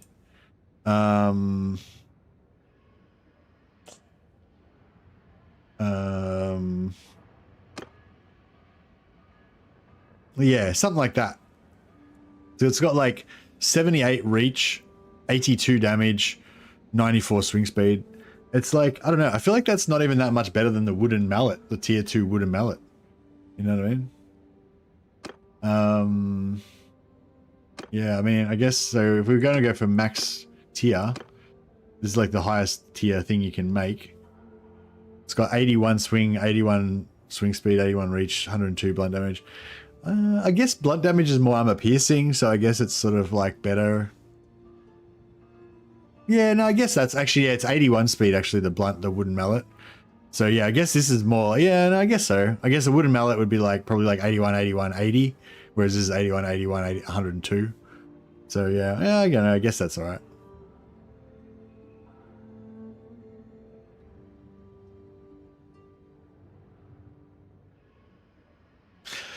I think the point that I'm trying to make is that yeah, I feel like a lot of the, like, even in vanilla, there's like there's certain parts that are like kind of stand out better, like, you know, like the Star Falchion two-handed Star Falchion, like it's like two-handed, it's like a really high damage swing only two-handed sword blade, or maybe it's for one-handed I'm thinking of, but anyway, whatever, like it's a standout part, right? And there's like the Falk's blade, it's like a standout part. There's some parts that kind of stand out that they're more efficient, they're like higher damage, or they're higher speed, or they're higher length damage, or whatever. They're, for the their length, damage, speed, all of those things taken into account, they're just better than other options, you know. But overall, like, I don't know. I get, yeah, I don't know. I guess what I'm saying, like, is I feel like yeah, I think it's just a balancing thing as well. I feel like, you know, you just need a bit more, maybe I don't know. Yeah.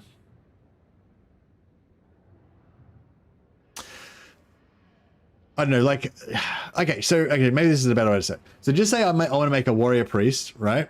I'm going to make a warrior priest, and I want him to have a two-handed hammer, and he's just, my fantasy is just a warrior priest just fucking swinging this hammer and smashing people, you know. That's my player fantasy. That's what I want to bring it back. Oh, that's what I want to be doing, right?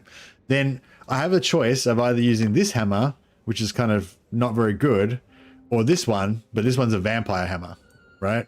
So then I don't want to use a vampire hammer, so I've got to use one of these ones, but I know that this hammer is not as good as that hammer, because this is a tier 2 hammer and this is a tier 5 hammer, you know. Just I'm not really talking about these specific hammers, but just in general, you know what I mean?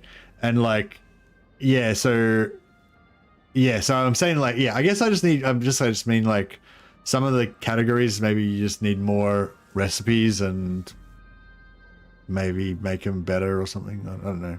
I don't really know what I mean, but I guess I just mean I'm going to be sad when there's no Galmaraz anymore. I guess our idea behind gear is that the very best kind of gear won't be craftable, but by acquiring special gear through different means, like taking out the, I assume you mean by taking out the chaos portal and taking out the Minotaur stuff and everything. That doesn't mean we won't have good crafting pieces, but the best of the best gear won't be found in smithing, more through things like quest lines or events, things like that, or big battles. Yeah, no, that's cool. I'm totally fine with that. I'm not really trying to say that I want the smithing stuff to be better. I'm more saying like the balance of it doesn't always feel like right, I guess. I can't really think of good examples right now, but there's been certain times when I've just thought, like, I don't know, like if I wanted to go for a particular theme, like, I don't know. Yeah, I can't really think of a good example. I guess if I can't think of a good example, maybe I'm just speaking bullshit. But I don't know, just say you want you want to do white lions, right? So I wanted to do white lions, right? I played a white lion campaign. My theme was all about white lions. And like, you know, so there's only really one white lion axe that you can do, which is this one, right? None of the other heads really look like white lions would use it. That's pretty much the only head you've got is that option. With the haft, you know, you could go for any haft, I guess. Really, they're kind of, you know, I mean, some of them obviously not really elven at all, but you could still kind of, you know, yeah, sure, that's whatever. That's like, you know. but like, yeah, like, I don't know. I guess sometimes I just feel like roleplay wise, I'm forced to use a certain thing. and it's just not a very good weapon. You know, it's not like, you know, like if you're saying like weapon reach, weapon speed, and swing cut damage and handling, like kind of the balance between all those, you know, I guess I kind of feel like all the weapons should be balanced between those 4 stats the same, you know. And so if I have to use an elf weapon, it might be longer and faster and not do as much damage, but the total value of all the stats will be the same. You know what I mean? Whereas I feel like with some of the weapons, like they're just not as good. Like they're slower, shorter, fucking do less damage. They're just bad in every way. But there's no better option that has the right look, you know? Yeah, I guess that's what I was sort of saying. And so with like, yeah, so with the hammers especially, like, yeah, I guess I'm going to be able to feel sad when there's no Galmaraz, but yeah. So few options when you're trying to make a theme, you have even less options. Yeah, actually that's basically all I'm saying really, yeah, I guess. But yeah, bonk hammers are pretty fucking cool. I love bonking with hammers. There's something just satisfying about it, isn't there? So yeah, so the other thing we were trying to do is make a polearm. So even though some of these polearms are actually quite good, I'm just going to smelt them down anyway for materials.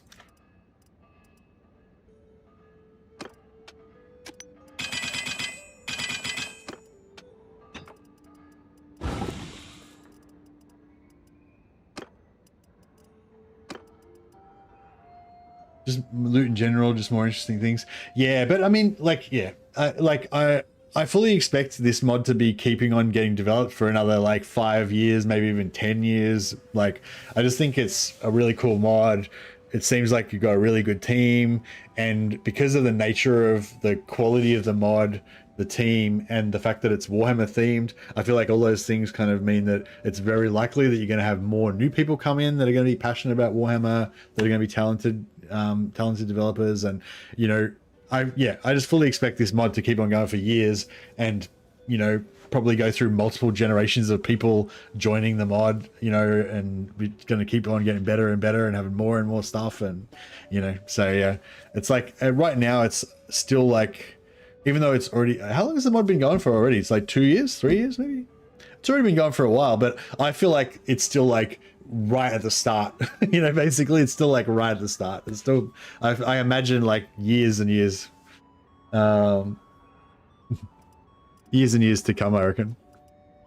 It's been 5 years, yeah. I feel like it's still, even though it's been 5 years already, I feel like it's still like just at the start. I feel like there's so much more potential, and yeah, I'm fully intending to be around for the next, you know, 10 years of this mod's development, and I look forward to it.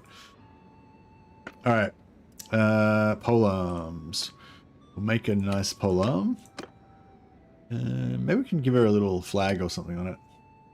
Anyway, let's go one small as possible. So this is the basis: 142 reach, 160 damage, 92 swing speed. Still got decent-ish handling. And then we could put, I don't know, little hassle on there or something.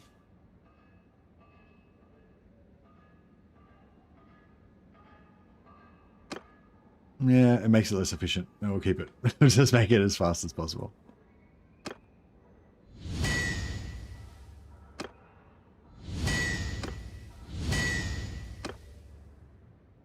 Cool.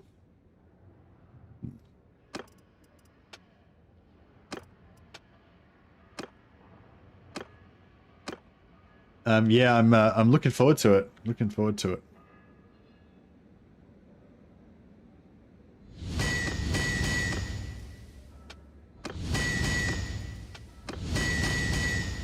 I was going to say, Zed, for like, I think you were saying, or you didn't really say, but you know, I got the impression from, you know, what you were saying that it was probably still going to be a few months away before we get the dwarf and greenskin update. I was just going to say, is there any chance of any minor updates before that, or it doesn't really work? Like, I mean, I think I already know the answer to the question is no. The next update is going to be dwarfs. Next update is going to be dwarf and greenskin. But it sounds like it's going to be a really big update. It's going to get dwarfs, goblins, orcs, all playable. plus potentially new bandit factions or new greenskin bandit factions, plus you know, whatever, you know, plus new companions, new playable classes for the existing factions. Like, there's just going to be so much new stuff, and plus there's going to be probably more stuff, other stuff. Like, yeah, is there yeah, there's no chance of any minor updates. Like, it's I guess from development point of view, it's easier for you guys to just package everything in one big update and then release it all together. There's no, yeah, like there's no chance of you guys like breaking it up and releasing, like, you know, the new companion, like, you know, maybe like, yeah, I guess what I'm asking is there any chance that you could do a little mini release earlier that doesn't give us greenskins, doesn't give us dwarfs, but it gives us like the new Knights of the White Wolf, Wolf Priest companions, and the new like noble companions for Empire or something like that?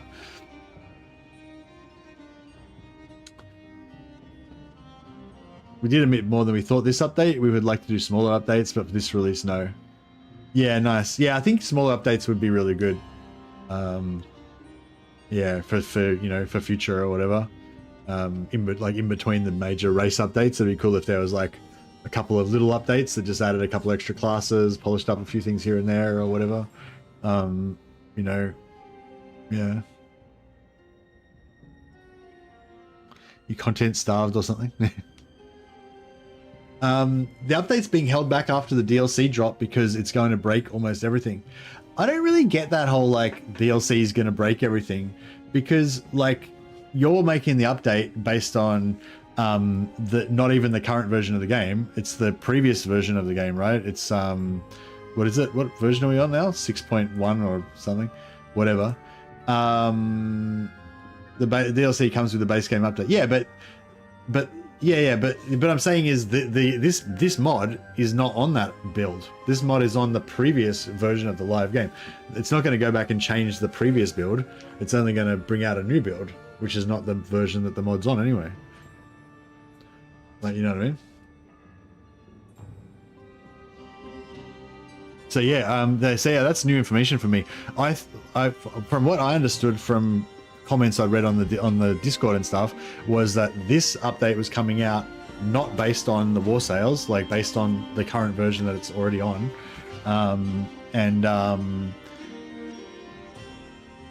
we're going to integrate the update because it's meant to add things that would make creating the mod even easier. I don't really get it though. I don't really understand why.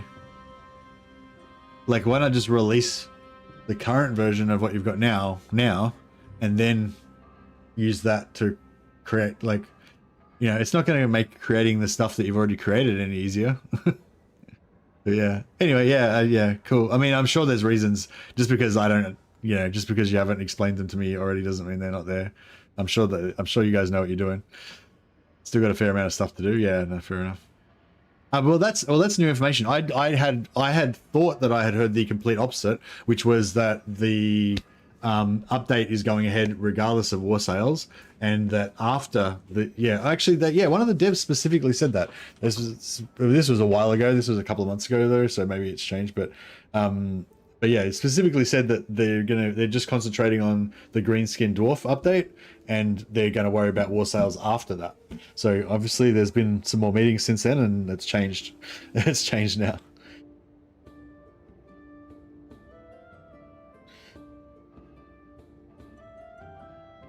Would surprise me if it was too bad, because the old realms run closed to latest beta test branch, which should be next patch version to move to live version. Okay.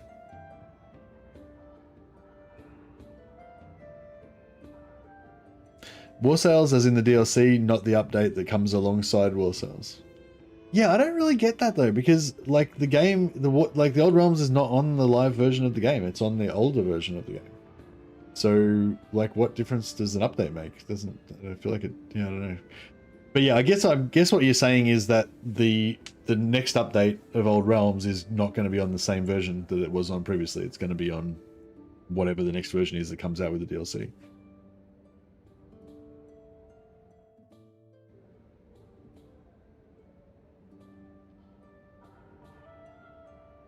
think they said War Sales was more potential consideration, not a promise that they'll integrate it with the Old Realms mod. Yeah, well, it sounds from Z4 saying it sounds like it is definitely being integrated with the Old Realms mod now.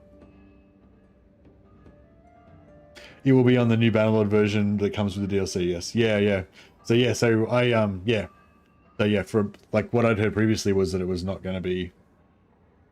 Yeah, it was not going to be on the new version, but yeah, the DLC's up for consideration.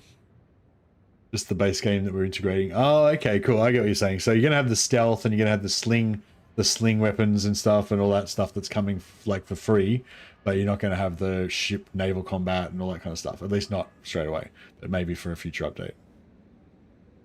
And the diplomatic things, yeah, it sounds cool. Sorry, I'm getting distracted. Yeah, we can smelt some more of these for some free XP. At some point, we'll smash up our blacksmithing to 225, which will probably take a little bit of concentration.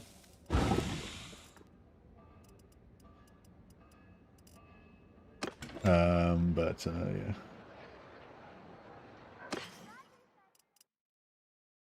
Bent pole. Oh, yeah, a balanced one instead of a bent one. Two nice crafted ones. A bent one.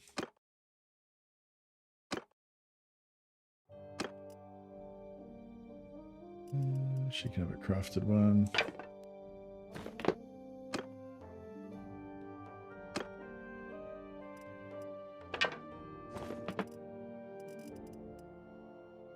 Alrighty.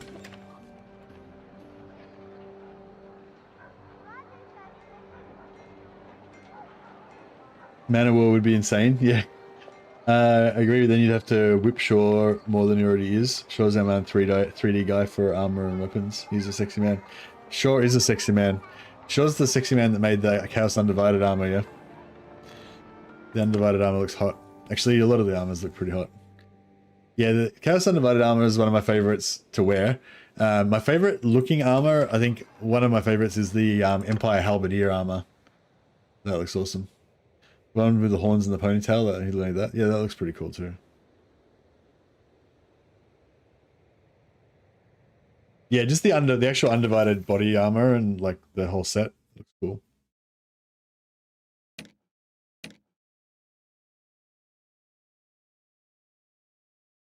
Lupo Allegro is our steward, I believe.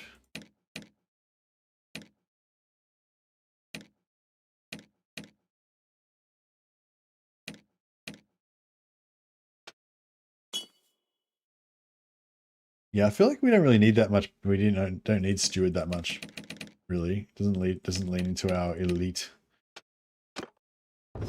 style as much. Esteban Bambica is our engineering guy.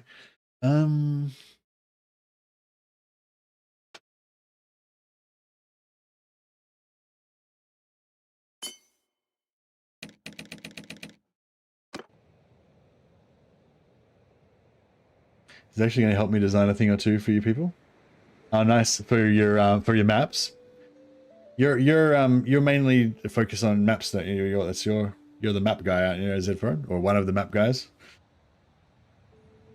I'm having rat and corn problems. Oh, you're doing a weapon and oh, so you're not just focused on maps. You're doing other stuff as well. Game design, level design, and voice acting. Oh, nice.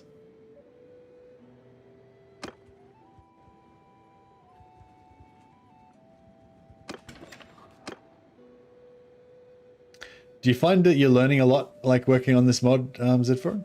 Is it a good experience in terms of learning and, meeting, networking with other creators and stuff? And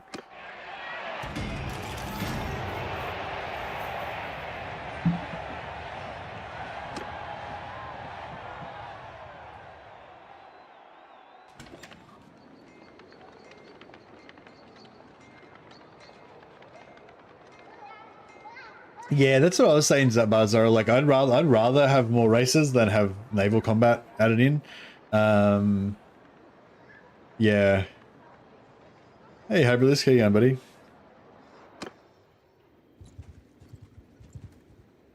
All right, we need to join. We're trying to find Carl Franz. Probably got distracted. No, nothing since see Schwash Market. Schwarz Market. All right, let's go there.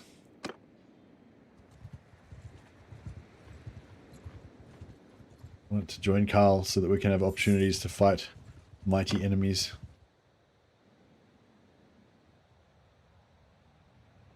Is that him? Huzzah. All right. That's close enough. Who are you?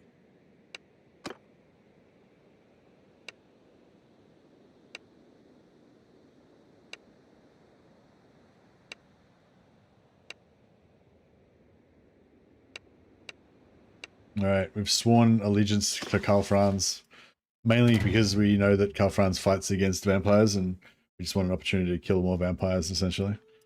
I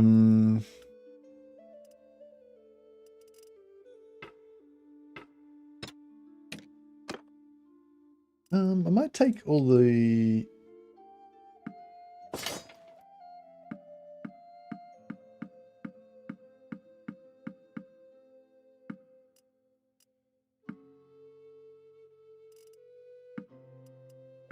I might take a bit of cavalry.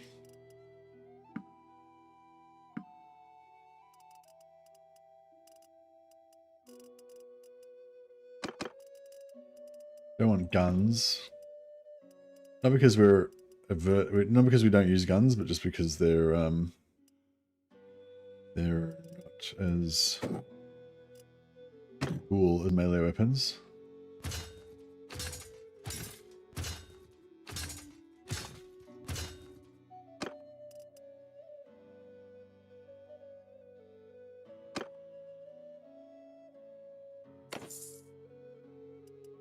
Justicia. I think we can use this as a in town. Yeah, new town weapon.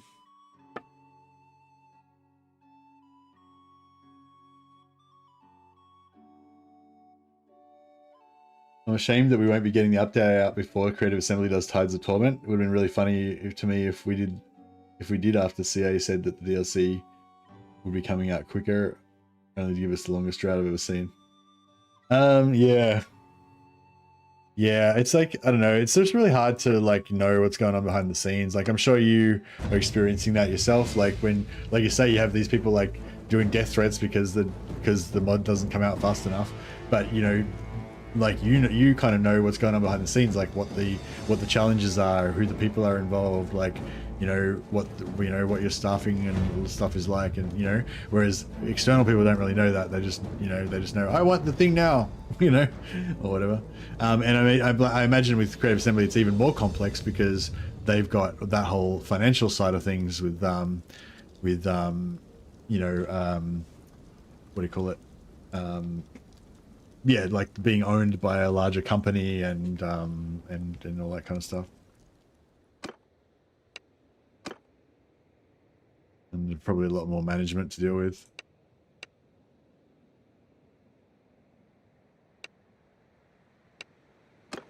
What did you want me to do? I think he wanted me to just casually go and take Brass Keep as my first job as the brand new junior lord of Reichland. Your first job is to take Brass Keep. It's like, come on, bro. Let's be realistic here. Give me a job I can actually achieve.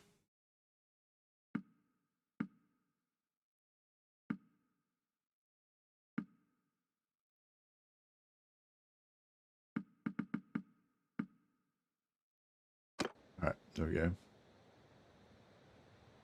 We do have less regulations than CA, I would say that. Yeah, like, do you know what I mean? Like, you don't have like some other company coming in saying, "Oh, we can't afford to have this many people on the job. You know, we're going to sack half of them. Now you've got half the team. You still have to do, you know, all the stuff that you were going to do before, but now you've only got half the team." Or coming in and saying, "Oh no, all your ideas for the next update no good. Get rid of that. We want you to change, do something else now." You know, like shit like that. You know. More keep taking and less whining. Yeah, no. Go take the Brass Keep, nerd. All right. Okay, so now we've got... Oh, no. Oh no, I just realized I was about to make a party, which I was going to fill up with, all those extra troops, which I just disbanded. Crap, getting distracted. Alright, cool. So what we do is make a party. Create a new party, and we'll put Geneviga in charge of one of them. And then we'll give her a bunch of cav.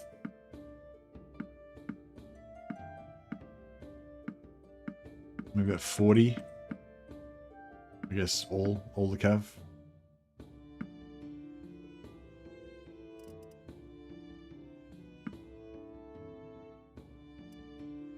Cool. Alright, give her all the cav. And then we form an army with our beloved Geneviga.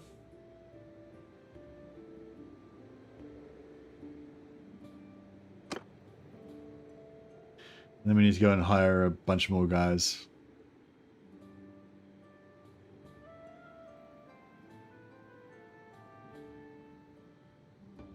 Only several hundred Chaos Warriors.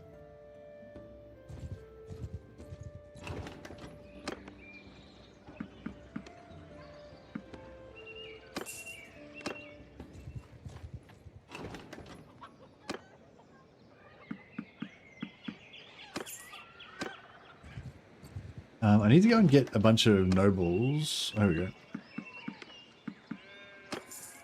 Yeah, I need lots of nobles. So we can fill up this other party.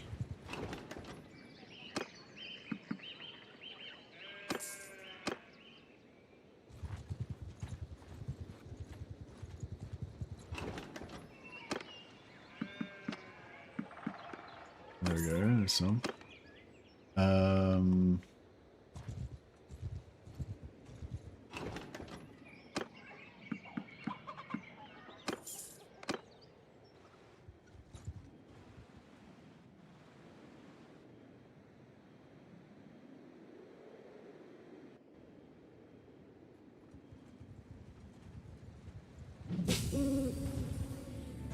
We will trouble.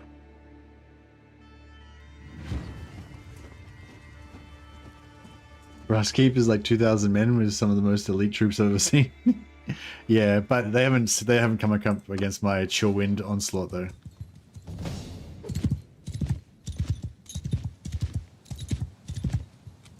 Who the hell are these guys?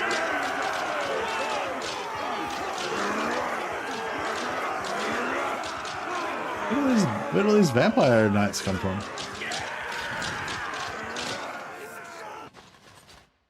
I don't know. Maybe we had some allies join us.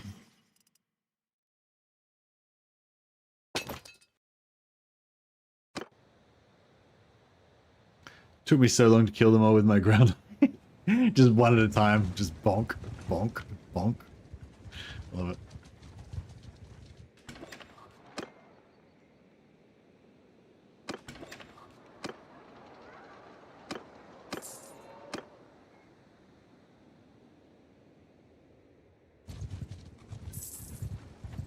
Yeah, where did all these vampires come from? I thought we didn't have any vampires in our party. We're trying to get some blood dragons, but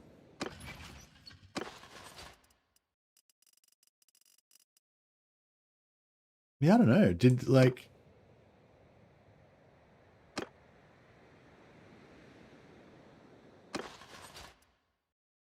what the fuck? I gave her a bunch of like Empire Knights and stuff, and they all just turned into undead.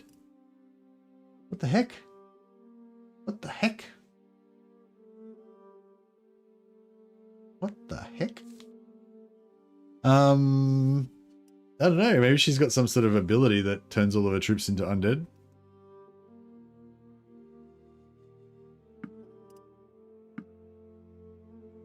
I guess.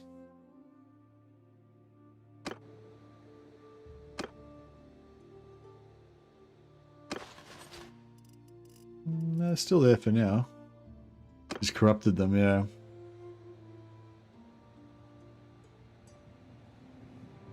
One thing I'd like to get in is the ability for a player vampire to turn companions into other vampires of their bloodline. I believe we have code that changes the units to the same culture as their lord.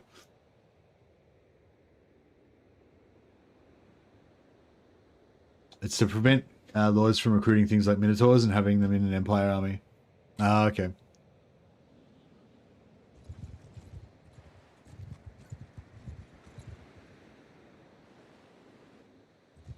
Well, that is awkward.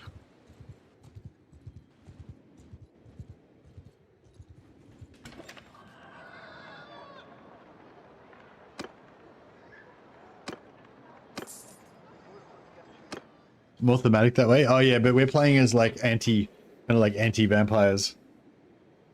Well, we are vampires, but we hate the other vampires, basically, is the deal. And we're currently fighting for the Empire. So it's kind of awkward that we've got a bunch of vampire troops in our units. But it's all fine. Alright, this should be a perfect example of what I was trying to say before.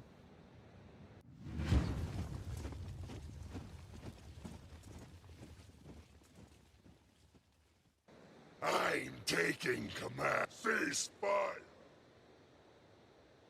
Get off your horses.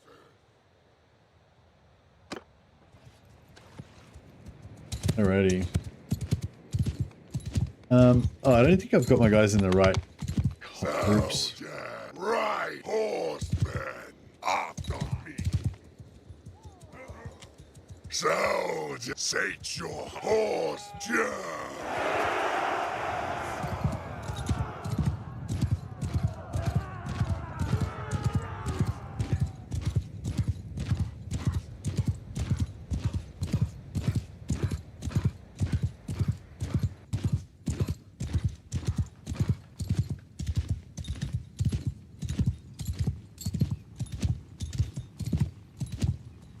Everyone's goal is to kill Manfred.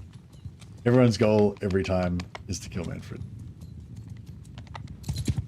Footman, go forth. Do my bid. Horseman, go forth.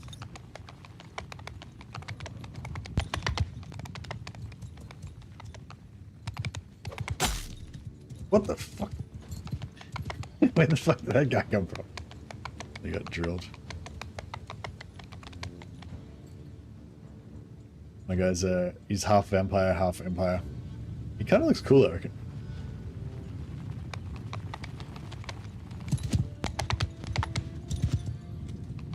Soldier, go forth. Go forth for my ship. Rider, go forth. Die for me. Sound riders, after me. Whoa!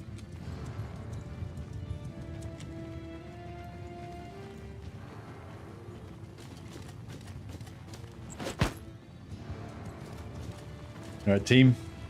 Let's get some experience points.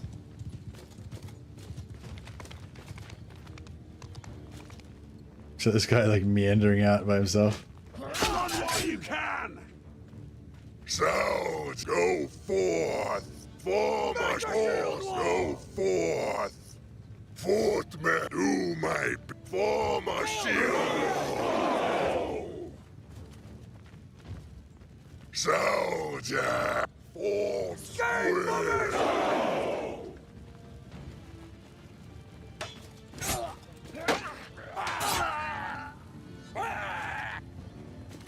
Soldier, go right, do my bid. Soldiers, right, go for my bidding.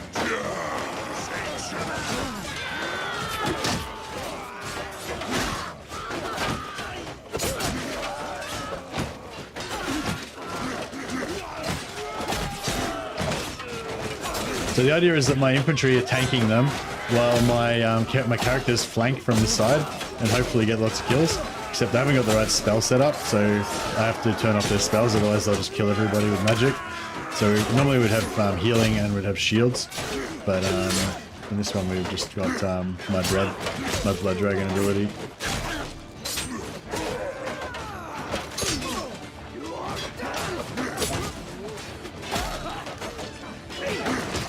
So our companions get wrecked more than they should. Plus they're not in armor. Like the ideal setup would be all in armor with just buff spells on.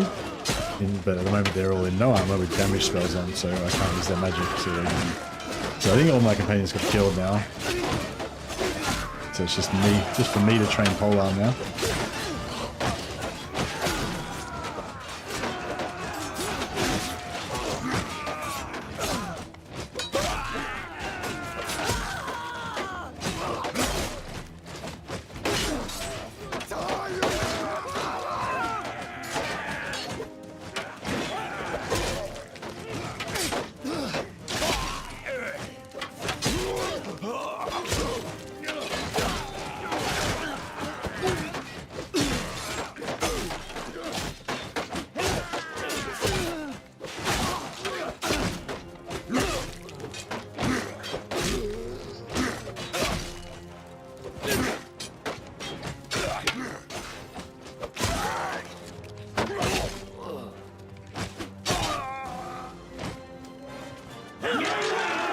Cool. So that was not perfect setup, obviously, but it was, pretty good. But we needed to change our spells around. But yeah, so we got 27 points in Polearm. I accidentally got a point in two-hander there somewhere. 40 points in athletics. But our companions got 1 point, 1 point, 1 point, 1 point, and Avatar got 2 points in one-hander and 3 points in athletics. So yeah, not too bad. But yeah, we could have got more.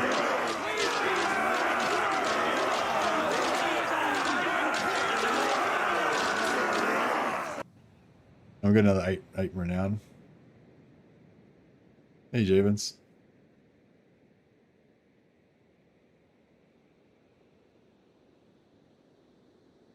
Isn't Rebellion stuff a main game thing? Because I believe it's what Halcyon does when doing siege trading thing. What? There are rebellions in the main game, if that's what you're asking, by the way. What is that what you're saying? There's rebellions in the main game, and there's also rebellions in this mod as well. Although the rebellions in the mod are all chaos rebellions.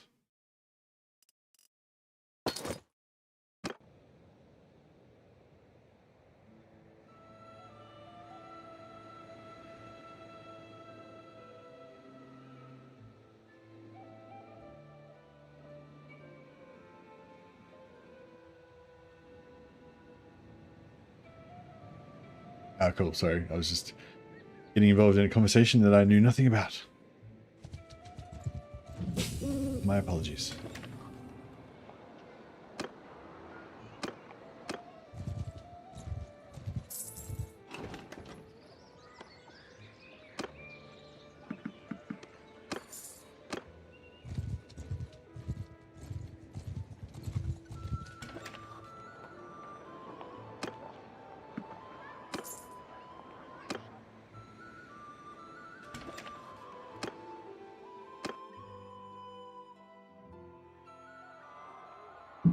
But yeah, now that we've got multiple parties in the army, our leadership should be going up quite a bit better. Try and get more. 43. Yeah, I'll try and get more guys into our team here.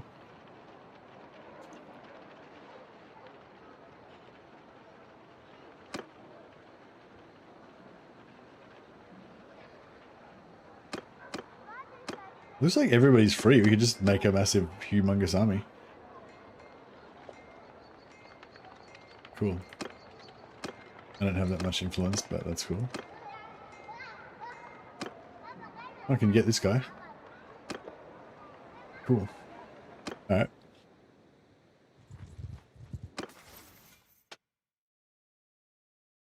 Less charge damage taken. 50% extra when you hit an enemy in the head with a polearm. Yeah, so I think hitting it in the head with a polearm, again, it's like we don't need that extra damage, but yeah, we don't need that extra damage, but the extra experience we get from just doing colossal, like 1,000 damage head hits and stuff will be really good for leveling us up.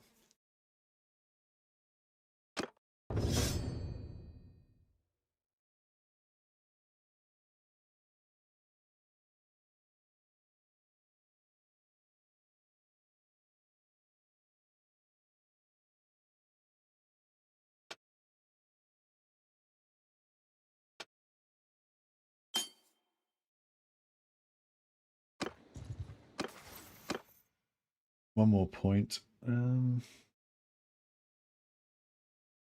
Yeah, I don't need any of that really, apart from the companion skills would be kind of cool. But yeah, I think we don't really need any of this. I kind of want the extra 25 hit points, but we could probably even do without that if we wanted to go full on into all the other ones.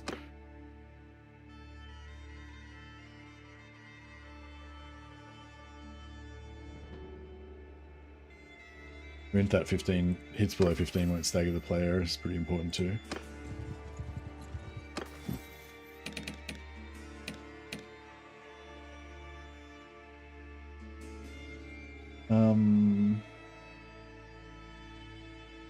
She got a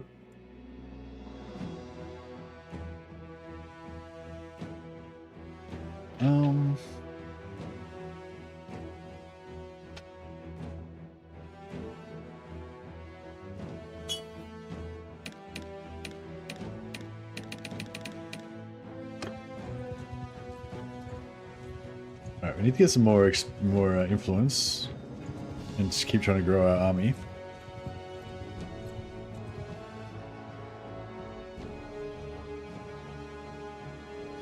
Alright, let's smash these. We will trap. Smash these guys. So magic is still on. I'm taking command. Messi, if you want another member of the team, made. What?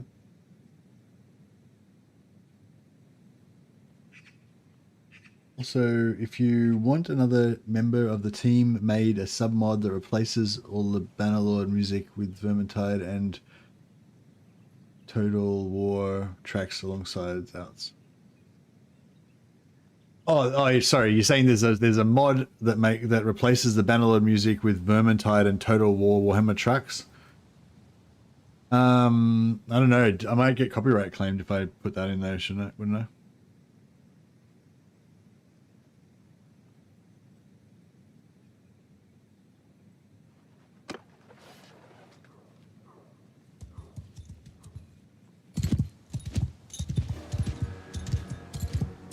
See, I feel like all these Blood Knights and stuff, they're fine because we've like converted them. But these ghost things and everything, I don't know. I don't think I dig that. I think that maybe they're demigryphs, or I don't know what they are. See you later, Bizarro. Have a good one, buddy.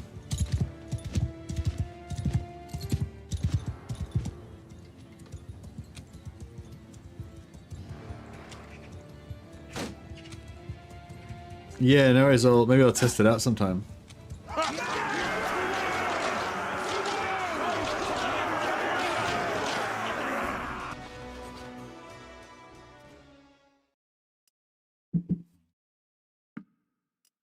Yeah, I occasionally get people coming in and complaining about the vanilla music.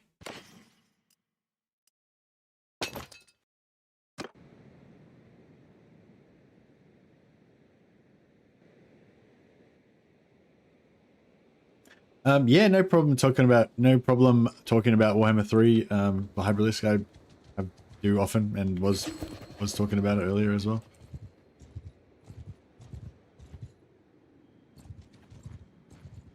We will trouble your. You might just have to write in Warhammer 3 at the start of every third sentence so that people like remember that you're talking about Warhammer 3. Alright, let's try this again. I haven't really been paying attention to my leadership, but I assume it's going up.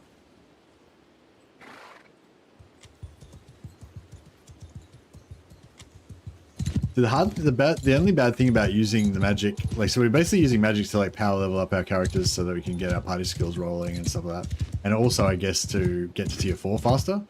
But the only problem with that is, like, once you get to tier 4 faster, and once you get your character things leveled up and everything, then it's like whatever the next goal is, that would also be served by having more you know, blowing everyone up in 5 seconds using chill wind as well.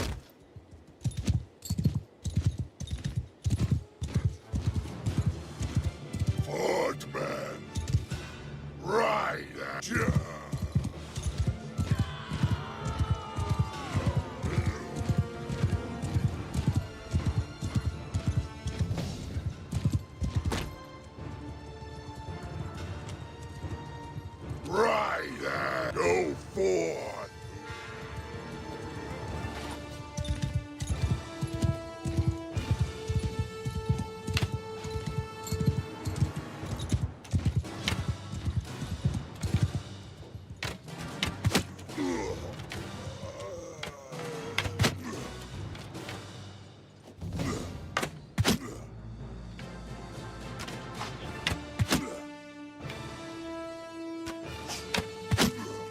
351 damage. These are like the enchanted arrows. Good character experience.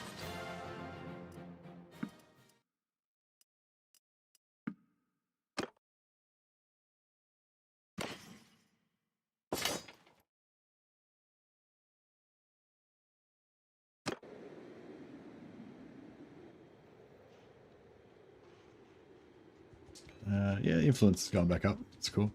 Could try and get another army, another unit. I think Karl Franz is going around gobbling up all of the other noblemen into his army. No more beastmen.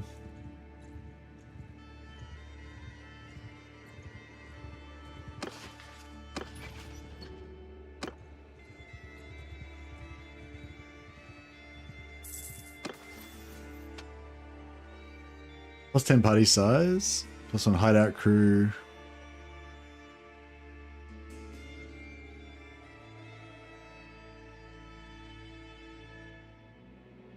I do like the extra speed, movement speed, but plus 10 party speed. Minus 5% army cohesion loss to command army. Yeah, I guess we should go for that. Seems like the responsible choice.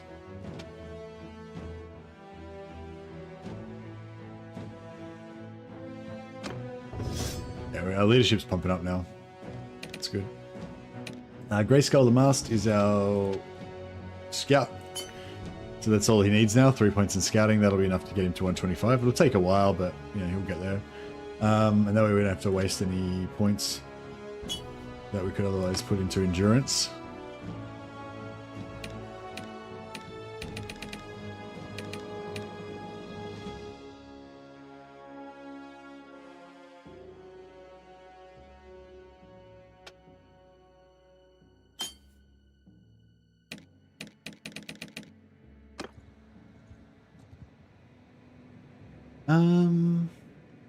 All right, maybe we'll head back to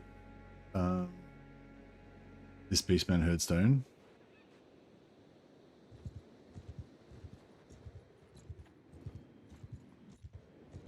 And I feel like we could probably hit another...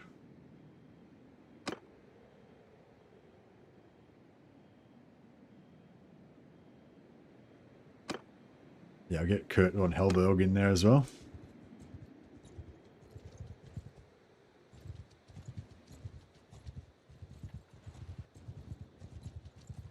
You will. Smash this guy.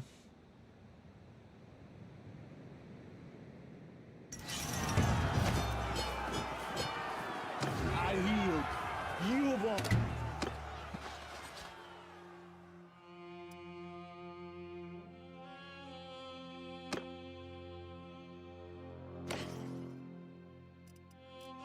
I wonder if that means that we could recruit like Norscan warriors or whatever, and then donate them to our companions army, and then they convert them. That would convert them. That's interesting. Yeah, 30% extra influence from battles. That's good. So if you wanted more Demigryph Knights or whatever, you could like recruit. You could use captured recruits to get some other type of troops, and then I don't know. It's not really be easier just to get the Demigryph Knights in the first place, probably.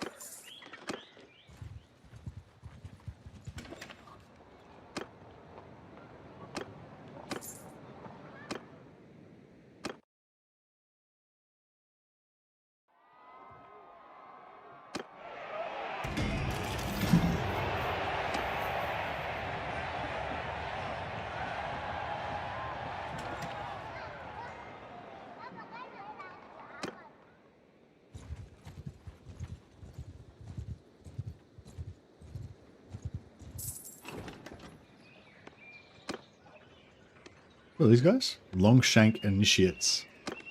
Cool. But not what we want.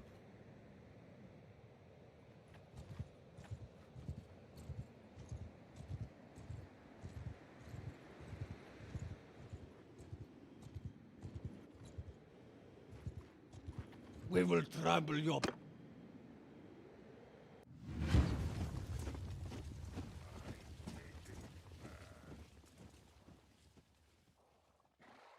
What's the Crusader trait? Is that the ultimate one where you have to win like heaps of battles and eventually you get like ward save or something? It's like that. Is that the is Crusader trait that like ultimate champion type one that you get for Britannia?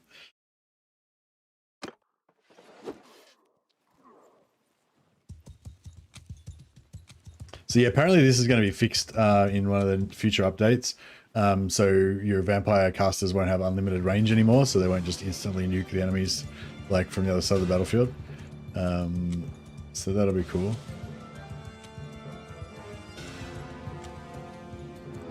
Although it's quite convenient for this, what we're doing right now. Just power leveling some companions.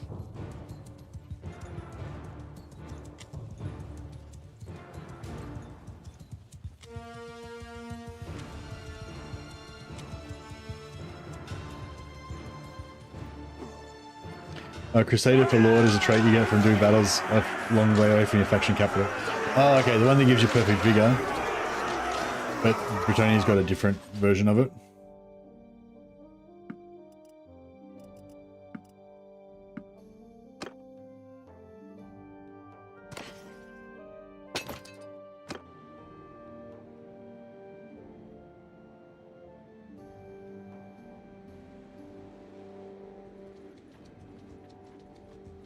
I was playing Citra and everyone just played Benny Hill with me and I quit.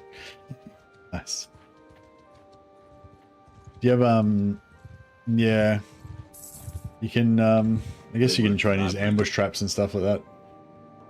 But yeah, it's annoying with Tomb Kings at the start because you don't have, you've only got one army, you know.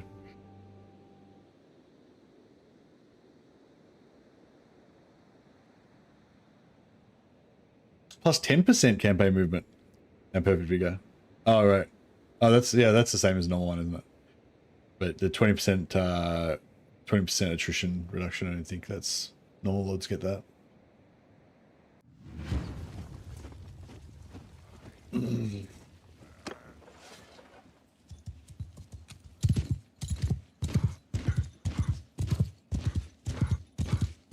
Manfred is scurrying around with multiple armies attacking my cities, yeah. Sometimes in that situation, I think the best thing to do is just don't worry about defending, don't worry about his armies at all, just attack, and you should be able to kill his shit faster than he can kill your shit. So, you know, if you've both got like 10 settlements, then, you know, you just accept that you're going to lose 3 settlements, but by the time you lose your 3 settlements, you'll have wiped out all 10 of his, and then just keep going till he's completely dead, and then, you know, then it's done, you know.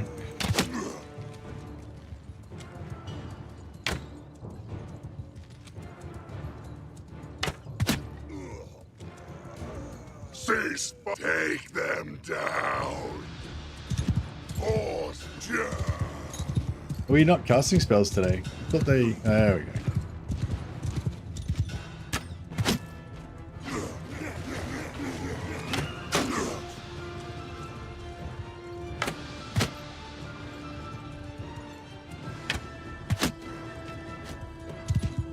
Sal, set face.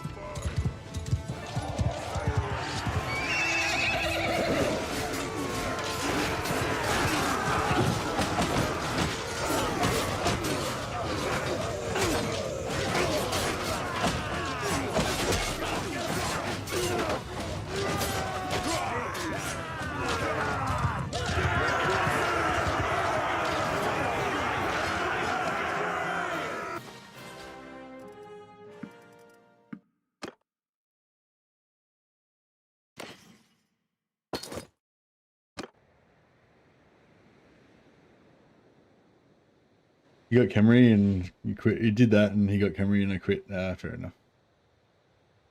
Played this mod yesterday. Thank you for showing it to us, Mercy. It's so much fun. It's such fun. Yeah, nice. What career did you try out, John? Yeah, what faction and what career were you trying? I agree, it is so much fun.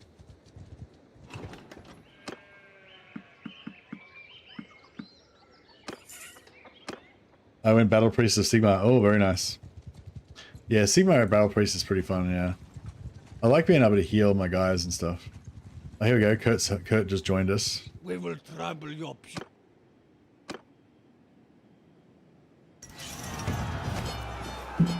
I'll probably go and siege, something soon, I think.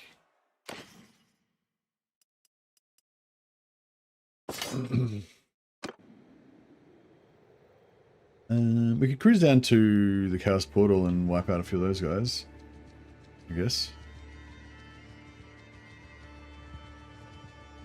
Think I'll do Wizard Lizard afterwards. Wizard Lizard?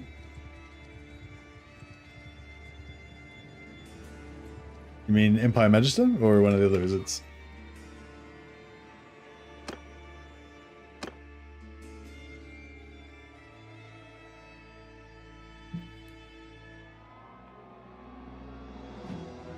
Empire Mage, yeah, Empire Mage is cool, especially if you want to go for an army-based kind of a playthrough, like where you have really elite troops. That's like that's the Empire Wizards. Well, the Empire Wizards got two kind of things, I guess. Is one cool thing is that you can recharge the winds of magic of your companions, so you can have like a council of wizards and like let them all unleash, and then just recharge all their magic and keep unleashing, and then recharge it again, and you can pretty much have as many recharges as you want. You know, eventually you could have like. You could recharge their winds of magic like 20 times or something if you wanted. That's pretty cool. And the other thing you can do is you can buff your troops. So you can put like a power stone on Empire Halberdiers to give them like 40% physical resistance. Or yeah, actually one of the power stones gives you 40% physical, 40% magical resistance. And they're both, I think. And there's another one that gives like 40% physical, magical, and lightning, I think, resistance or something. So yeah, so you can basically just choose one troop type and then just make them like super tough. So yeah, those are probably the two favorite things about the Empire Wizard.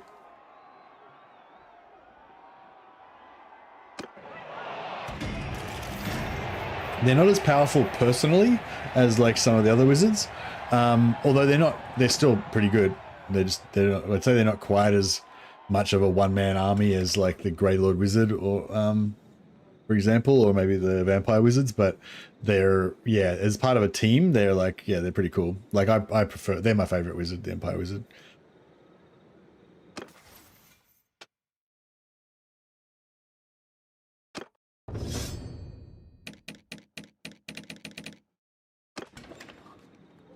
Right, let's head down to the Chaos Portal, smash a few Chaos parties, and then hopefully by then our other army will have arrived.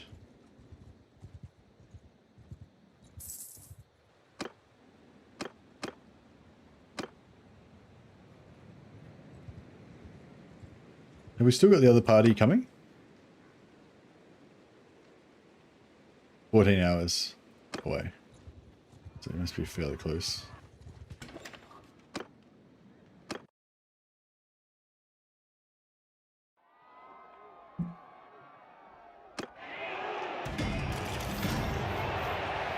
We used to call them wizard lizards back in the Academy of Altdorf. Oh, nice.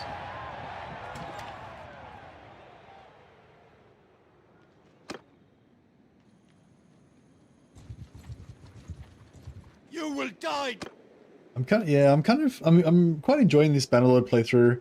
I kind of want to play some Mordheim still. I keep getting this jonesing for Mordheim, but I can't.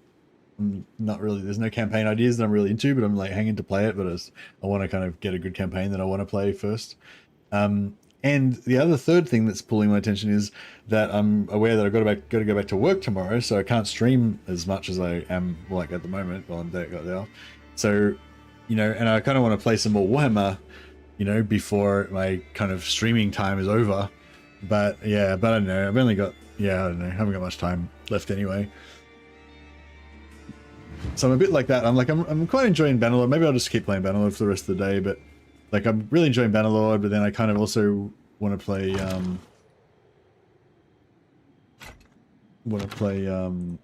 Warhammer and Mordheim as well. I want to play all the things.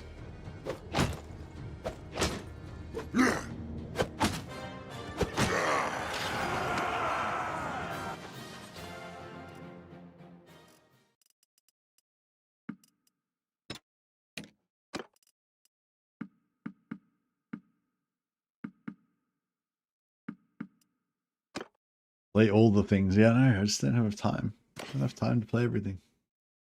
Balanced Chaos Lance. Yeah, actually, we could just stay here for a little bit. Just read some books, do some blacksmithing, and farm some chaos. Because we need to finish off our blacksmithing. I think Aberheim's got wood. Some wood. Oh yeah, they got plenty wood.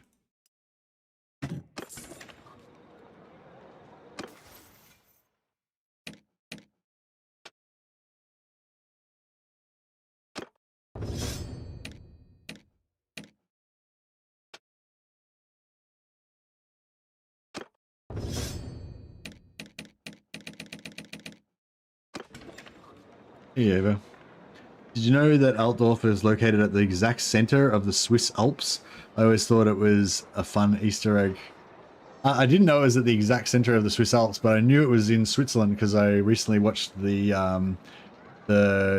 what's called William Tell movie that was on Netflix, and Altdorf was one of the towns that featured in that. Is Altdorf like the capital of Switzerland? Or is it as like an important town in Switzerland? I know it seemed like a pretty important town in the William Tell story, but yeah.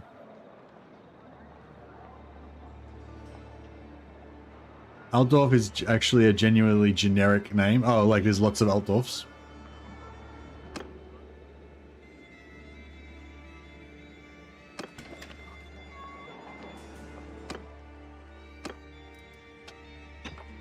Alrighty, we want to smelt all the axes.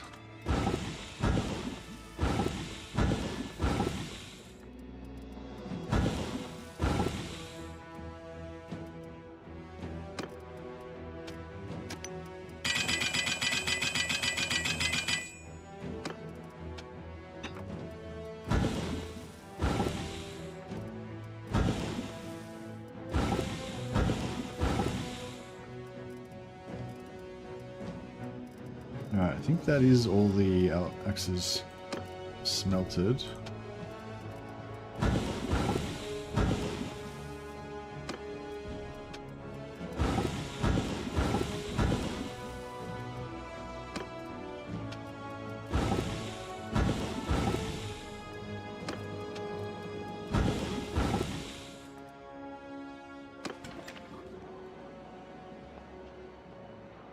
I think the Warhammer Altdorf is based off the one near Nuremberg, right? One where they had a university back in the 1500s. Ah, okay. Like the German Altdorf, not the Swiss Altdorf. The other Altdorf.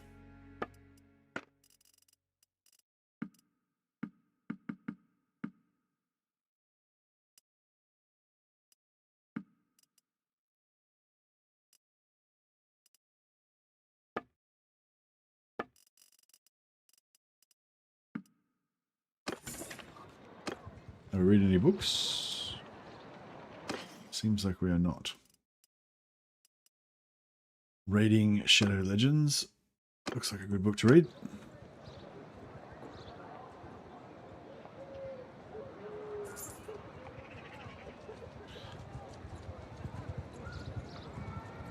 Altdorf was originally supposed to be named Carlsberg, but Games Workshop decided to veto that because they didn't want legal trouble with the Danish company Carlsberg. Nice.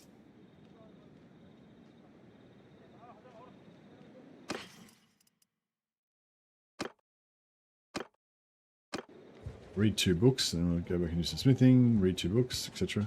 Oh, there's some raiders, we'll smash those guys.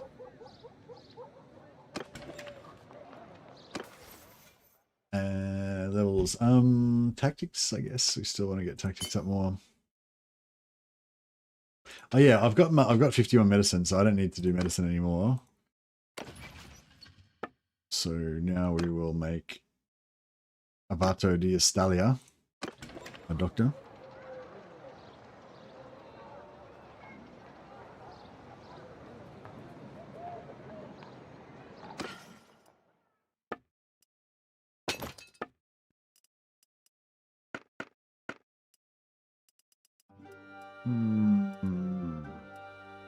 Thing.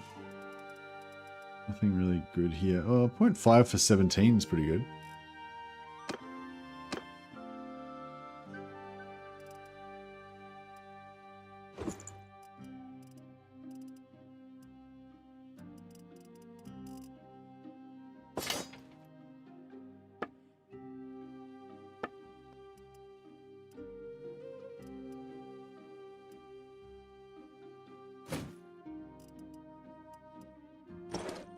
Get rid of these gross horses.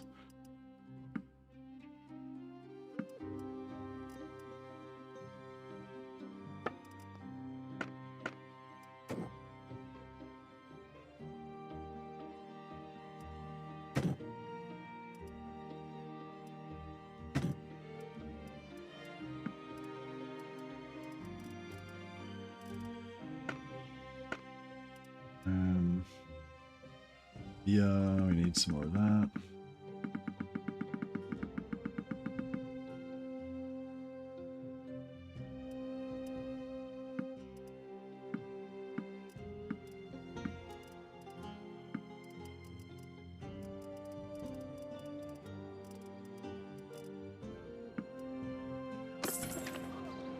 Cool.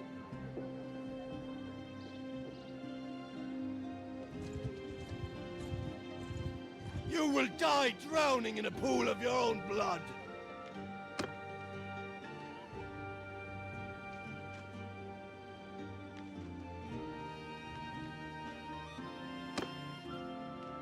Oh, I didn't want to do that. I wanted to fight it. Alright. Oh, I'm taking a few casualties. Such is life.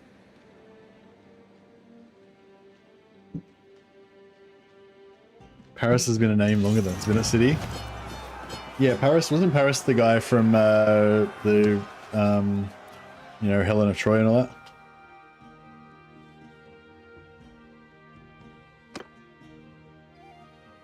Paris of Troy, yeah. Hector's little brother. The one that was shit at fighting. Was he good, like a good archer or something? Or was he just a lover? You will die drowned. Alright. This time we'll let them be executed. Helen of Troy, Paris of Troy and Helen of Sparta.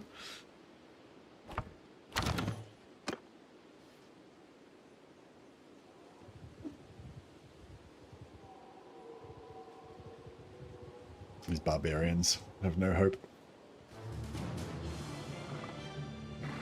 Yeah, really, I love this Empire/vampire vibe we've got going on. I don't really see it properly. Moonlight's facing the wrong direction. Yeah, we've got this like kind of vampire and empire mixed together thing. I'm wondering if I can go with gloves as well, but the boots look really nice because the way that the kneecap hangs down over the boots, it kind of looks like it's meant to be like that. And the helmet kind of nestles in there. I know, maybe we could get a better helmet.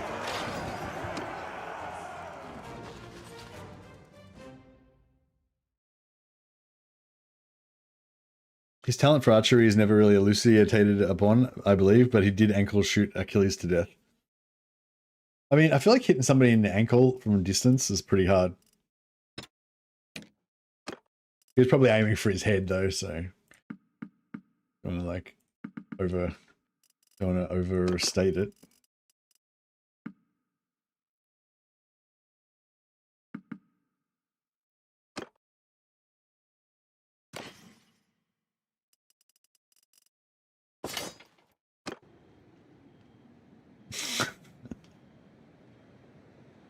Well, he didn't know that Achilles' ankle was vulnerable anyway. So if he was aiming for the ankle, like that's pretty weird. Unless he's like just a foot guy or whatever, just a foot fetishist.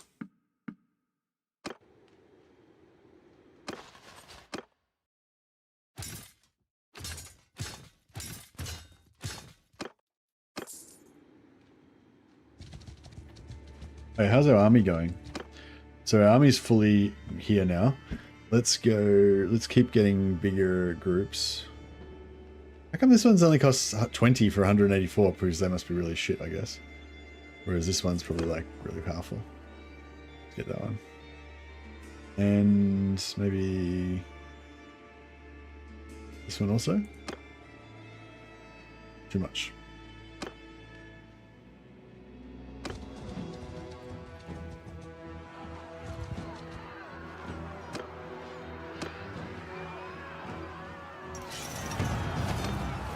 Cool, got some influence, bit of charm points.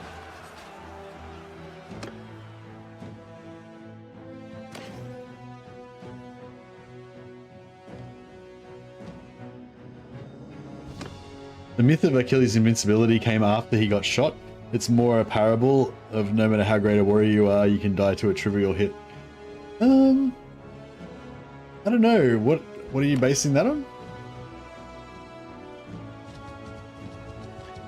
I thought that pretty much the only source was the Odyssey, and there's no other real secondary sources. But I don't know. Maybe there are. Maybe I mean I don't know much about it. I just assumed. But yeah. So are you saying in the story in the Odyssey? Not the Odyssey, the Iliad. Sorry, the Iliad. Yeah. Sorry. So you're saying in the Iliad, they specifically didn't think Achilles was immortal before, but then afterwards, they decided that he was immortal, or like I assumed that it was, you know, the whole like Athena dipping him in the thing or whatever, you know, happened before the battle. Apollo told Paris about the ankle thing. Was that after he was? So that was before he was dead. Oh, so Paris was actually aiming for the ankle.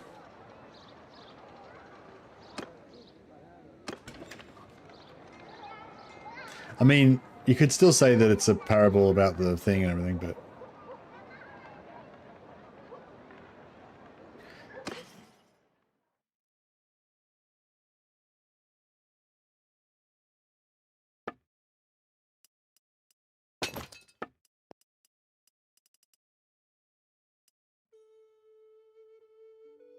it was his mother, not Athena, that dipped him in the Styx. Ah, right. Sorry. I'm just making a mess of Homer's stories.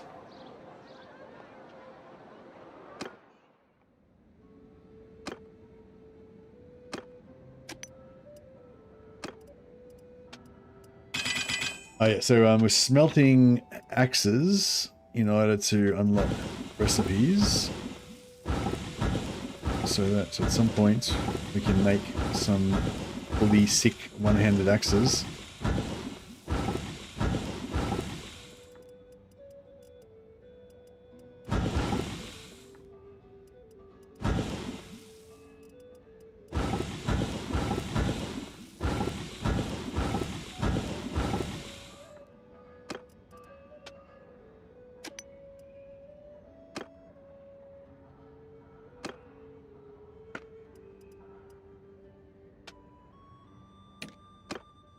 So yeah, we'll just make some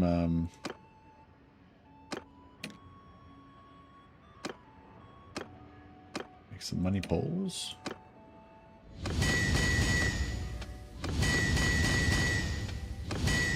Gives a little bit of XP.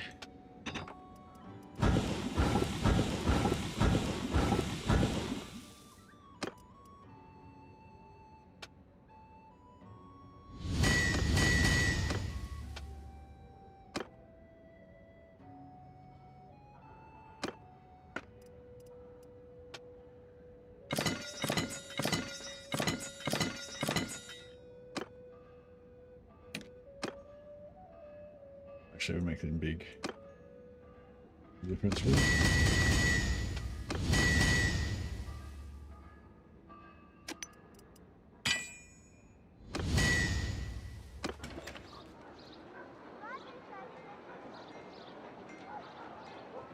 Speaking of Homer's works, has anyone listened to Epic, the musical about Odysseus, basically made by one fan? It's actually quite something. Highly recommend. No, I haven't heard of it, Javens. Is it on YouTube or?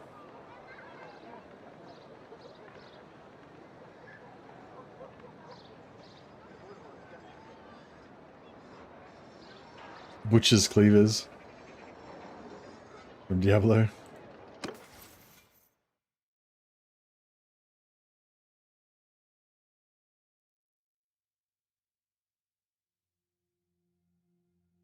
feel like I'm getting...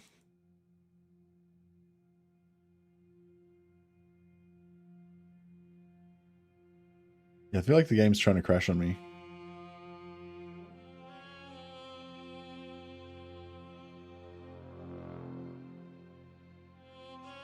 Including several versions with fan-made drawings that really bring it to life. So it's like this Iliad but sung.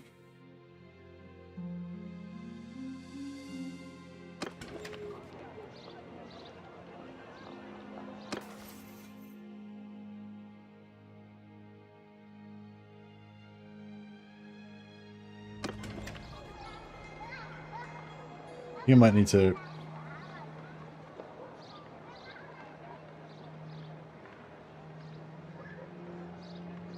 Yeah, I think it's trying to crash on me.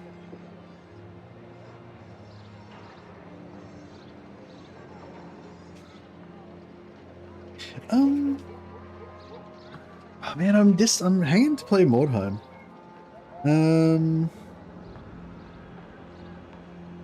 What's a good Mordheim playthrough? I want that feeling of being in the spooky world of Mordheim and, you know, exploring and stuff. Alright, this is trying to crash. Let's just Alt F4 out of that. I think I need to restart my PC maybe.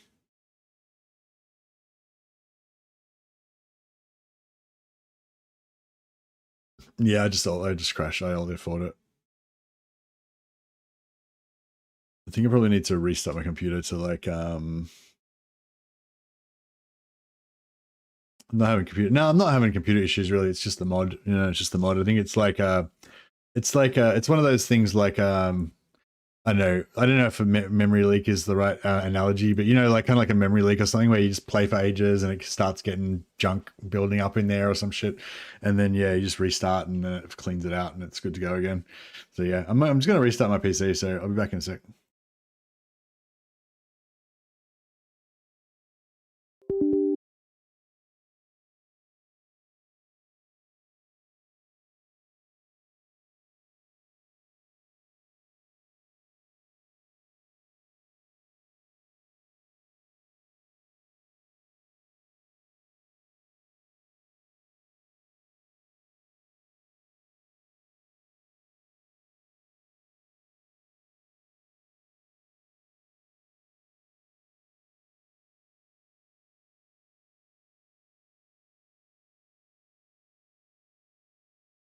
Welcome back. Yeah, thanks. Welcome back. Me. I think I'm going to try and make some sushi. Well, yeah, I'm going to try and make some sushi tonight, but we don't have any fish. So I'm just going to make maybe cucumber sushi, but maybe I'm going to do some fried tofu and some fried beef, like on the side. Kind of like, I don't know, try to make some, you know, like that kind of like bulgogi beef that you get from the Korean bulgogi beef, whatever it is. Bulgogi, whatever it's called. Yeah, something like that. Like kind of like thin shaved beef with like kind of vaguely soy sweet kind of sauce on it. I feel like that something like that could work. Could work. Or maybe I'll just do like Chinese style beef and broccoli. Good too. Alright, just loading back in. I think we're getting there.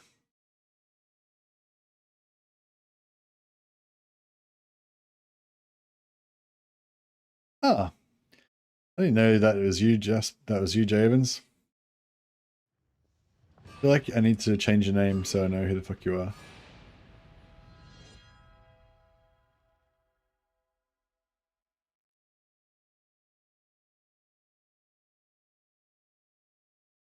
Do you mind if I change your handle in Discord to be same as your YouTube name? Because otherwise I won't remember who it is. Or maybe I will remember. I don't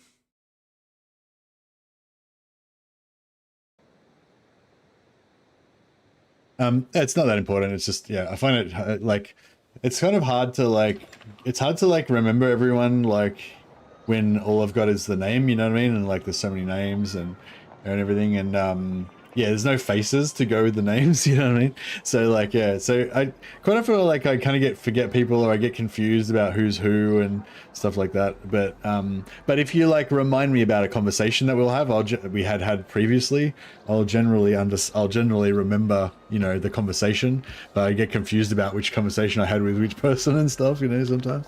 But yeah, and if you have the same name on Discord and the same name on YouTube, that makes it a lot easier, because if you have different names on everything, it makes it like, then it's like even fucking harder for me to remember, you know. You rarely post it on Discord. Yeah, I feel like I've seen the Jasper name come up on Discord before though. And I was like, I wonder who that is. Oh.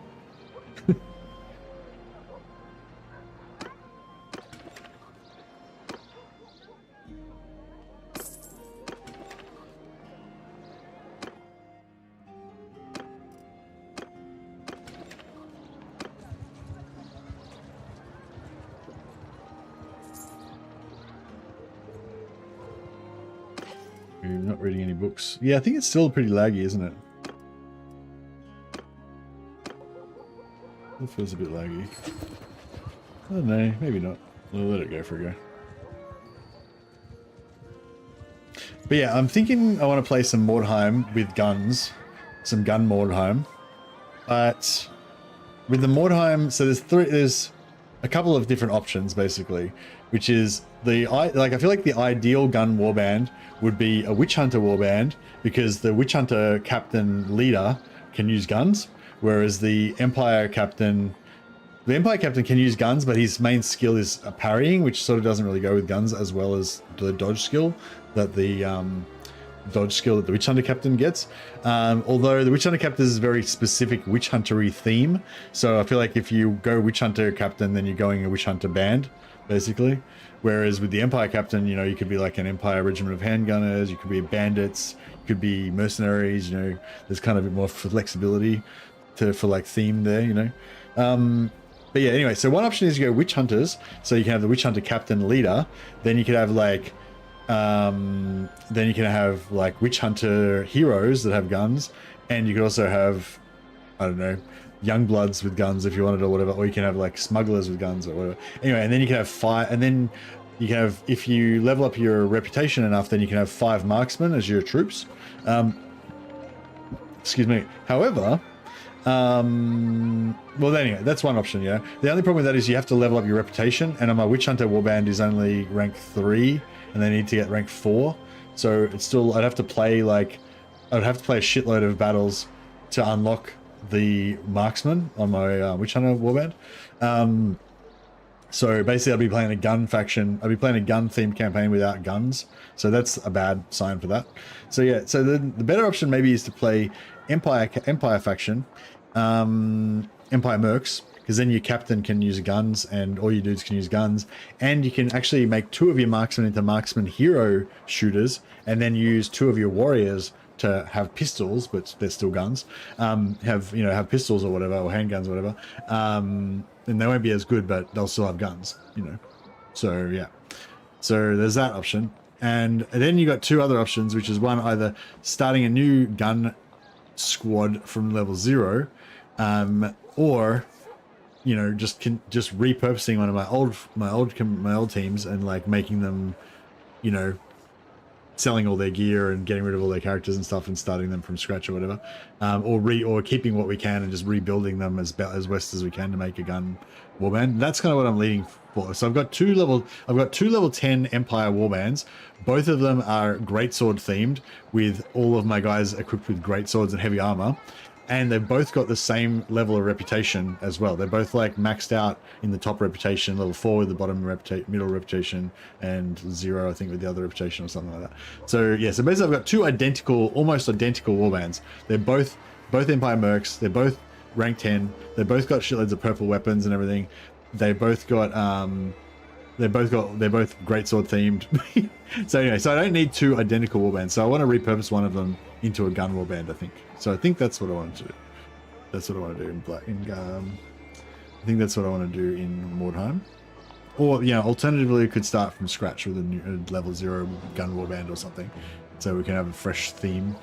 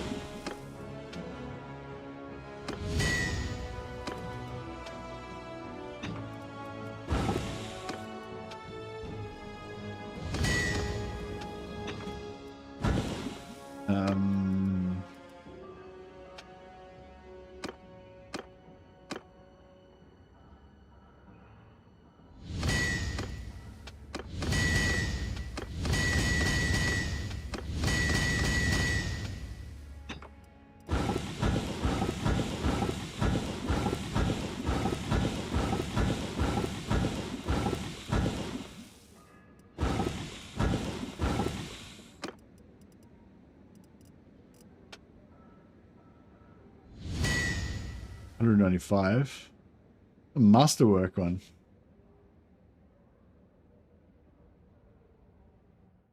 Who's the best for just night spam as Bretonia, you say? A yo-yo?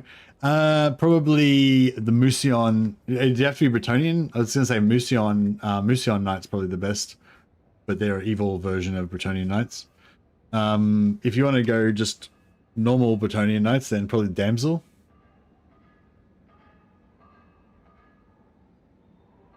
Followed by the Bretonian Knight, obviously.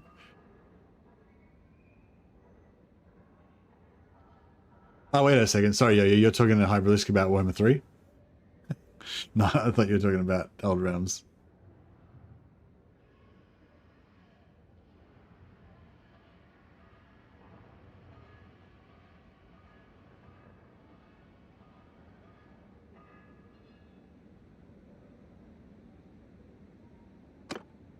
No, you're right. That was Yo-Yo's. He should have said in Warhammer 3. Right, when he said that question. Otherwise he confuses poor old Mercy. But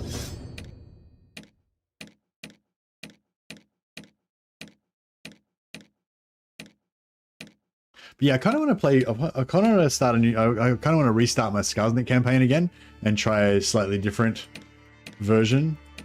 But I feel like, you know, it's probably not going to be that interesting because people already watch me play Skarsnik. And also I'll probably have to finish soon for dinner anyway, and it's no point really starting a stream and then playing for like an hour of Warhammer or something. So it's like, yeah, I'm kind of a little bit in between at the moment.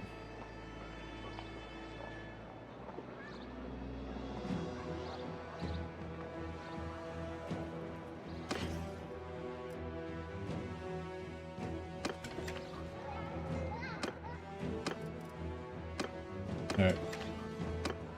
Reading any books? Nope.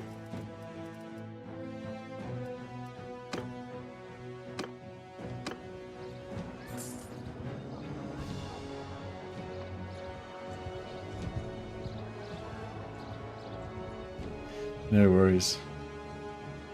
I was briefly confused for a moment. That's right. I'm often confused. No big deal.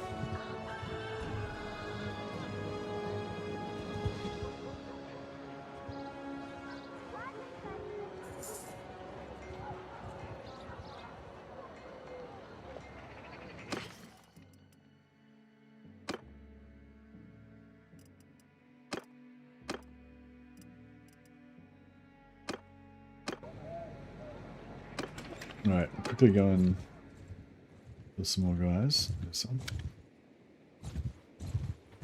You will die!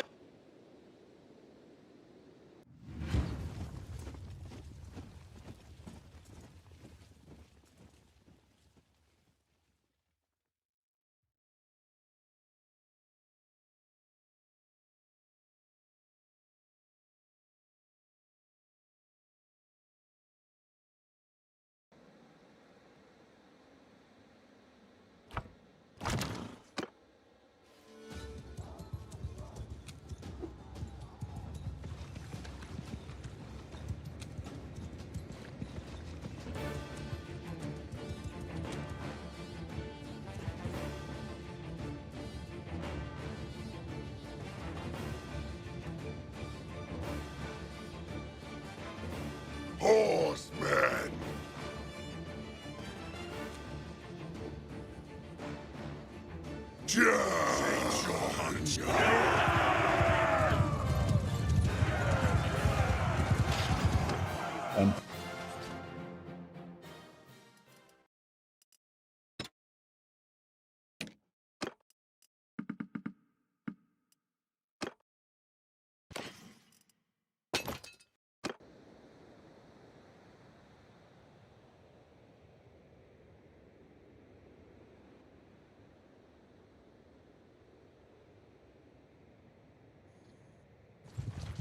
See if there's any more. I just ought to resolve these guys. I wonder how much influence you get from a tiny little battle like this. So I think we were on 68, yeah.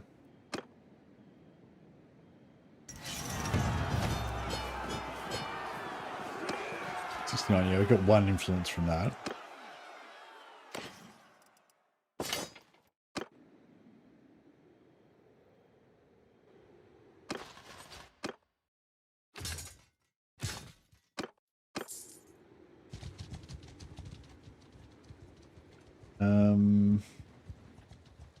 Yeah, we need to make another party.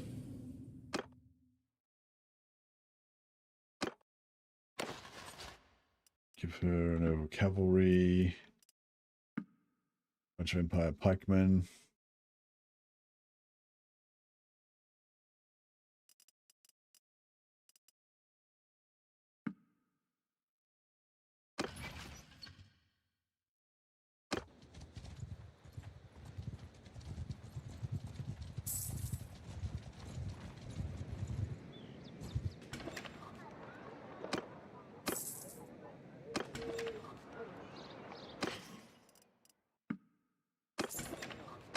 Alright, get these warriors. You will die!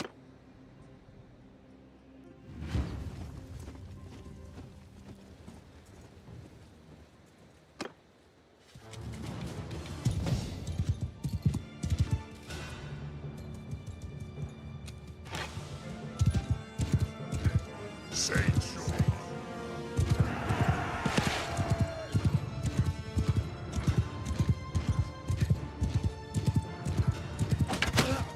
Did you get him? Oh, no, I hit him, but he didn't die.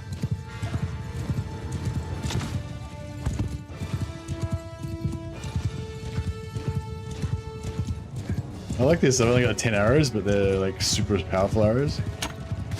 Oh, whoops. That guy lived. I only do 88 damage to him.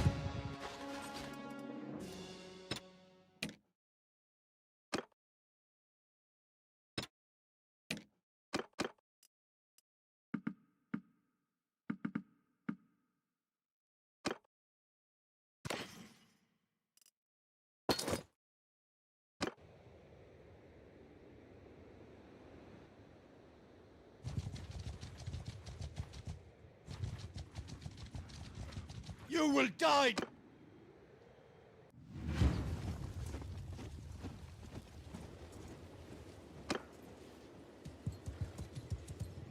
There might be out of magic.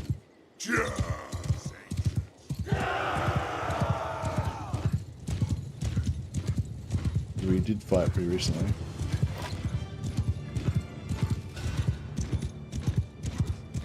Is there no cav?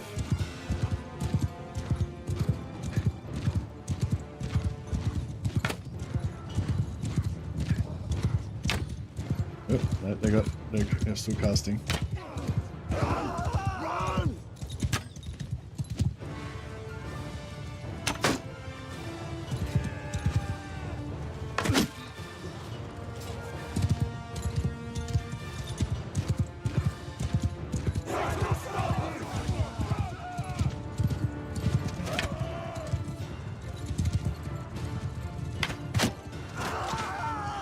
His grenade launchers are pretty harsh.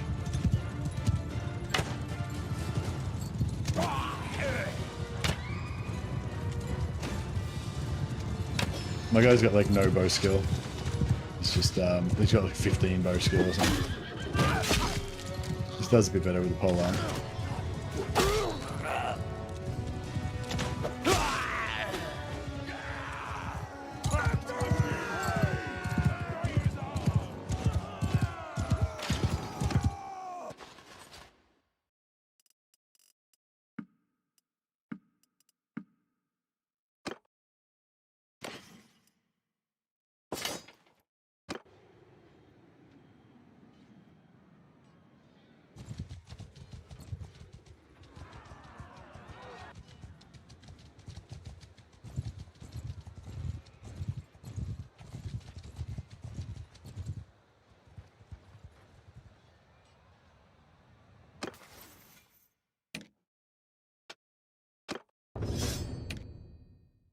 Genova. All right, give her endurance and two-handed, I guess.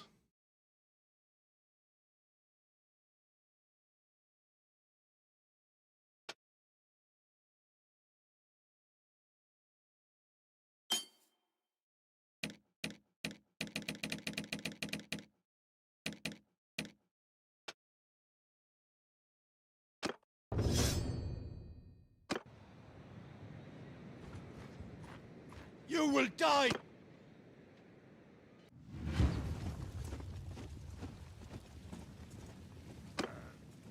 Sate your hunger.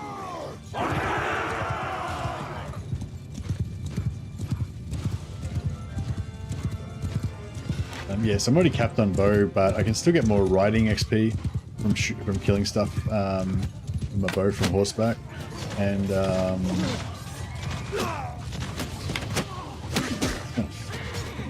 drilled by throwing axes.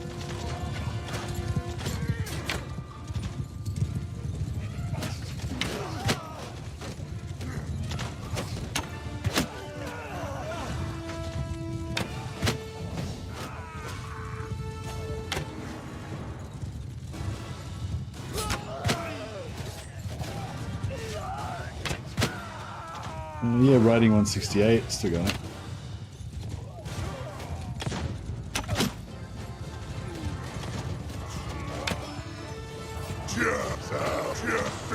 Alright, turn on fire at will. Actually, we'll leave fire at will on. More fun if they blow up some of our own guys occasionally. Gives us more medicine skill up anyway.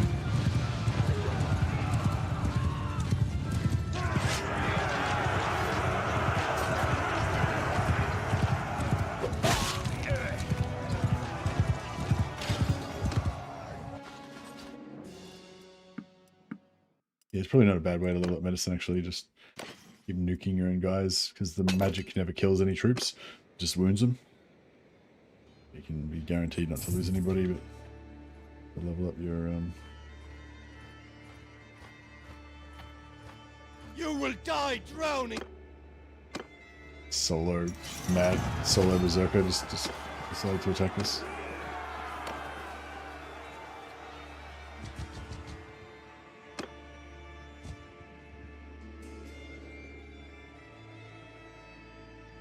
Three points off. We're 97 leadership. Very close.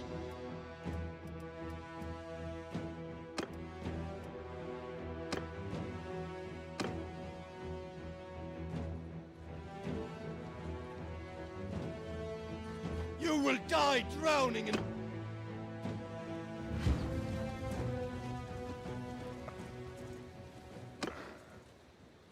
Judge!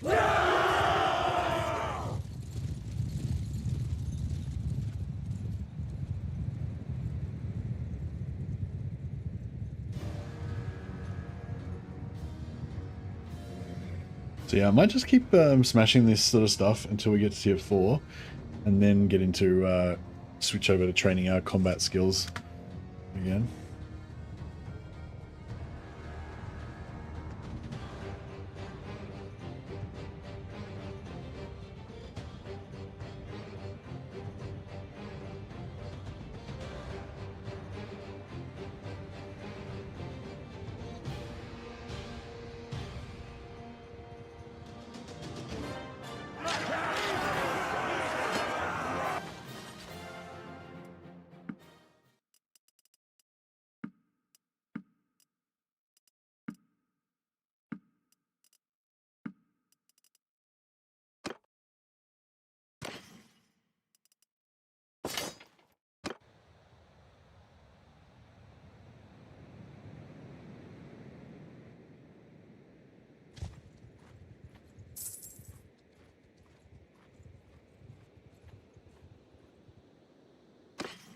Read that one.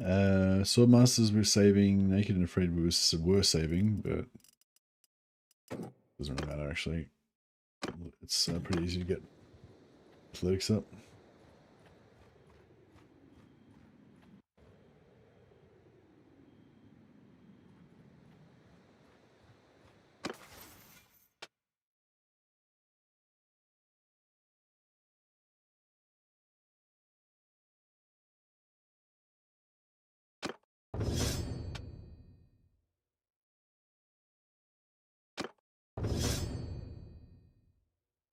Yeah, we'll get this endurance point up pretty soon.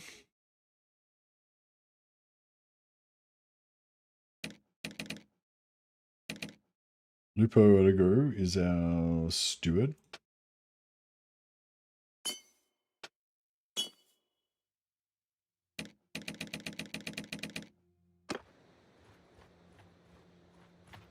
You will die! Yeah, just stand next to this portal and they'll just keep pumping out armies every so often to fight us. Sate your hunger.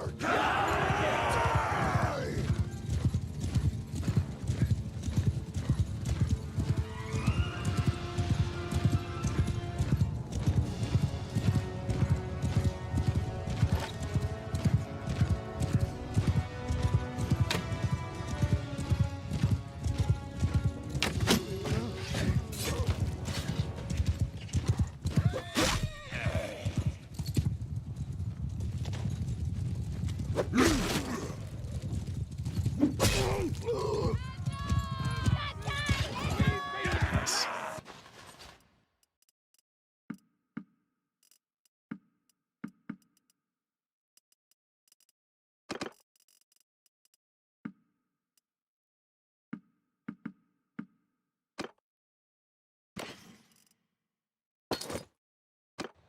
We're getting pretty overburdened. Getting a bit of influence saved up though.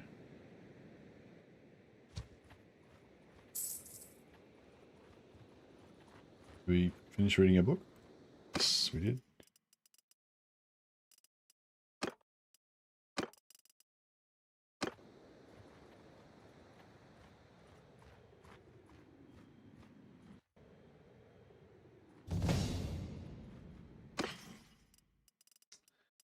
And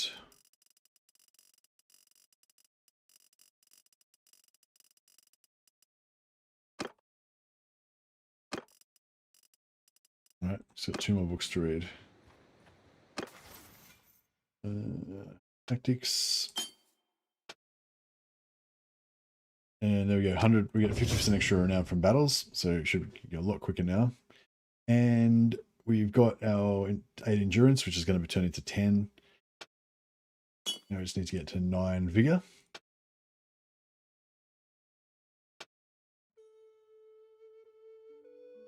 And then that'll give us 10.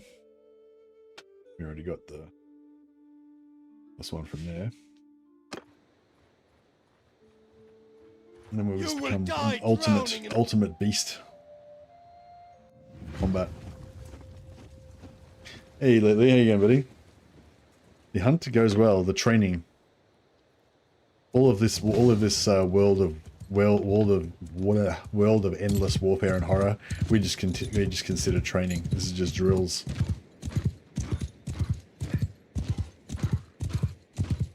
The true battle is, you know, inside oneself. The true battle is against oneself.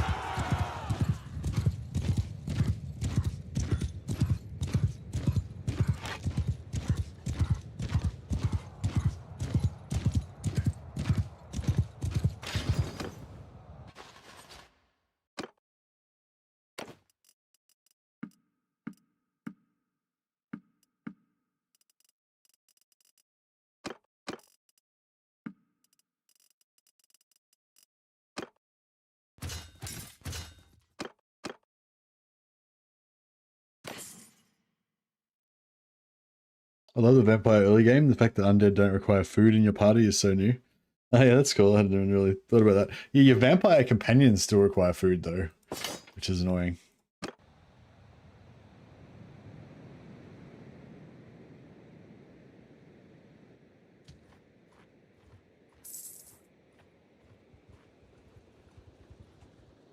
Right, book read. And last book would be Two-Handed Sword, which we're capped on anyway, but still get the character experience, and Two-Handed will go up fast once we actually start using one.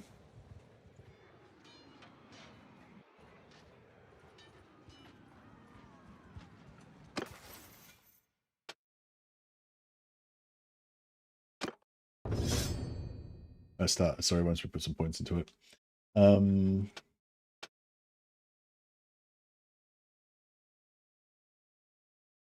What do the scrolls and books do? They give you a crap load of experience every tick in that particular, whatever the associated skill is. So it's just a good way of leveling up, you know, leveling up your skills.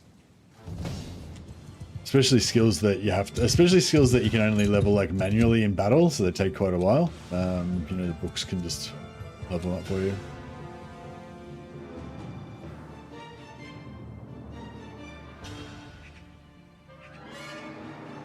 Yeah, I'm just smashing these guys in order to get our character level and renown up a little bit. And yeah, but my ultimate goal is to train all my companions to be the ultimate warriors.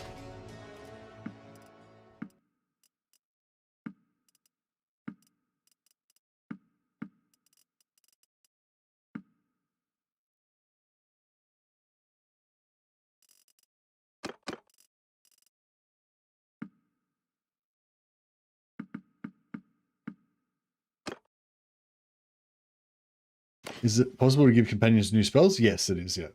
You just go to the spell trainer. Every Empire town has a spell trainer, so if we just go to Averheim now, and you just talk to the guy, just spend some influence to back up. Yeah, just talk to this guy, the Magister, and then you can just learn whatever spells you want. Just go, I come seek further knowledge. And then up the top, by default, it'll show you if you're a spellcaster. Otherwise, it'll go to the next character. And then you just press this little arrow here to go through all your different characters, and you can buy spells, whatever spell you want for those characters, whatever spell that they can have access to. But yeah, that's how you buy those spells.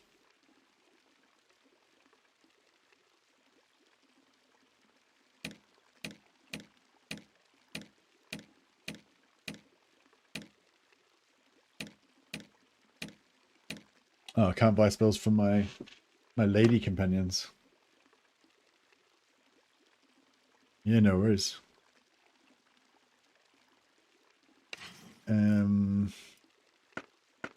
Yeah, so we've read all the books now.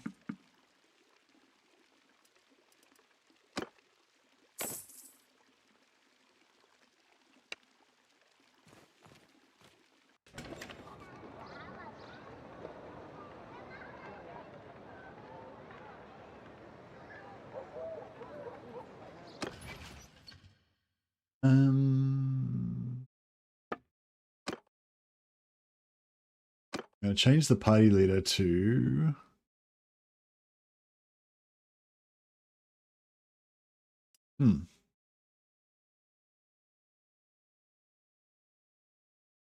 I guess Lupo.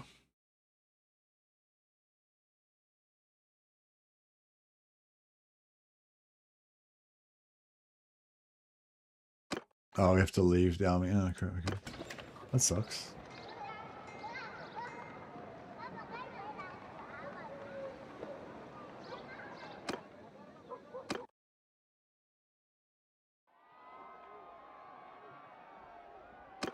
Yeah, apparently I can't switch my party leaders around if I'm part of an army. It sucks.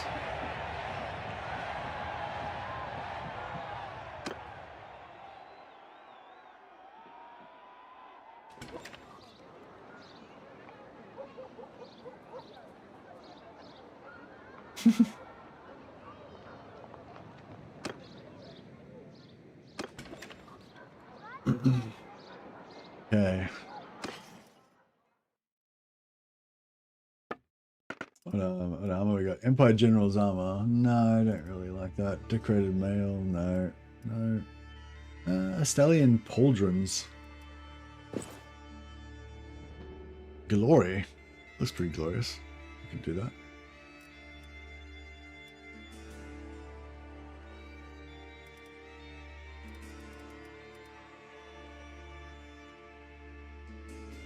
Legendary Gold Wizard boots, 0.8 for 25 armor. That's insane.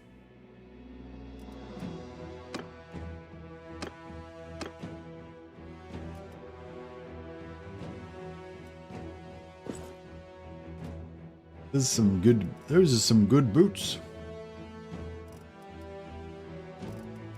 Some real good boots. Sturdy leather gloves.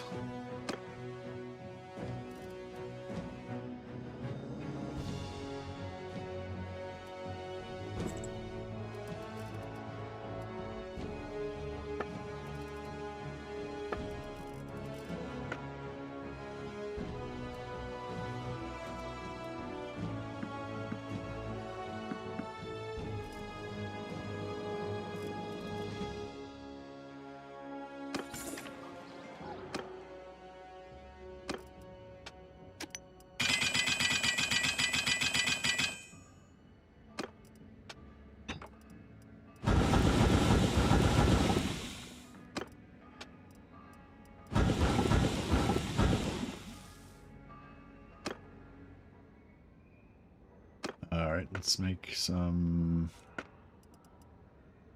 money poles. Money poles are also pretty good for training, skill training.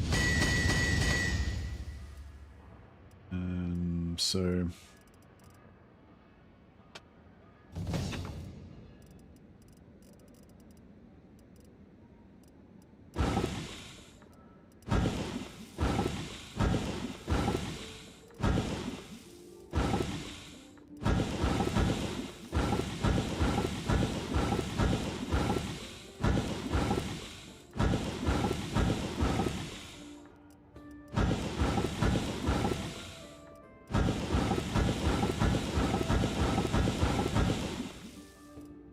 alright, cool. We should be one-handed axes should be pretty.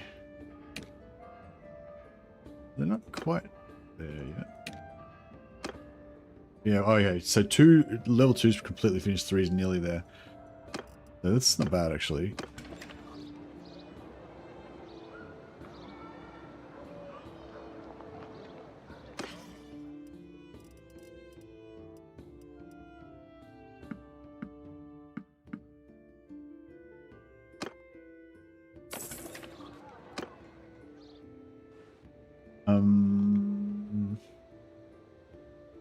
All right, so let's head.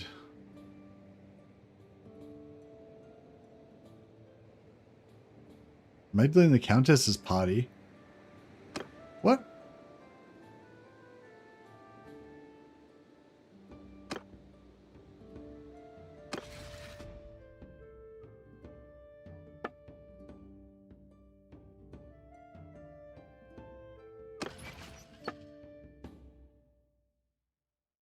Where the fuck? How? What? Did I make her give her? Oh, I gave her a party, but I never invited her to my army. She's just been going around doing her own thing this whole time. Cool.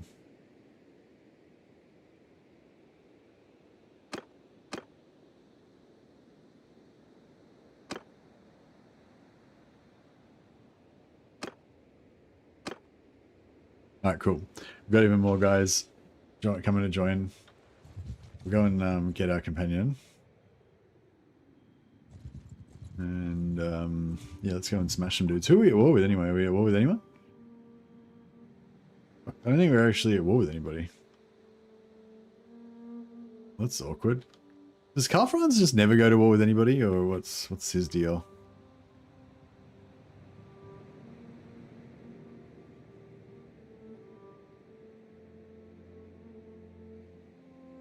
Oh, she's joined our army now. Because I need more influence. I might have to go back and just keep fighting the Chaos Warbands. Because if I don't have any enemies, then my army will fall apart. Can I... Oh yeah, I need more influence to be able to vote. I need to go to war with somebody.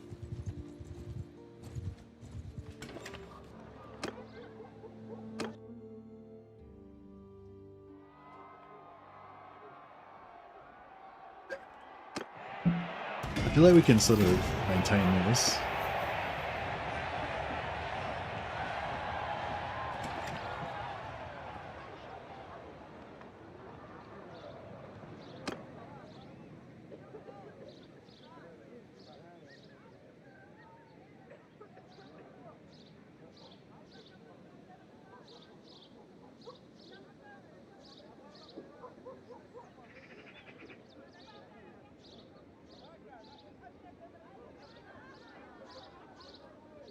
Oh yeah, I watched Mayor of Easttown this week, which is quite a good kind of cop show. Got Kate Winslet in it. Yeah, I thought it was quite enjoyable. Anyone was looking for a cop show recommendation? I don't know, it's a weird, yeah, I don't know, it was a weird show, but I thought it was good.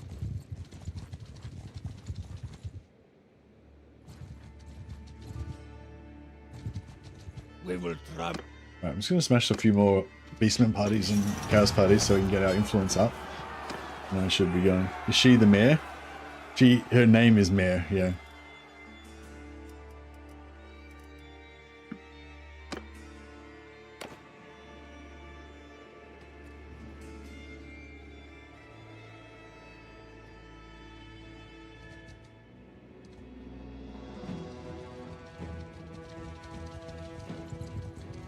We will trample you.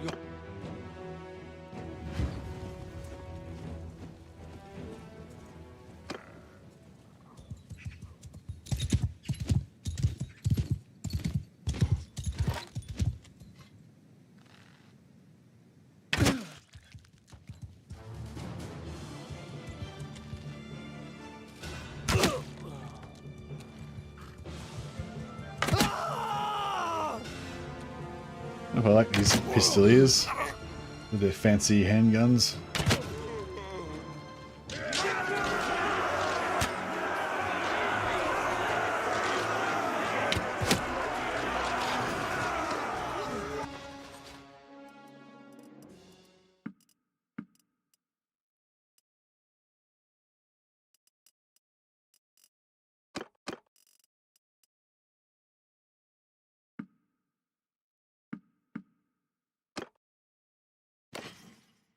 Really need to sell these prisoners. I've forgotten about it.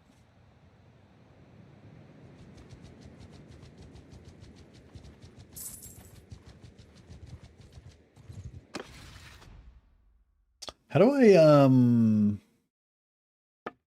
I like suggest that we go to war with somebody?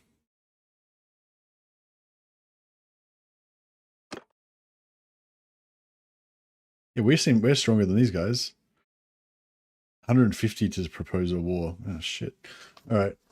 I guess we'll have to save up our influence for a while.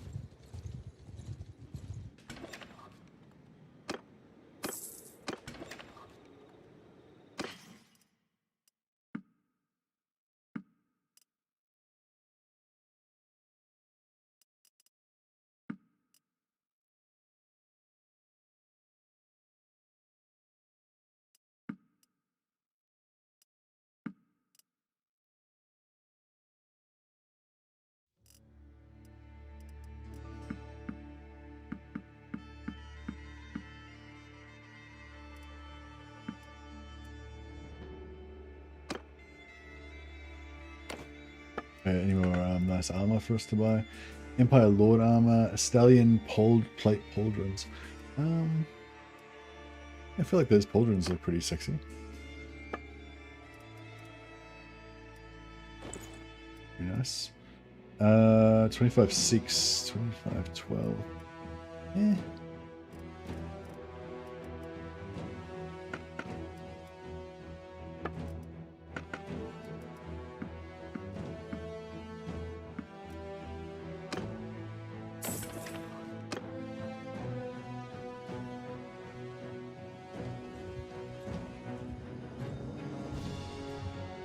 So we've got this massive army, but nowhere to go with it. No castles to take or anything, because we're not at war with anybody.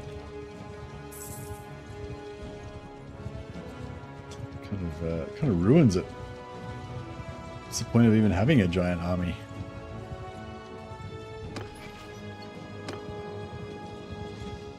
Can't smash it into other big armies.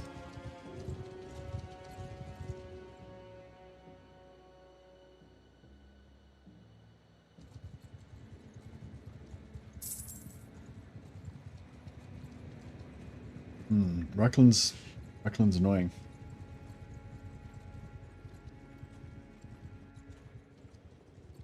Maybe we should go to war with thought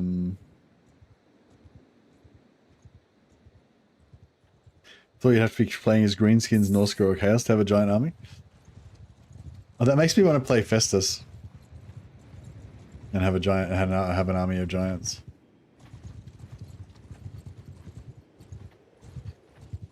Do like a Festus single entity only campaign or something. You will die. Probably not going to get much renown from having 900 guys in this army, are we? That's the only problem with this. We're farming lots of influence, but we're not. We're probably not getting very much renown because our party's too big.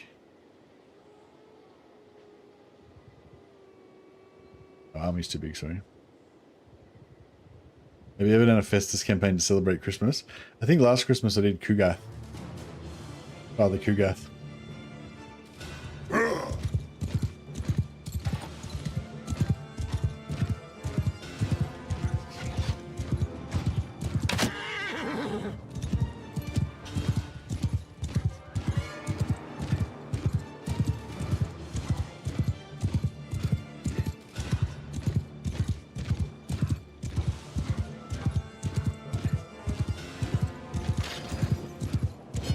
4.9 renown. Yeah, if we were fighting it with just like an 80-man party, then we'd get heaps more.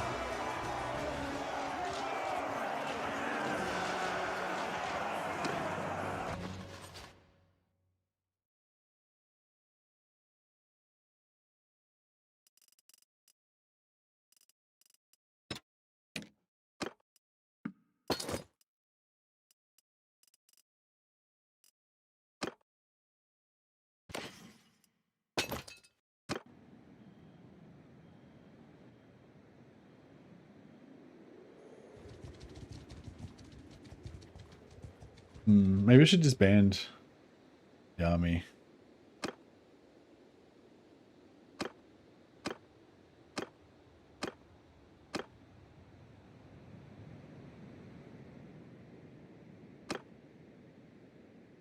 $6 hours? What does it mean by that? What does it mean? Hey, Roger. Yeah, just farming some, farming some Chaos Raiders. My underlings are trying to steal my skills, steal my kills.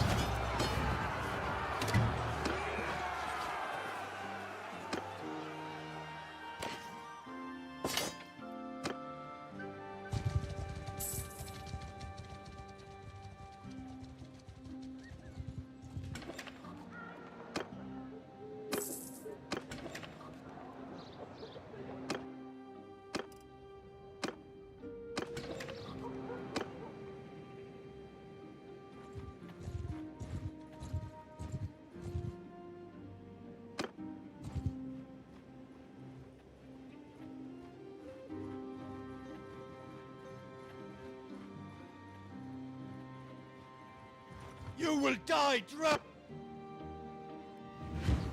Yeah, so before we only get like 4.5 renown or something like that, we'll see how much I reckon we'll get. Should get like 10 of this, 10 or maybe 15 actually, because we've got the 30% increase. Yeah, hopefully we get like 10 or 15, 12. We have with 12. 8. No, it's better than 4.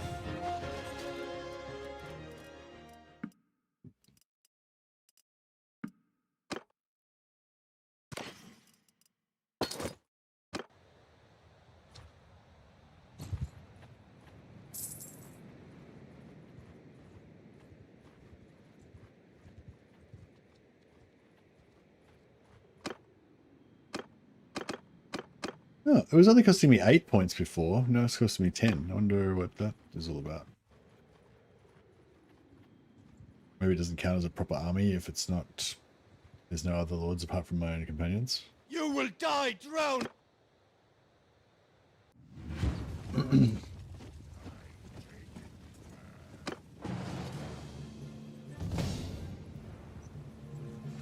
It'll still be relatively fast, I think.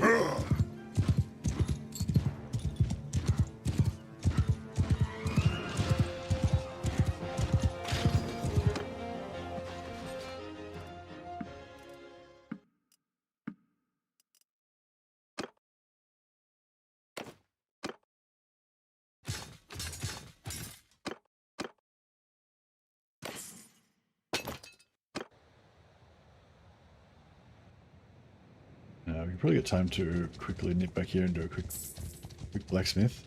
Oh, the Chaos Warriors are aligned with... The Chaos Warriors are working for the Brass Keep now.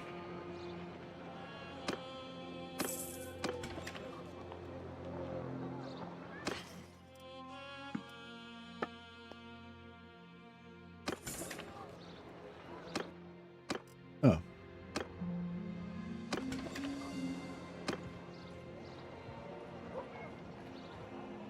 That's weird. So we don't get blacksmithing stamina from resting when we're out of when we're not in town.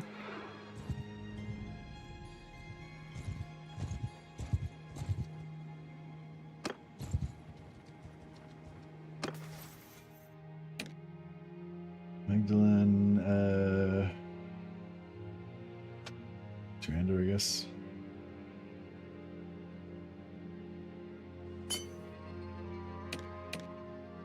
Reskill the Mast is our scout, but he's already got his 3 points in scouting. That'll be enough to get him to tracker. Yeah, if you got two start points in and 3 skill points, you can get to a maximum of 138. So eventually, he'll get us up to 138. We probably should do some traveling around to try and help that out, though. Two-hander up. Esteban Bombica is our engineer.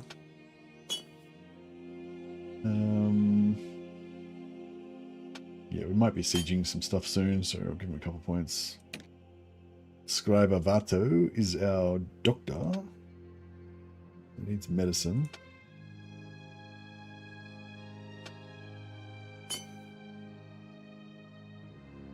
But I don't think I'm going to give him intelligence. I don't think I'm going to put his points in intelligence. I'm just going to give him athletics, endurance and athletics to try and make him tougher.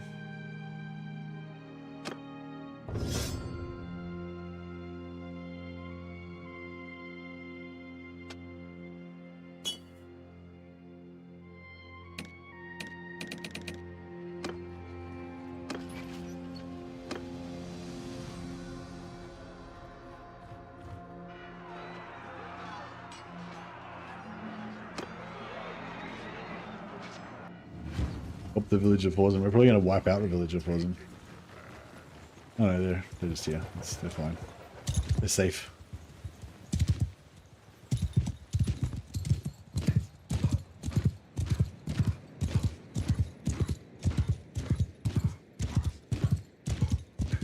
You're going to need to give him drain life so he can cast more spells and level up his magic quicker.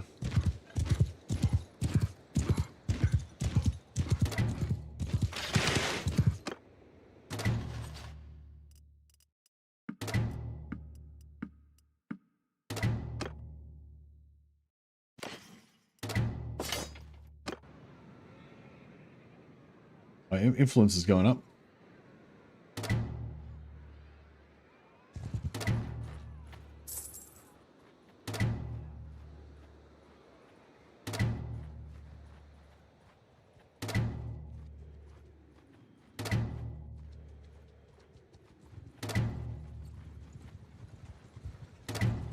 Got a lot of relations up with people in nearby towns.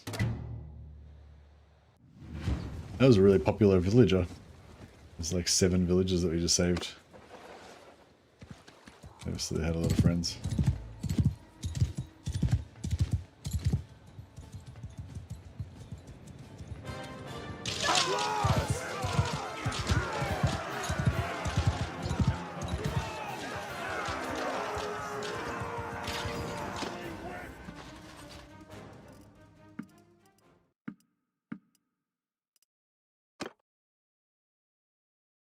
Is the Festus AoE heal still any good? I'm not sure. I think it got nerfed, but you'd still have, like, if you wanted to do the giant thing, you know, you'd still have normal Nurgle healing as well.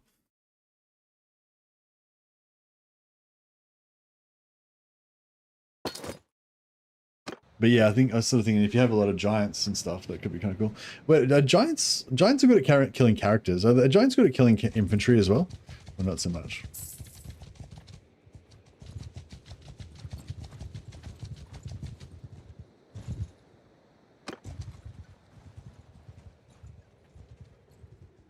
$180. So we're getting about 20 points of influence per fight.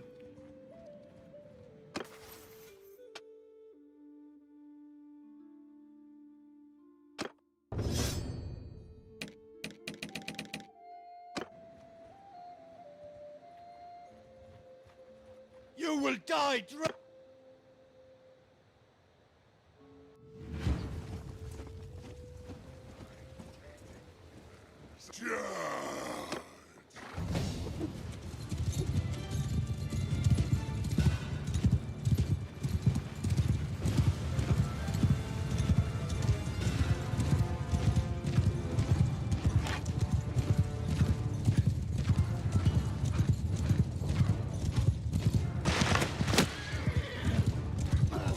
Ooh, I just got nailed by that.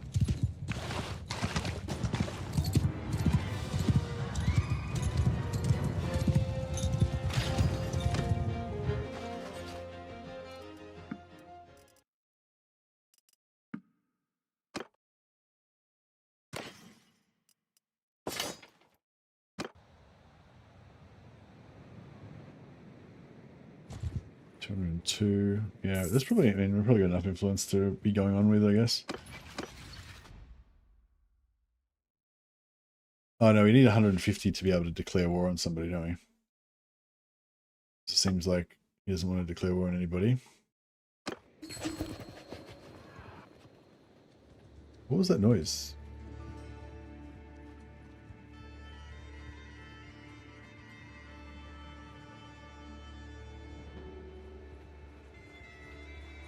You will die drowning.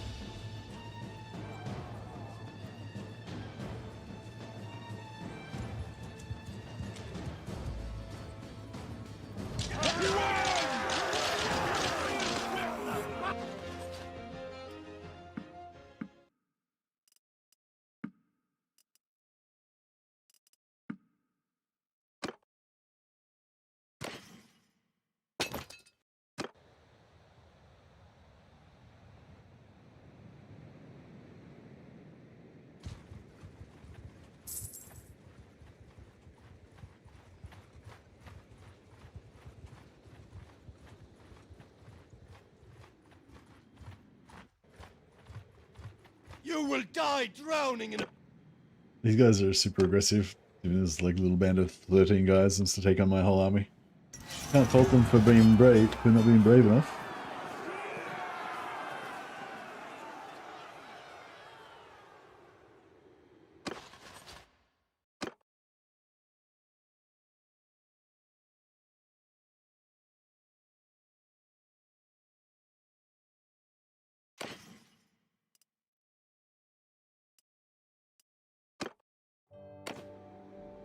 $230. Is that enough influence, do you reckon?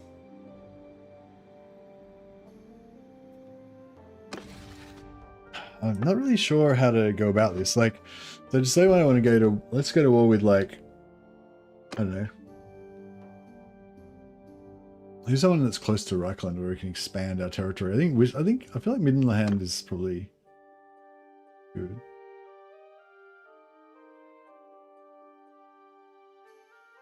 What's that mean that they're a mercenary of somebody?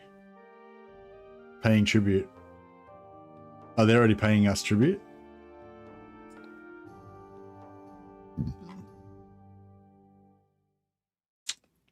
Yeah, I feel like we should conquer Middenland. And they'll be worthy foes because they're strong warriors.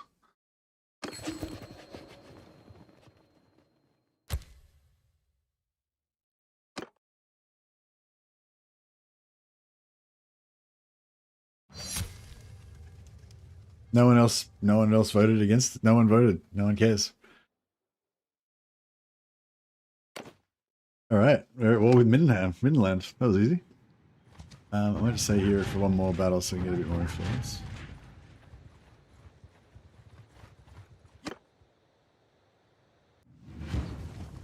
All right, now let's see if we can go and take over a settlement.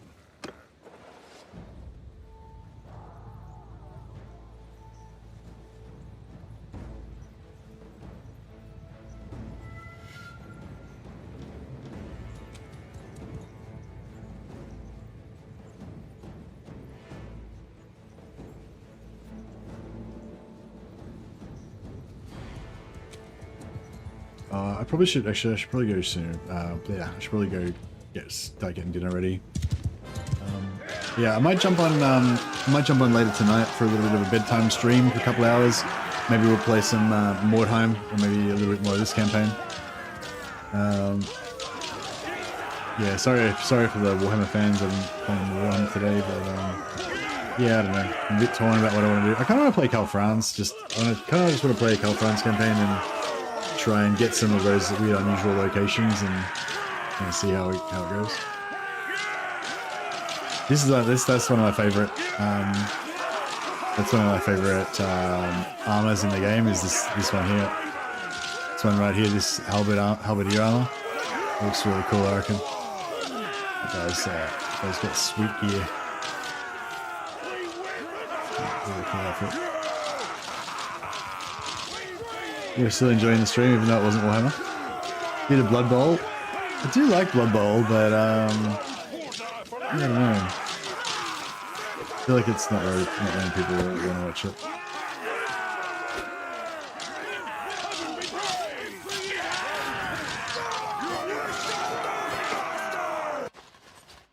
Oh yeah, when I say Warhammer with nothing else on it, I usually mean Warhammer 3.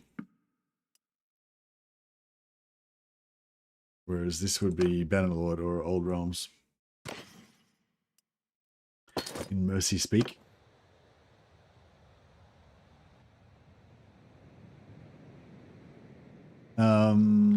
Yeah, so I want to go and fight Midland.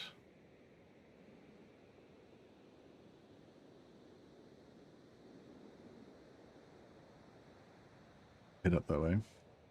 I'm just sort of thinking maybe if I get close enough that I can see the red of Midland, then it'll remind me that I'm actually at war with them. Otherwise, when I reload into this campaign next time, I might just stay here at the chaos spot. I'm like, what am I doing? Oh yeah, I'm fighting chaos. Cool. All right. And I'll just sit there and keep farming chaos and forget that I was supposed to be conquering Midland. I'll just like wiggle my way up here a little bit.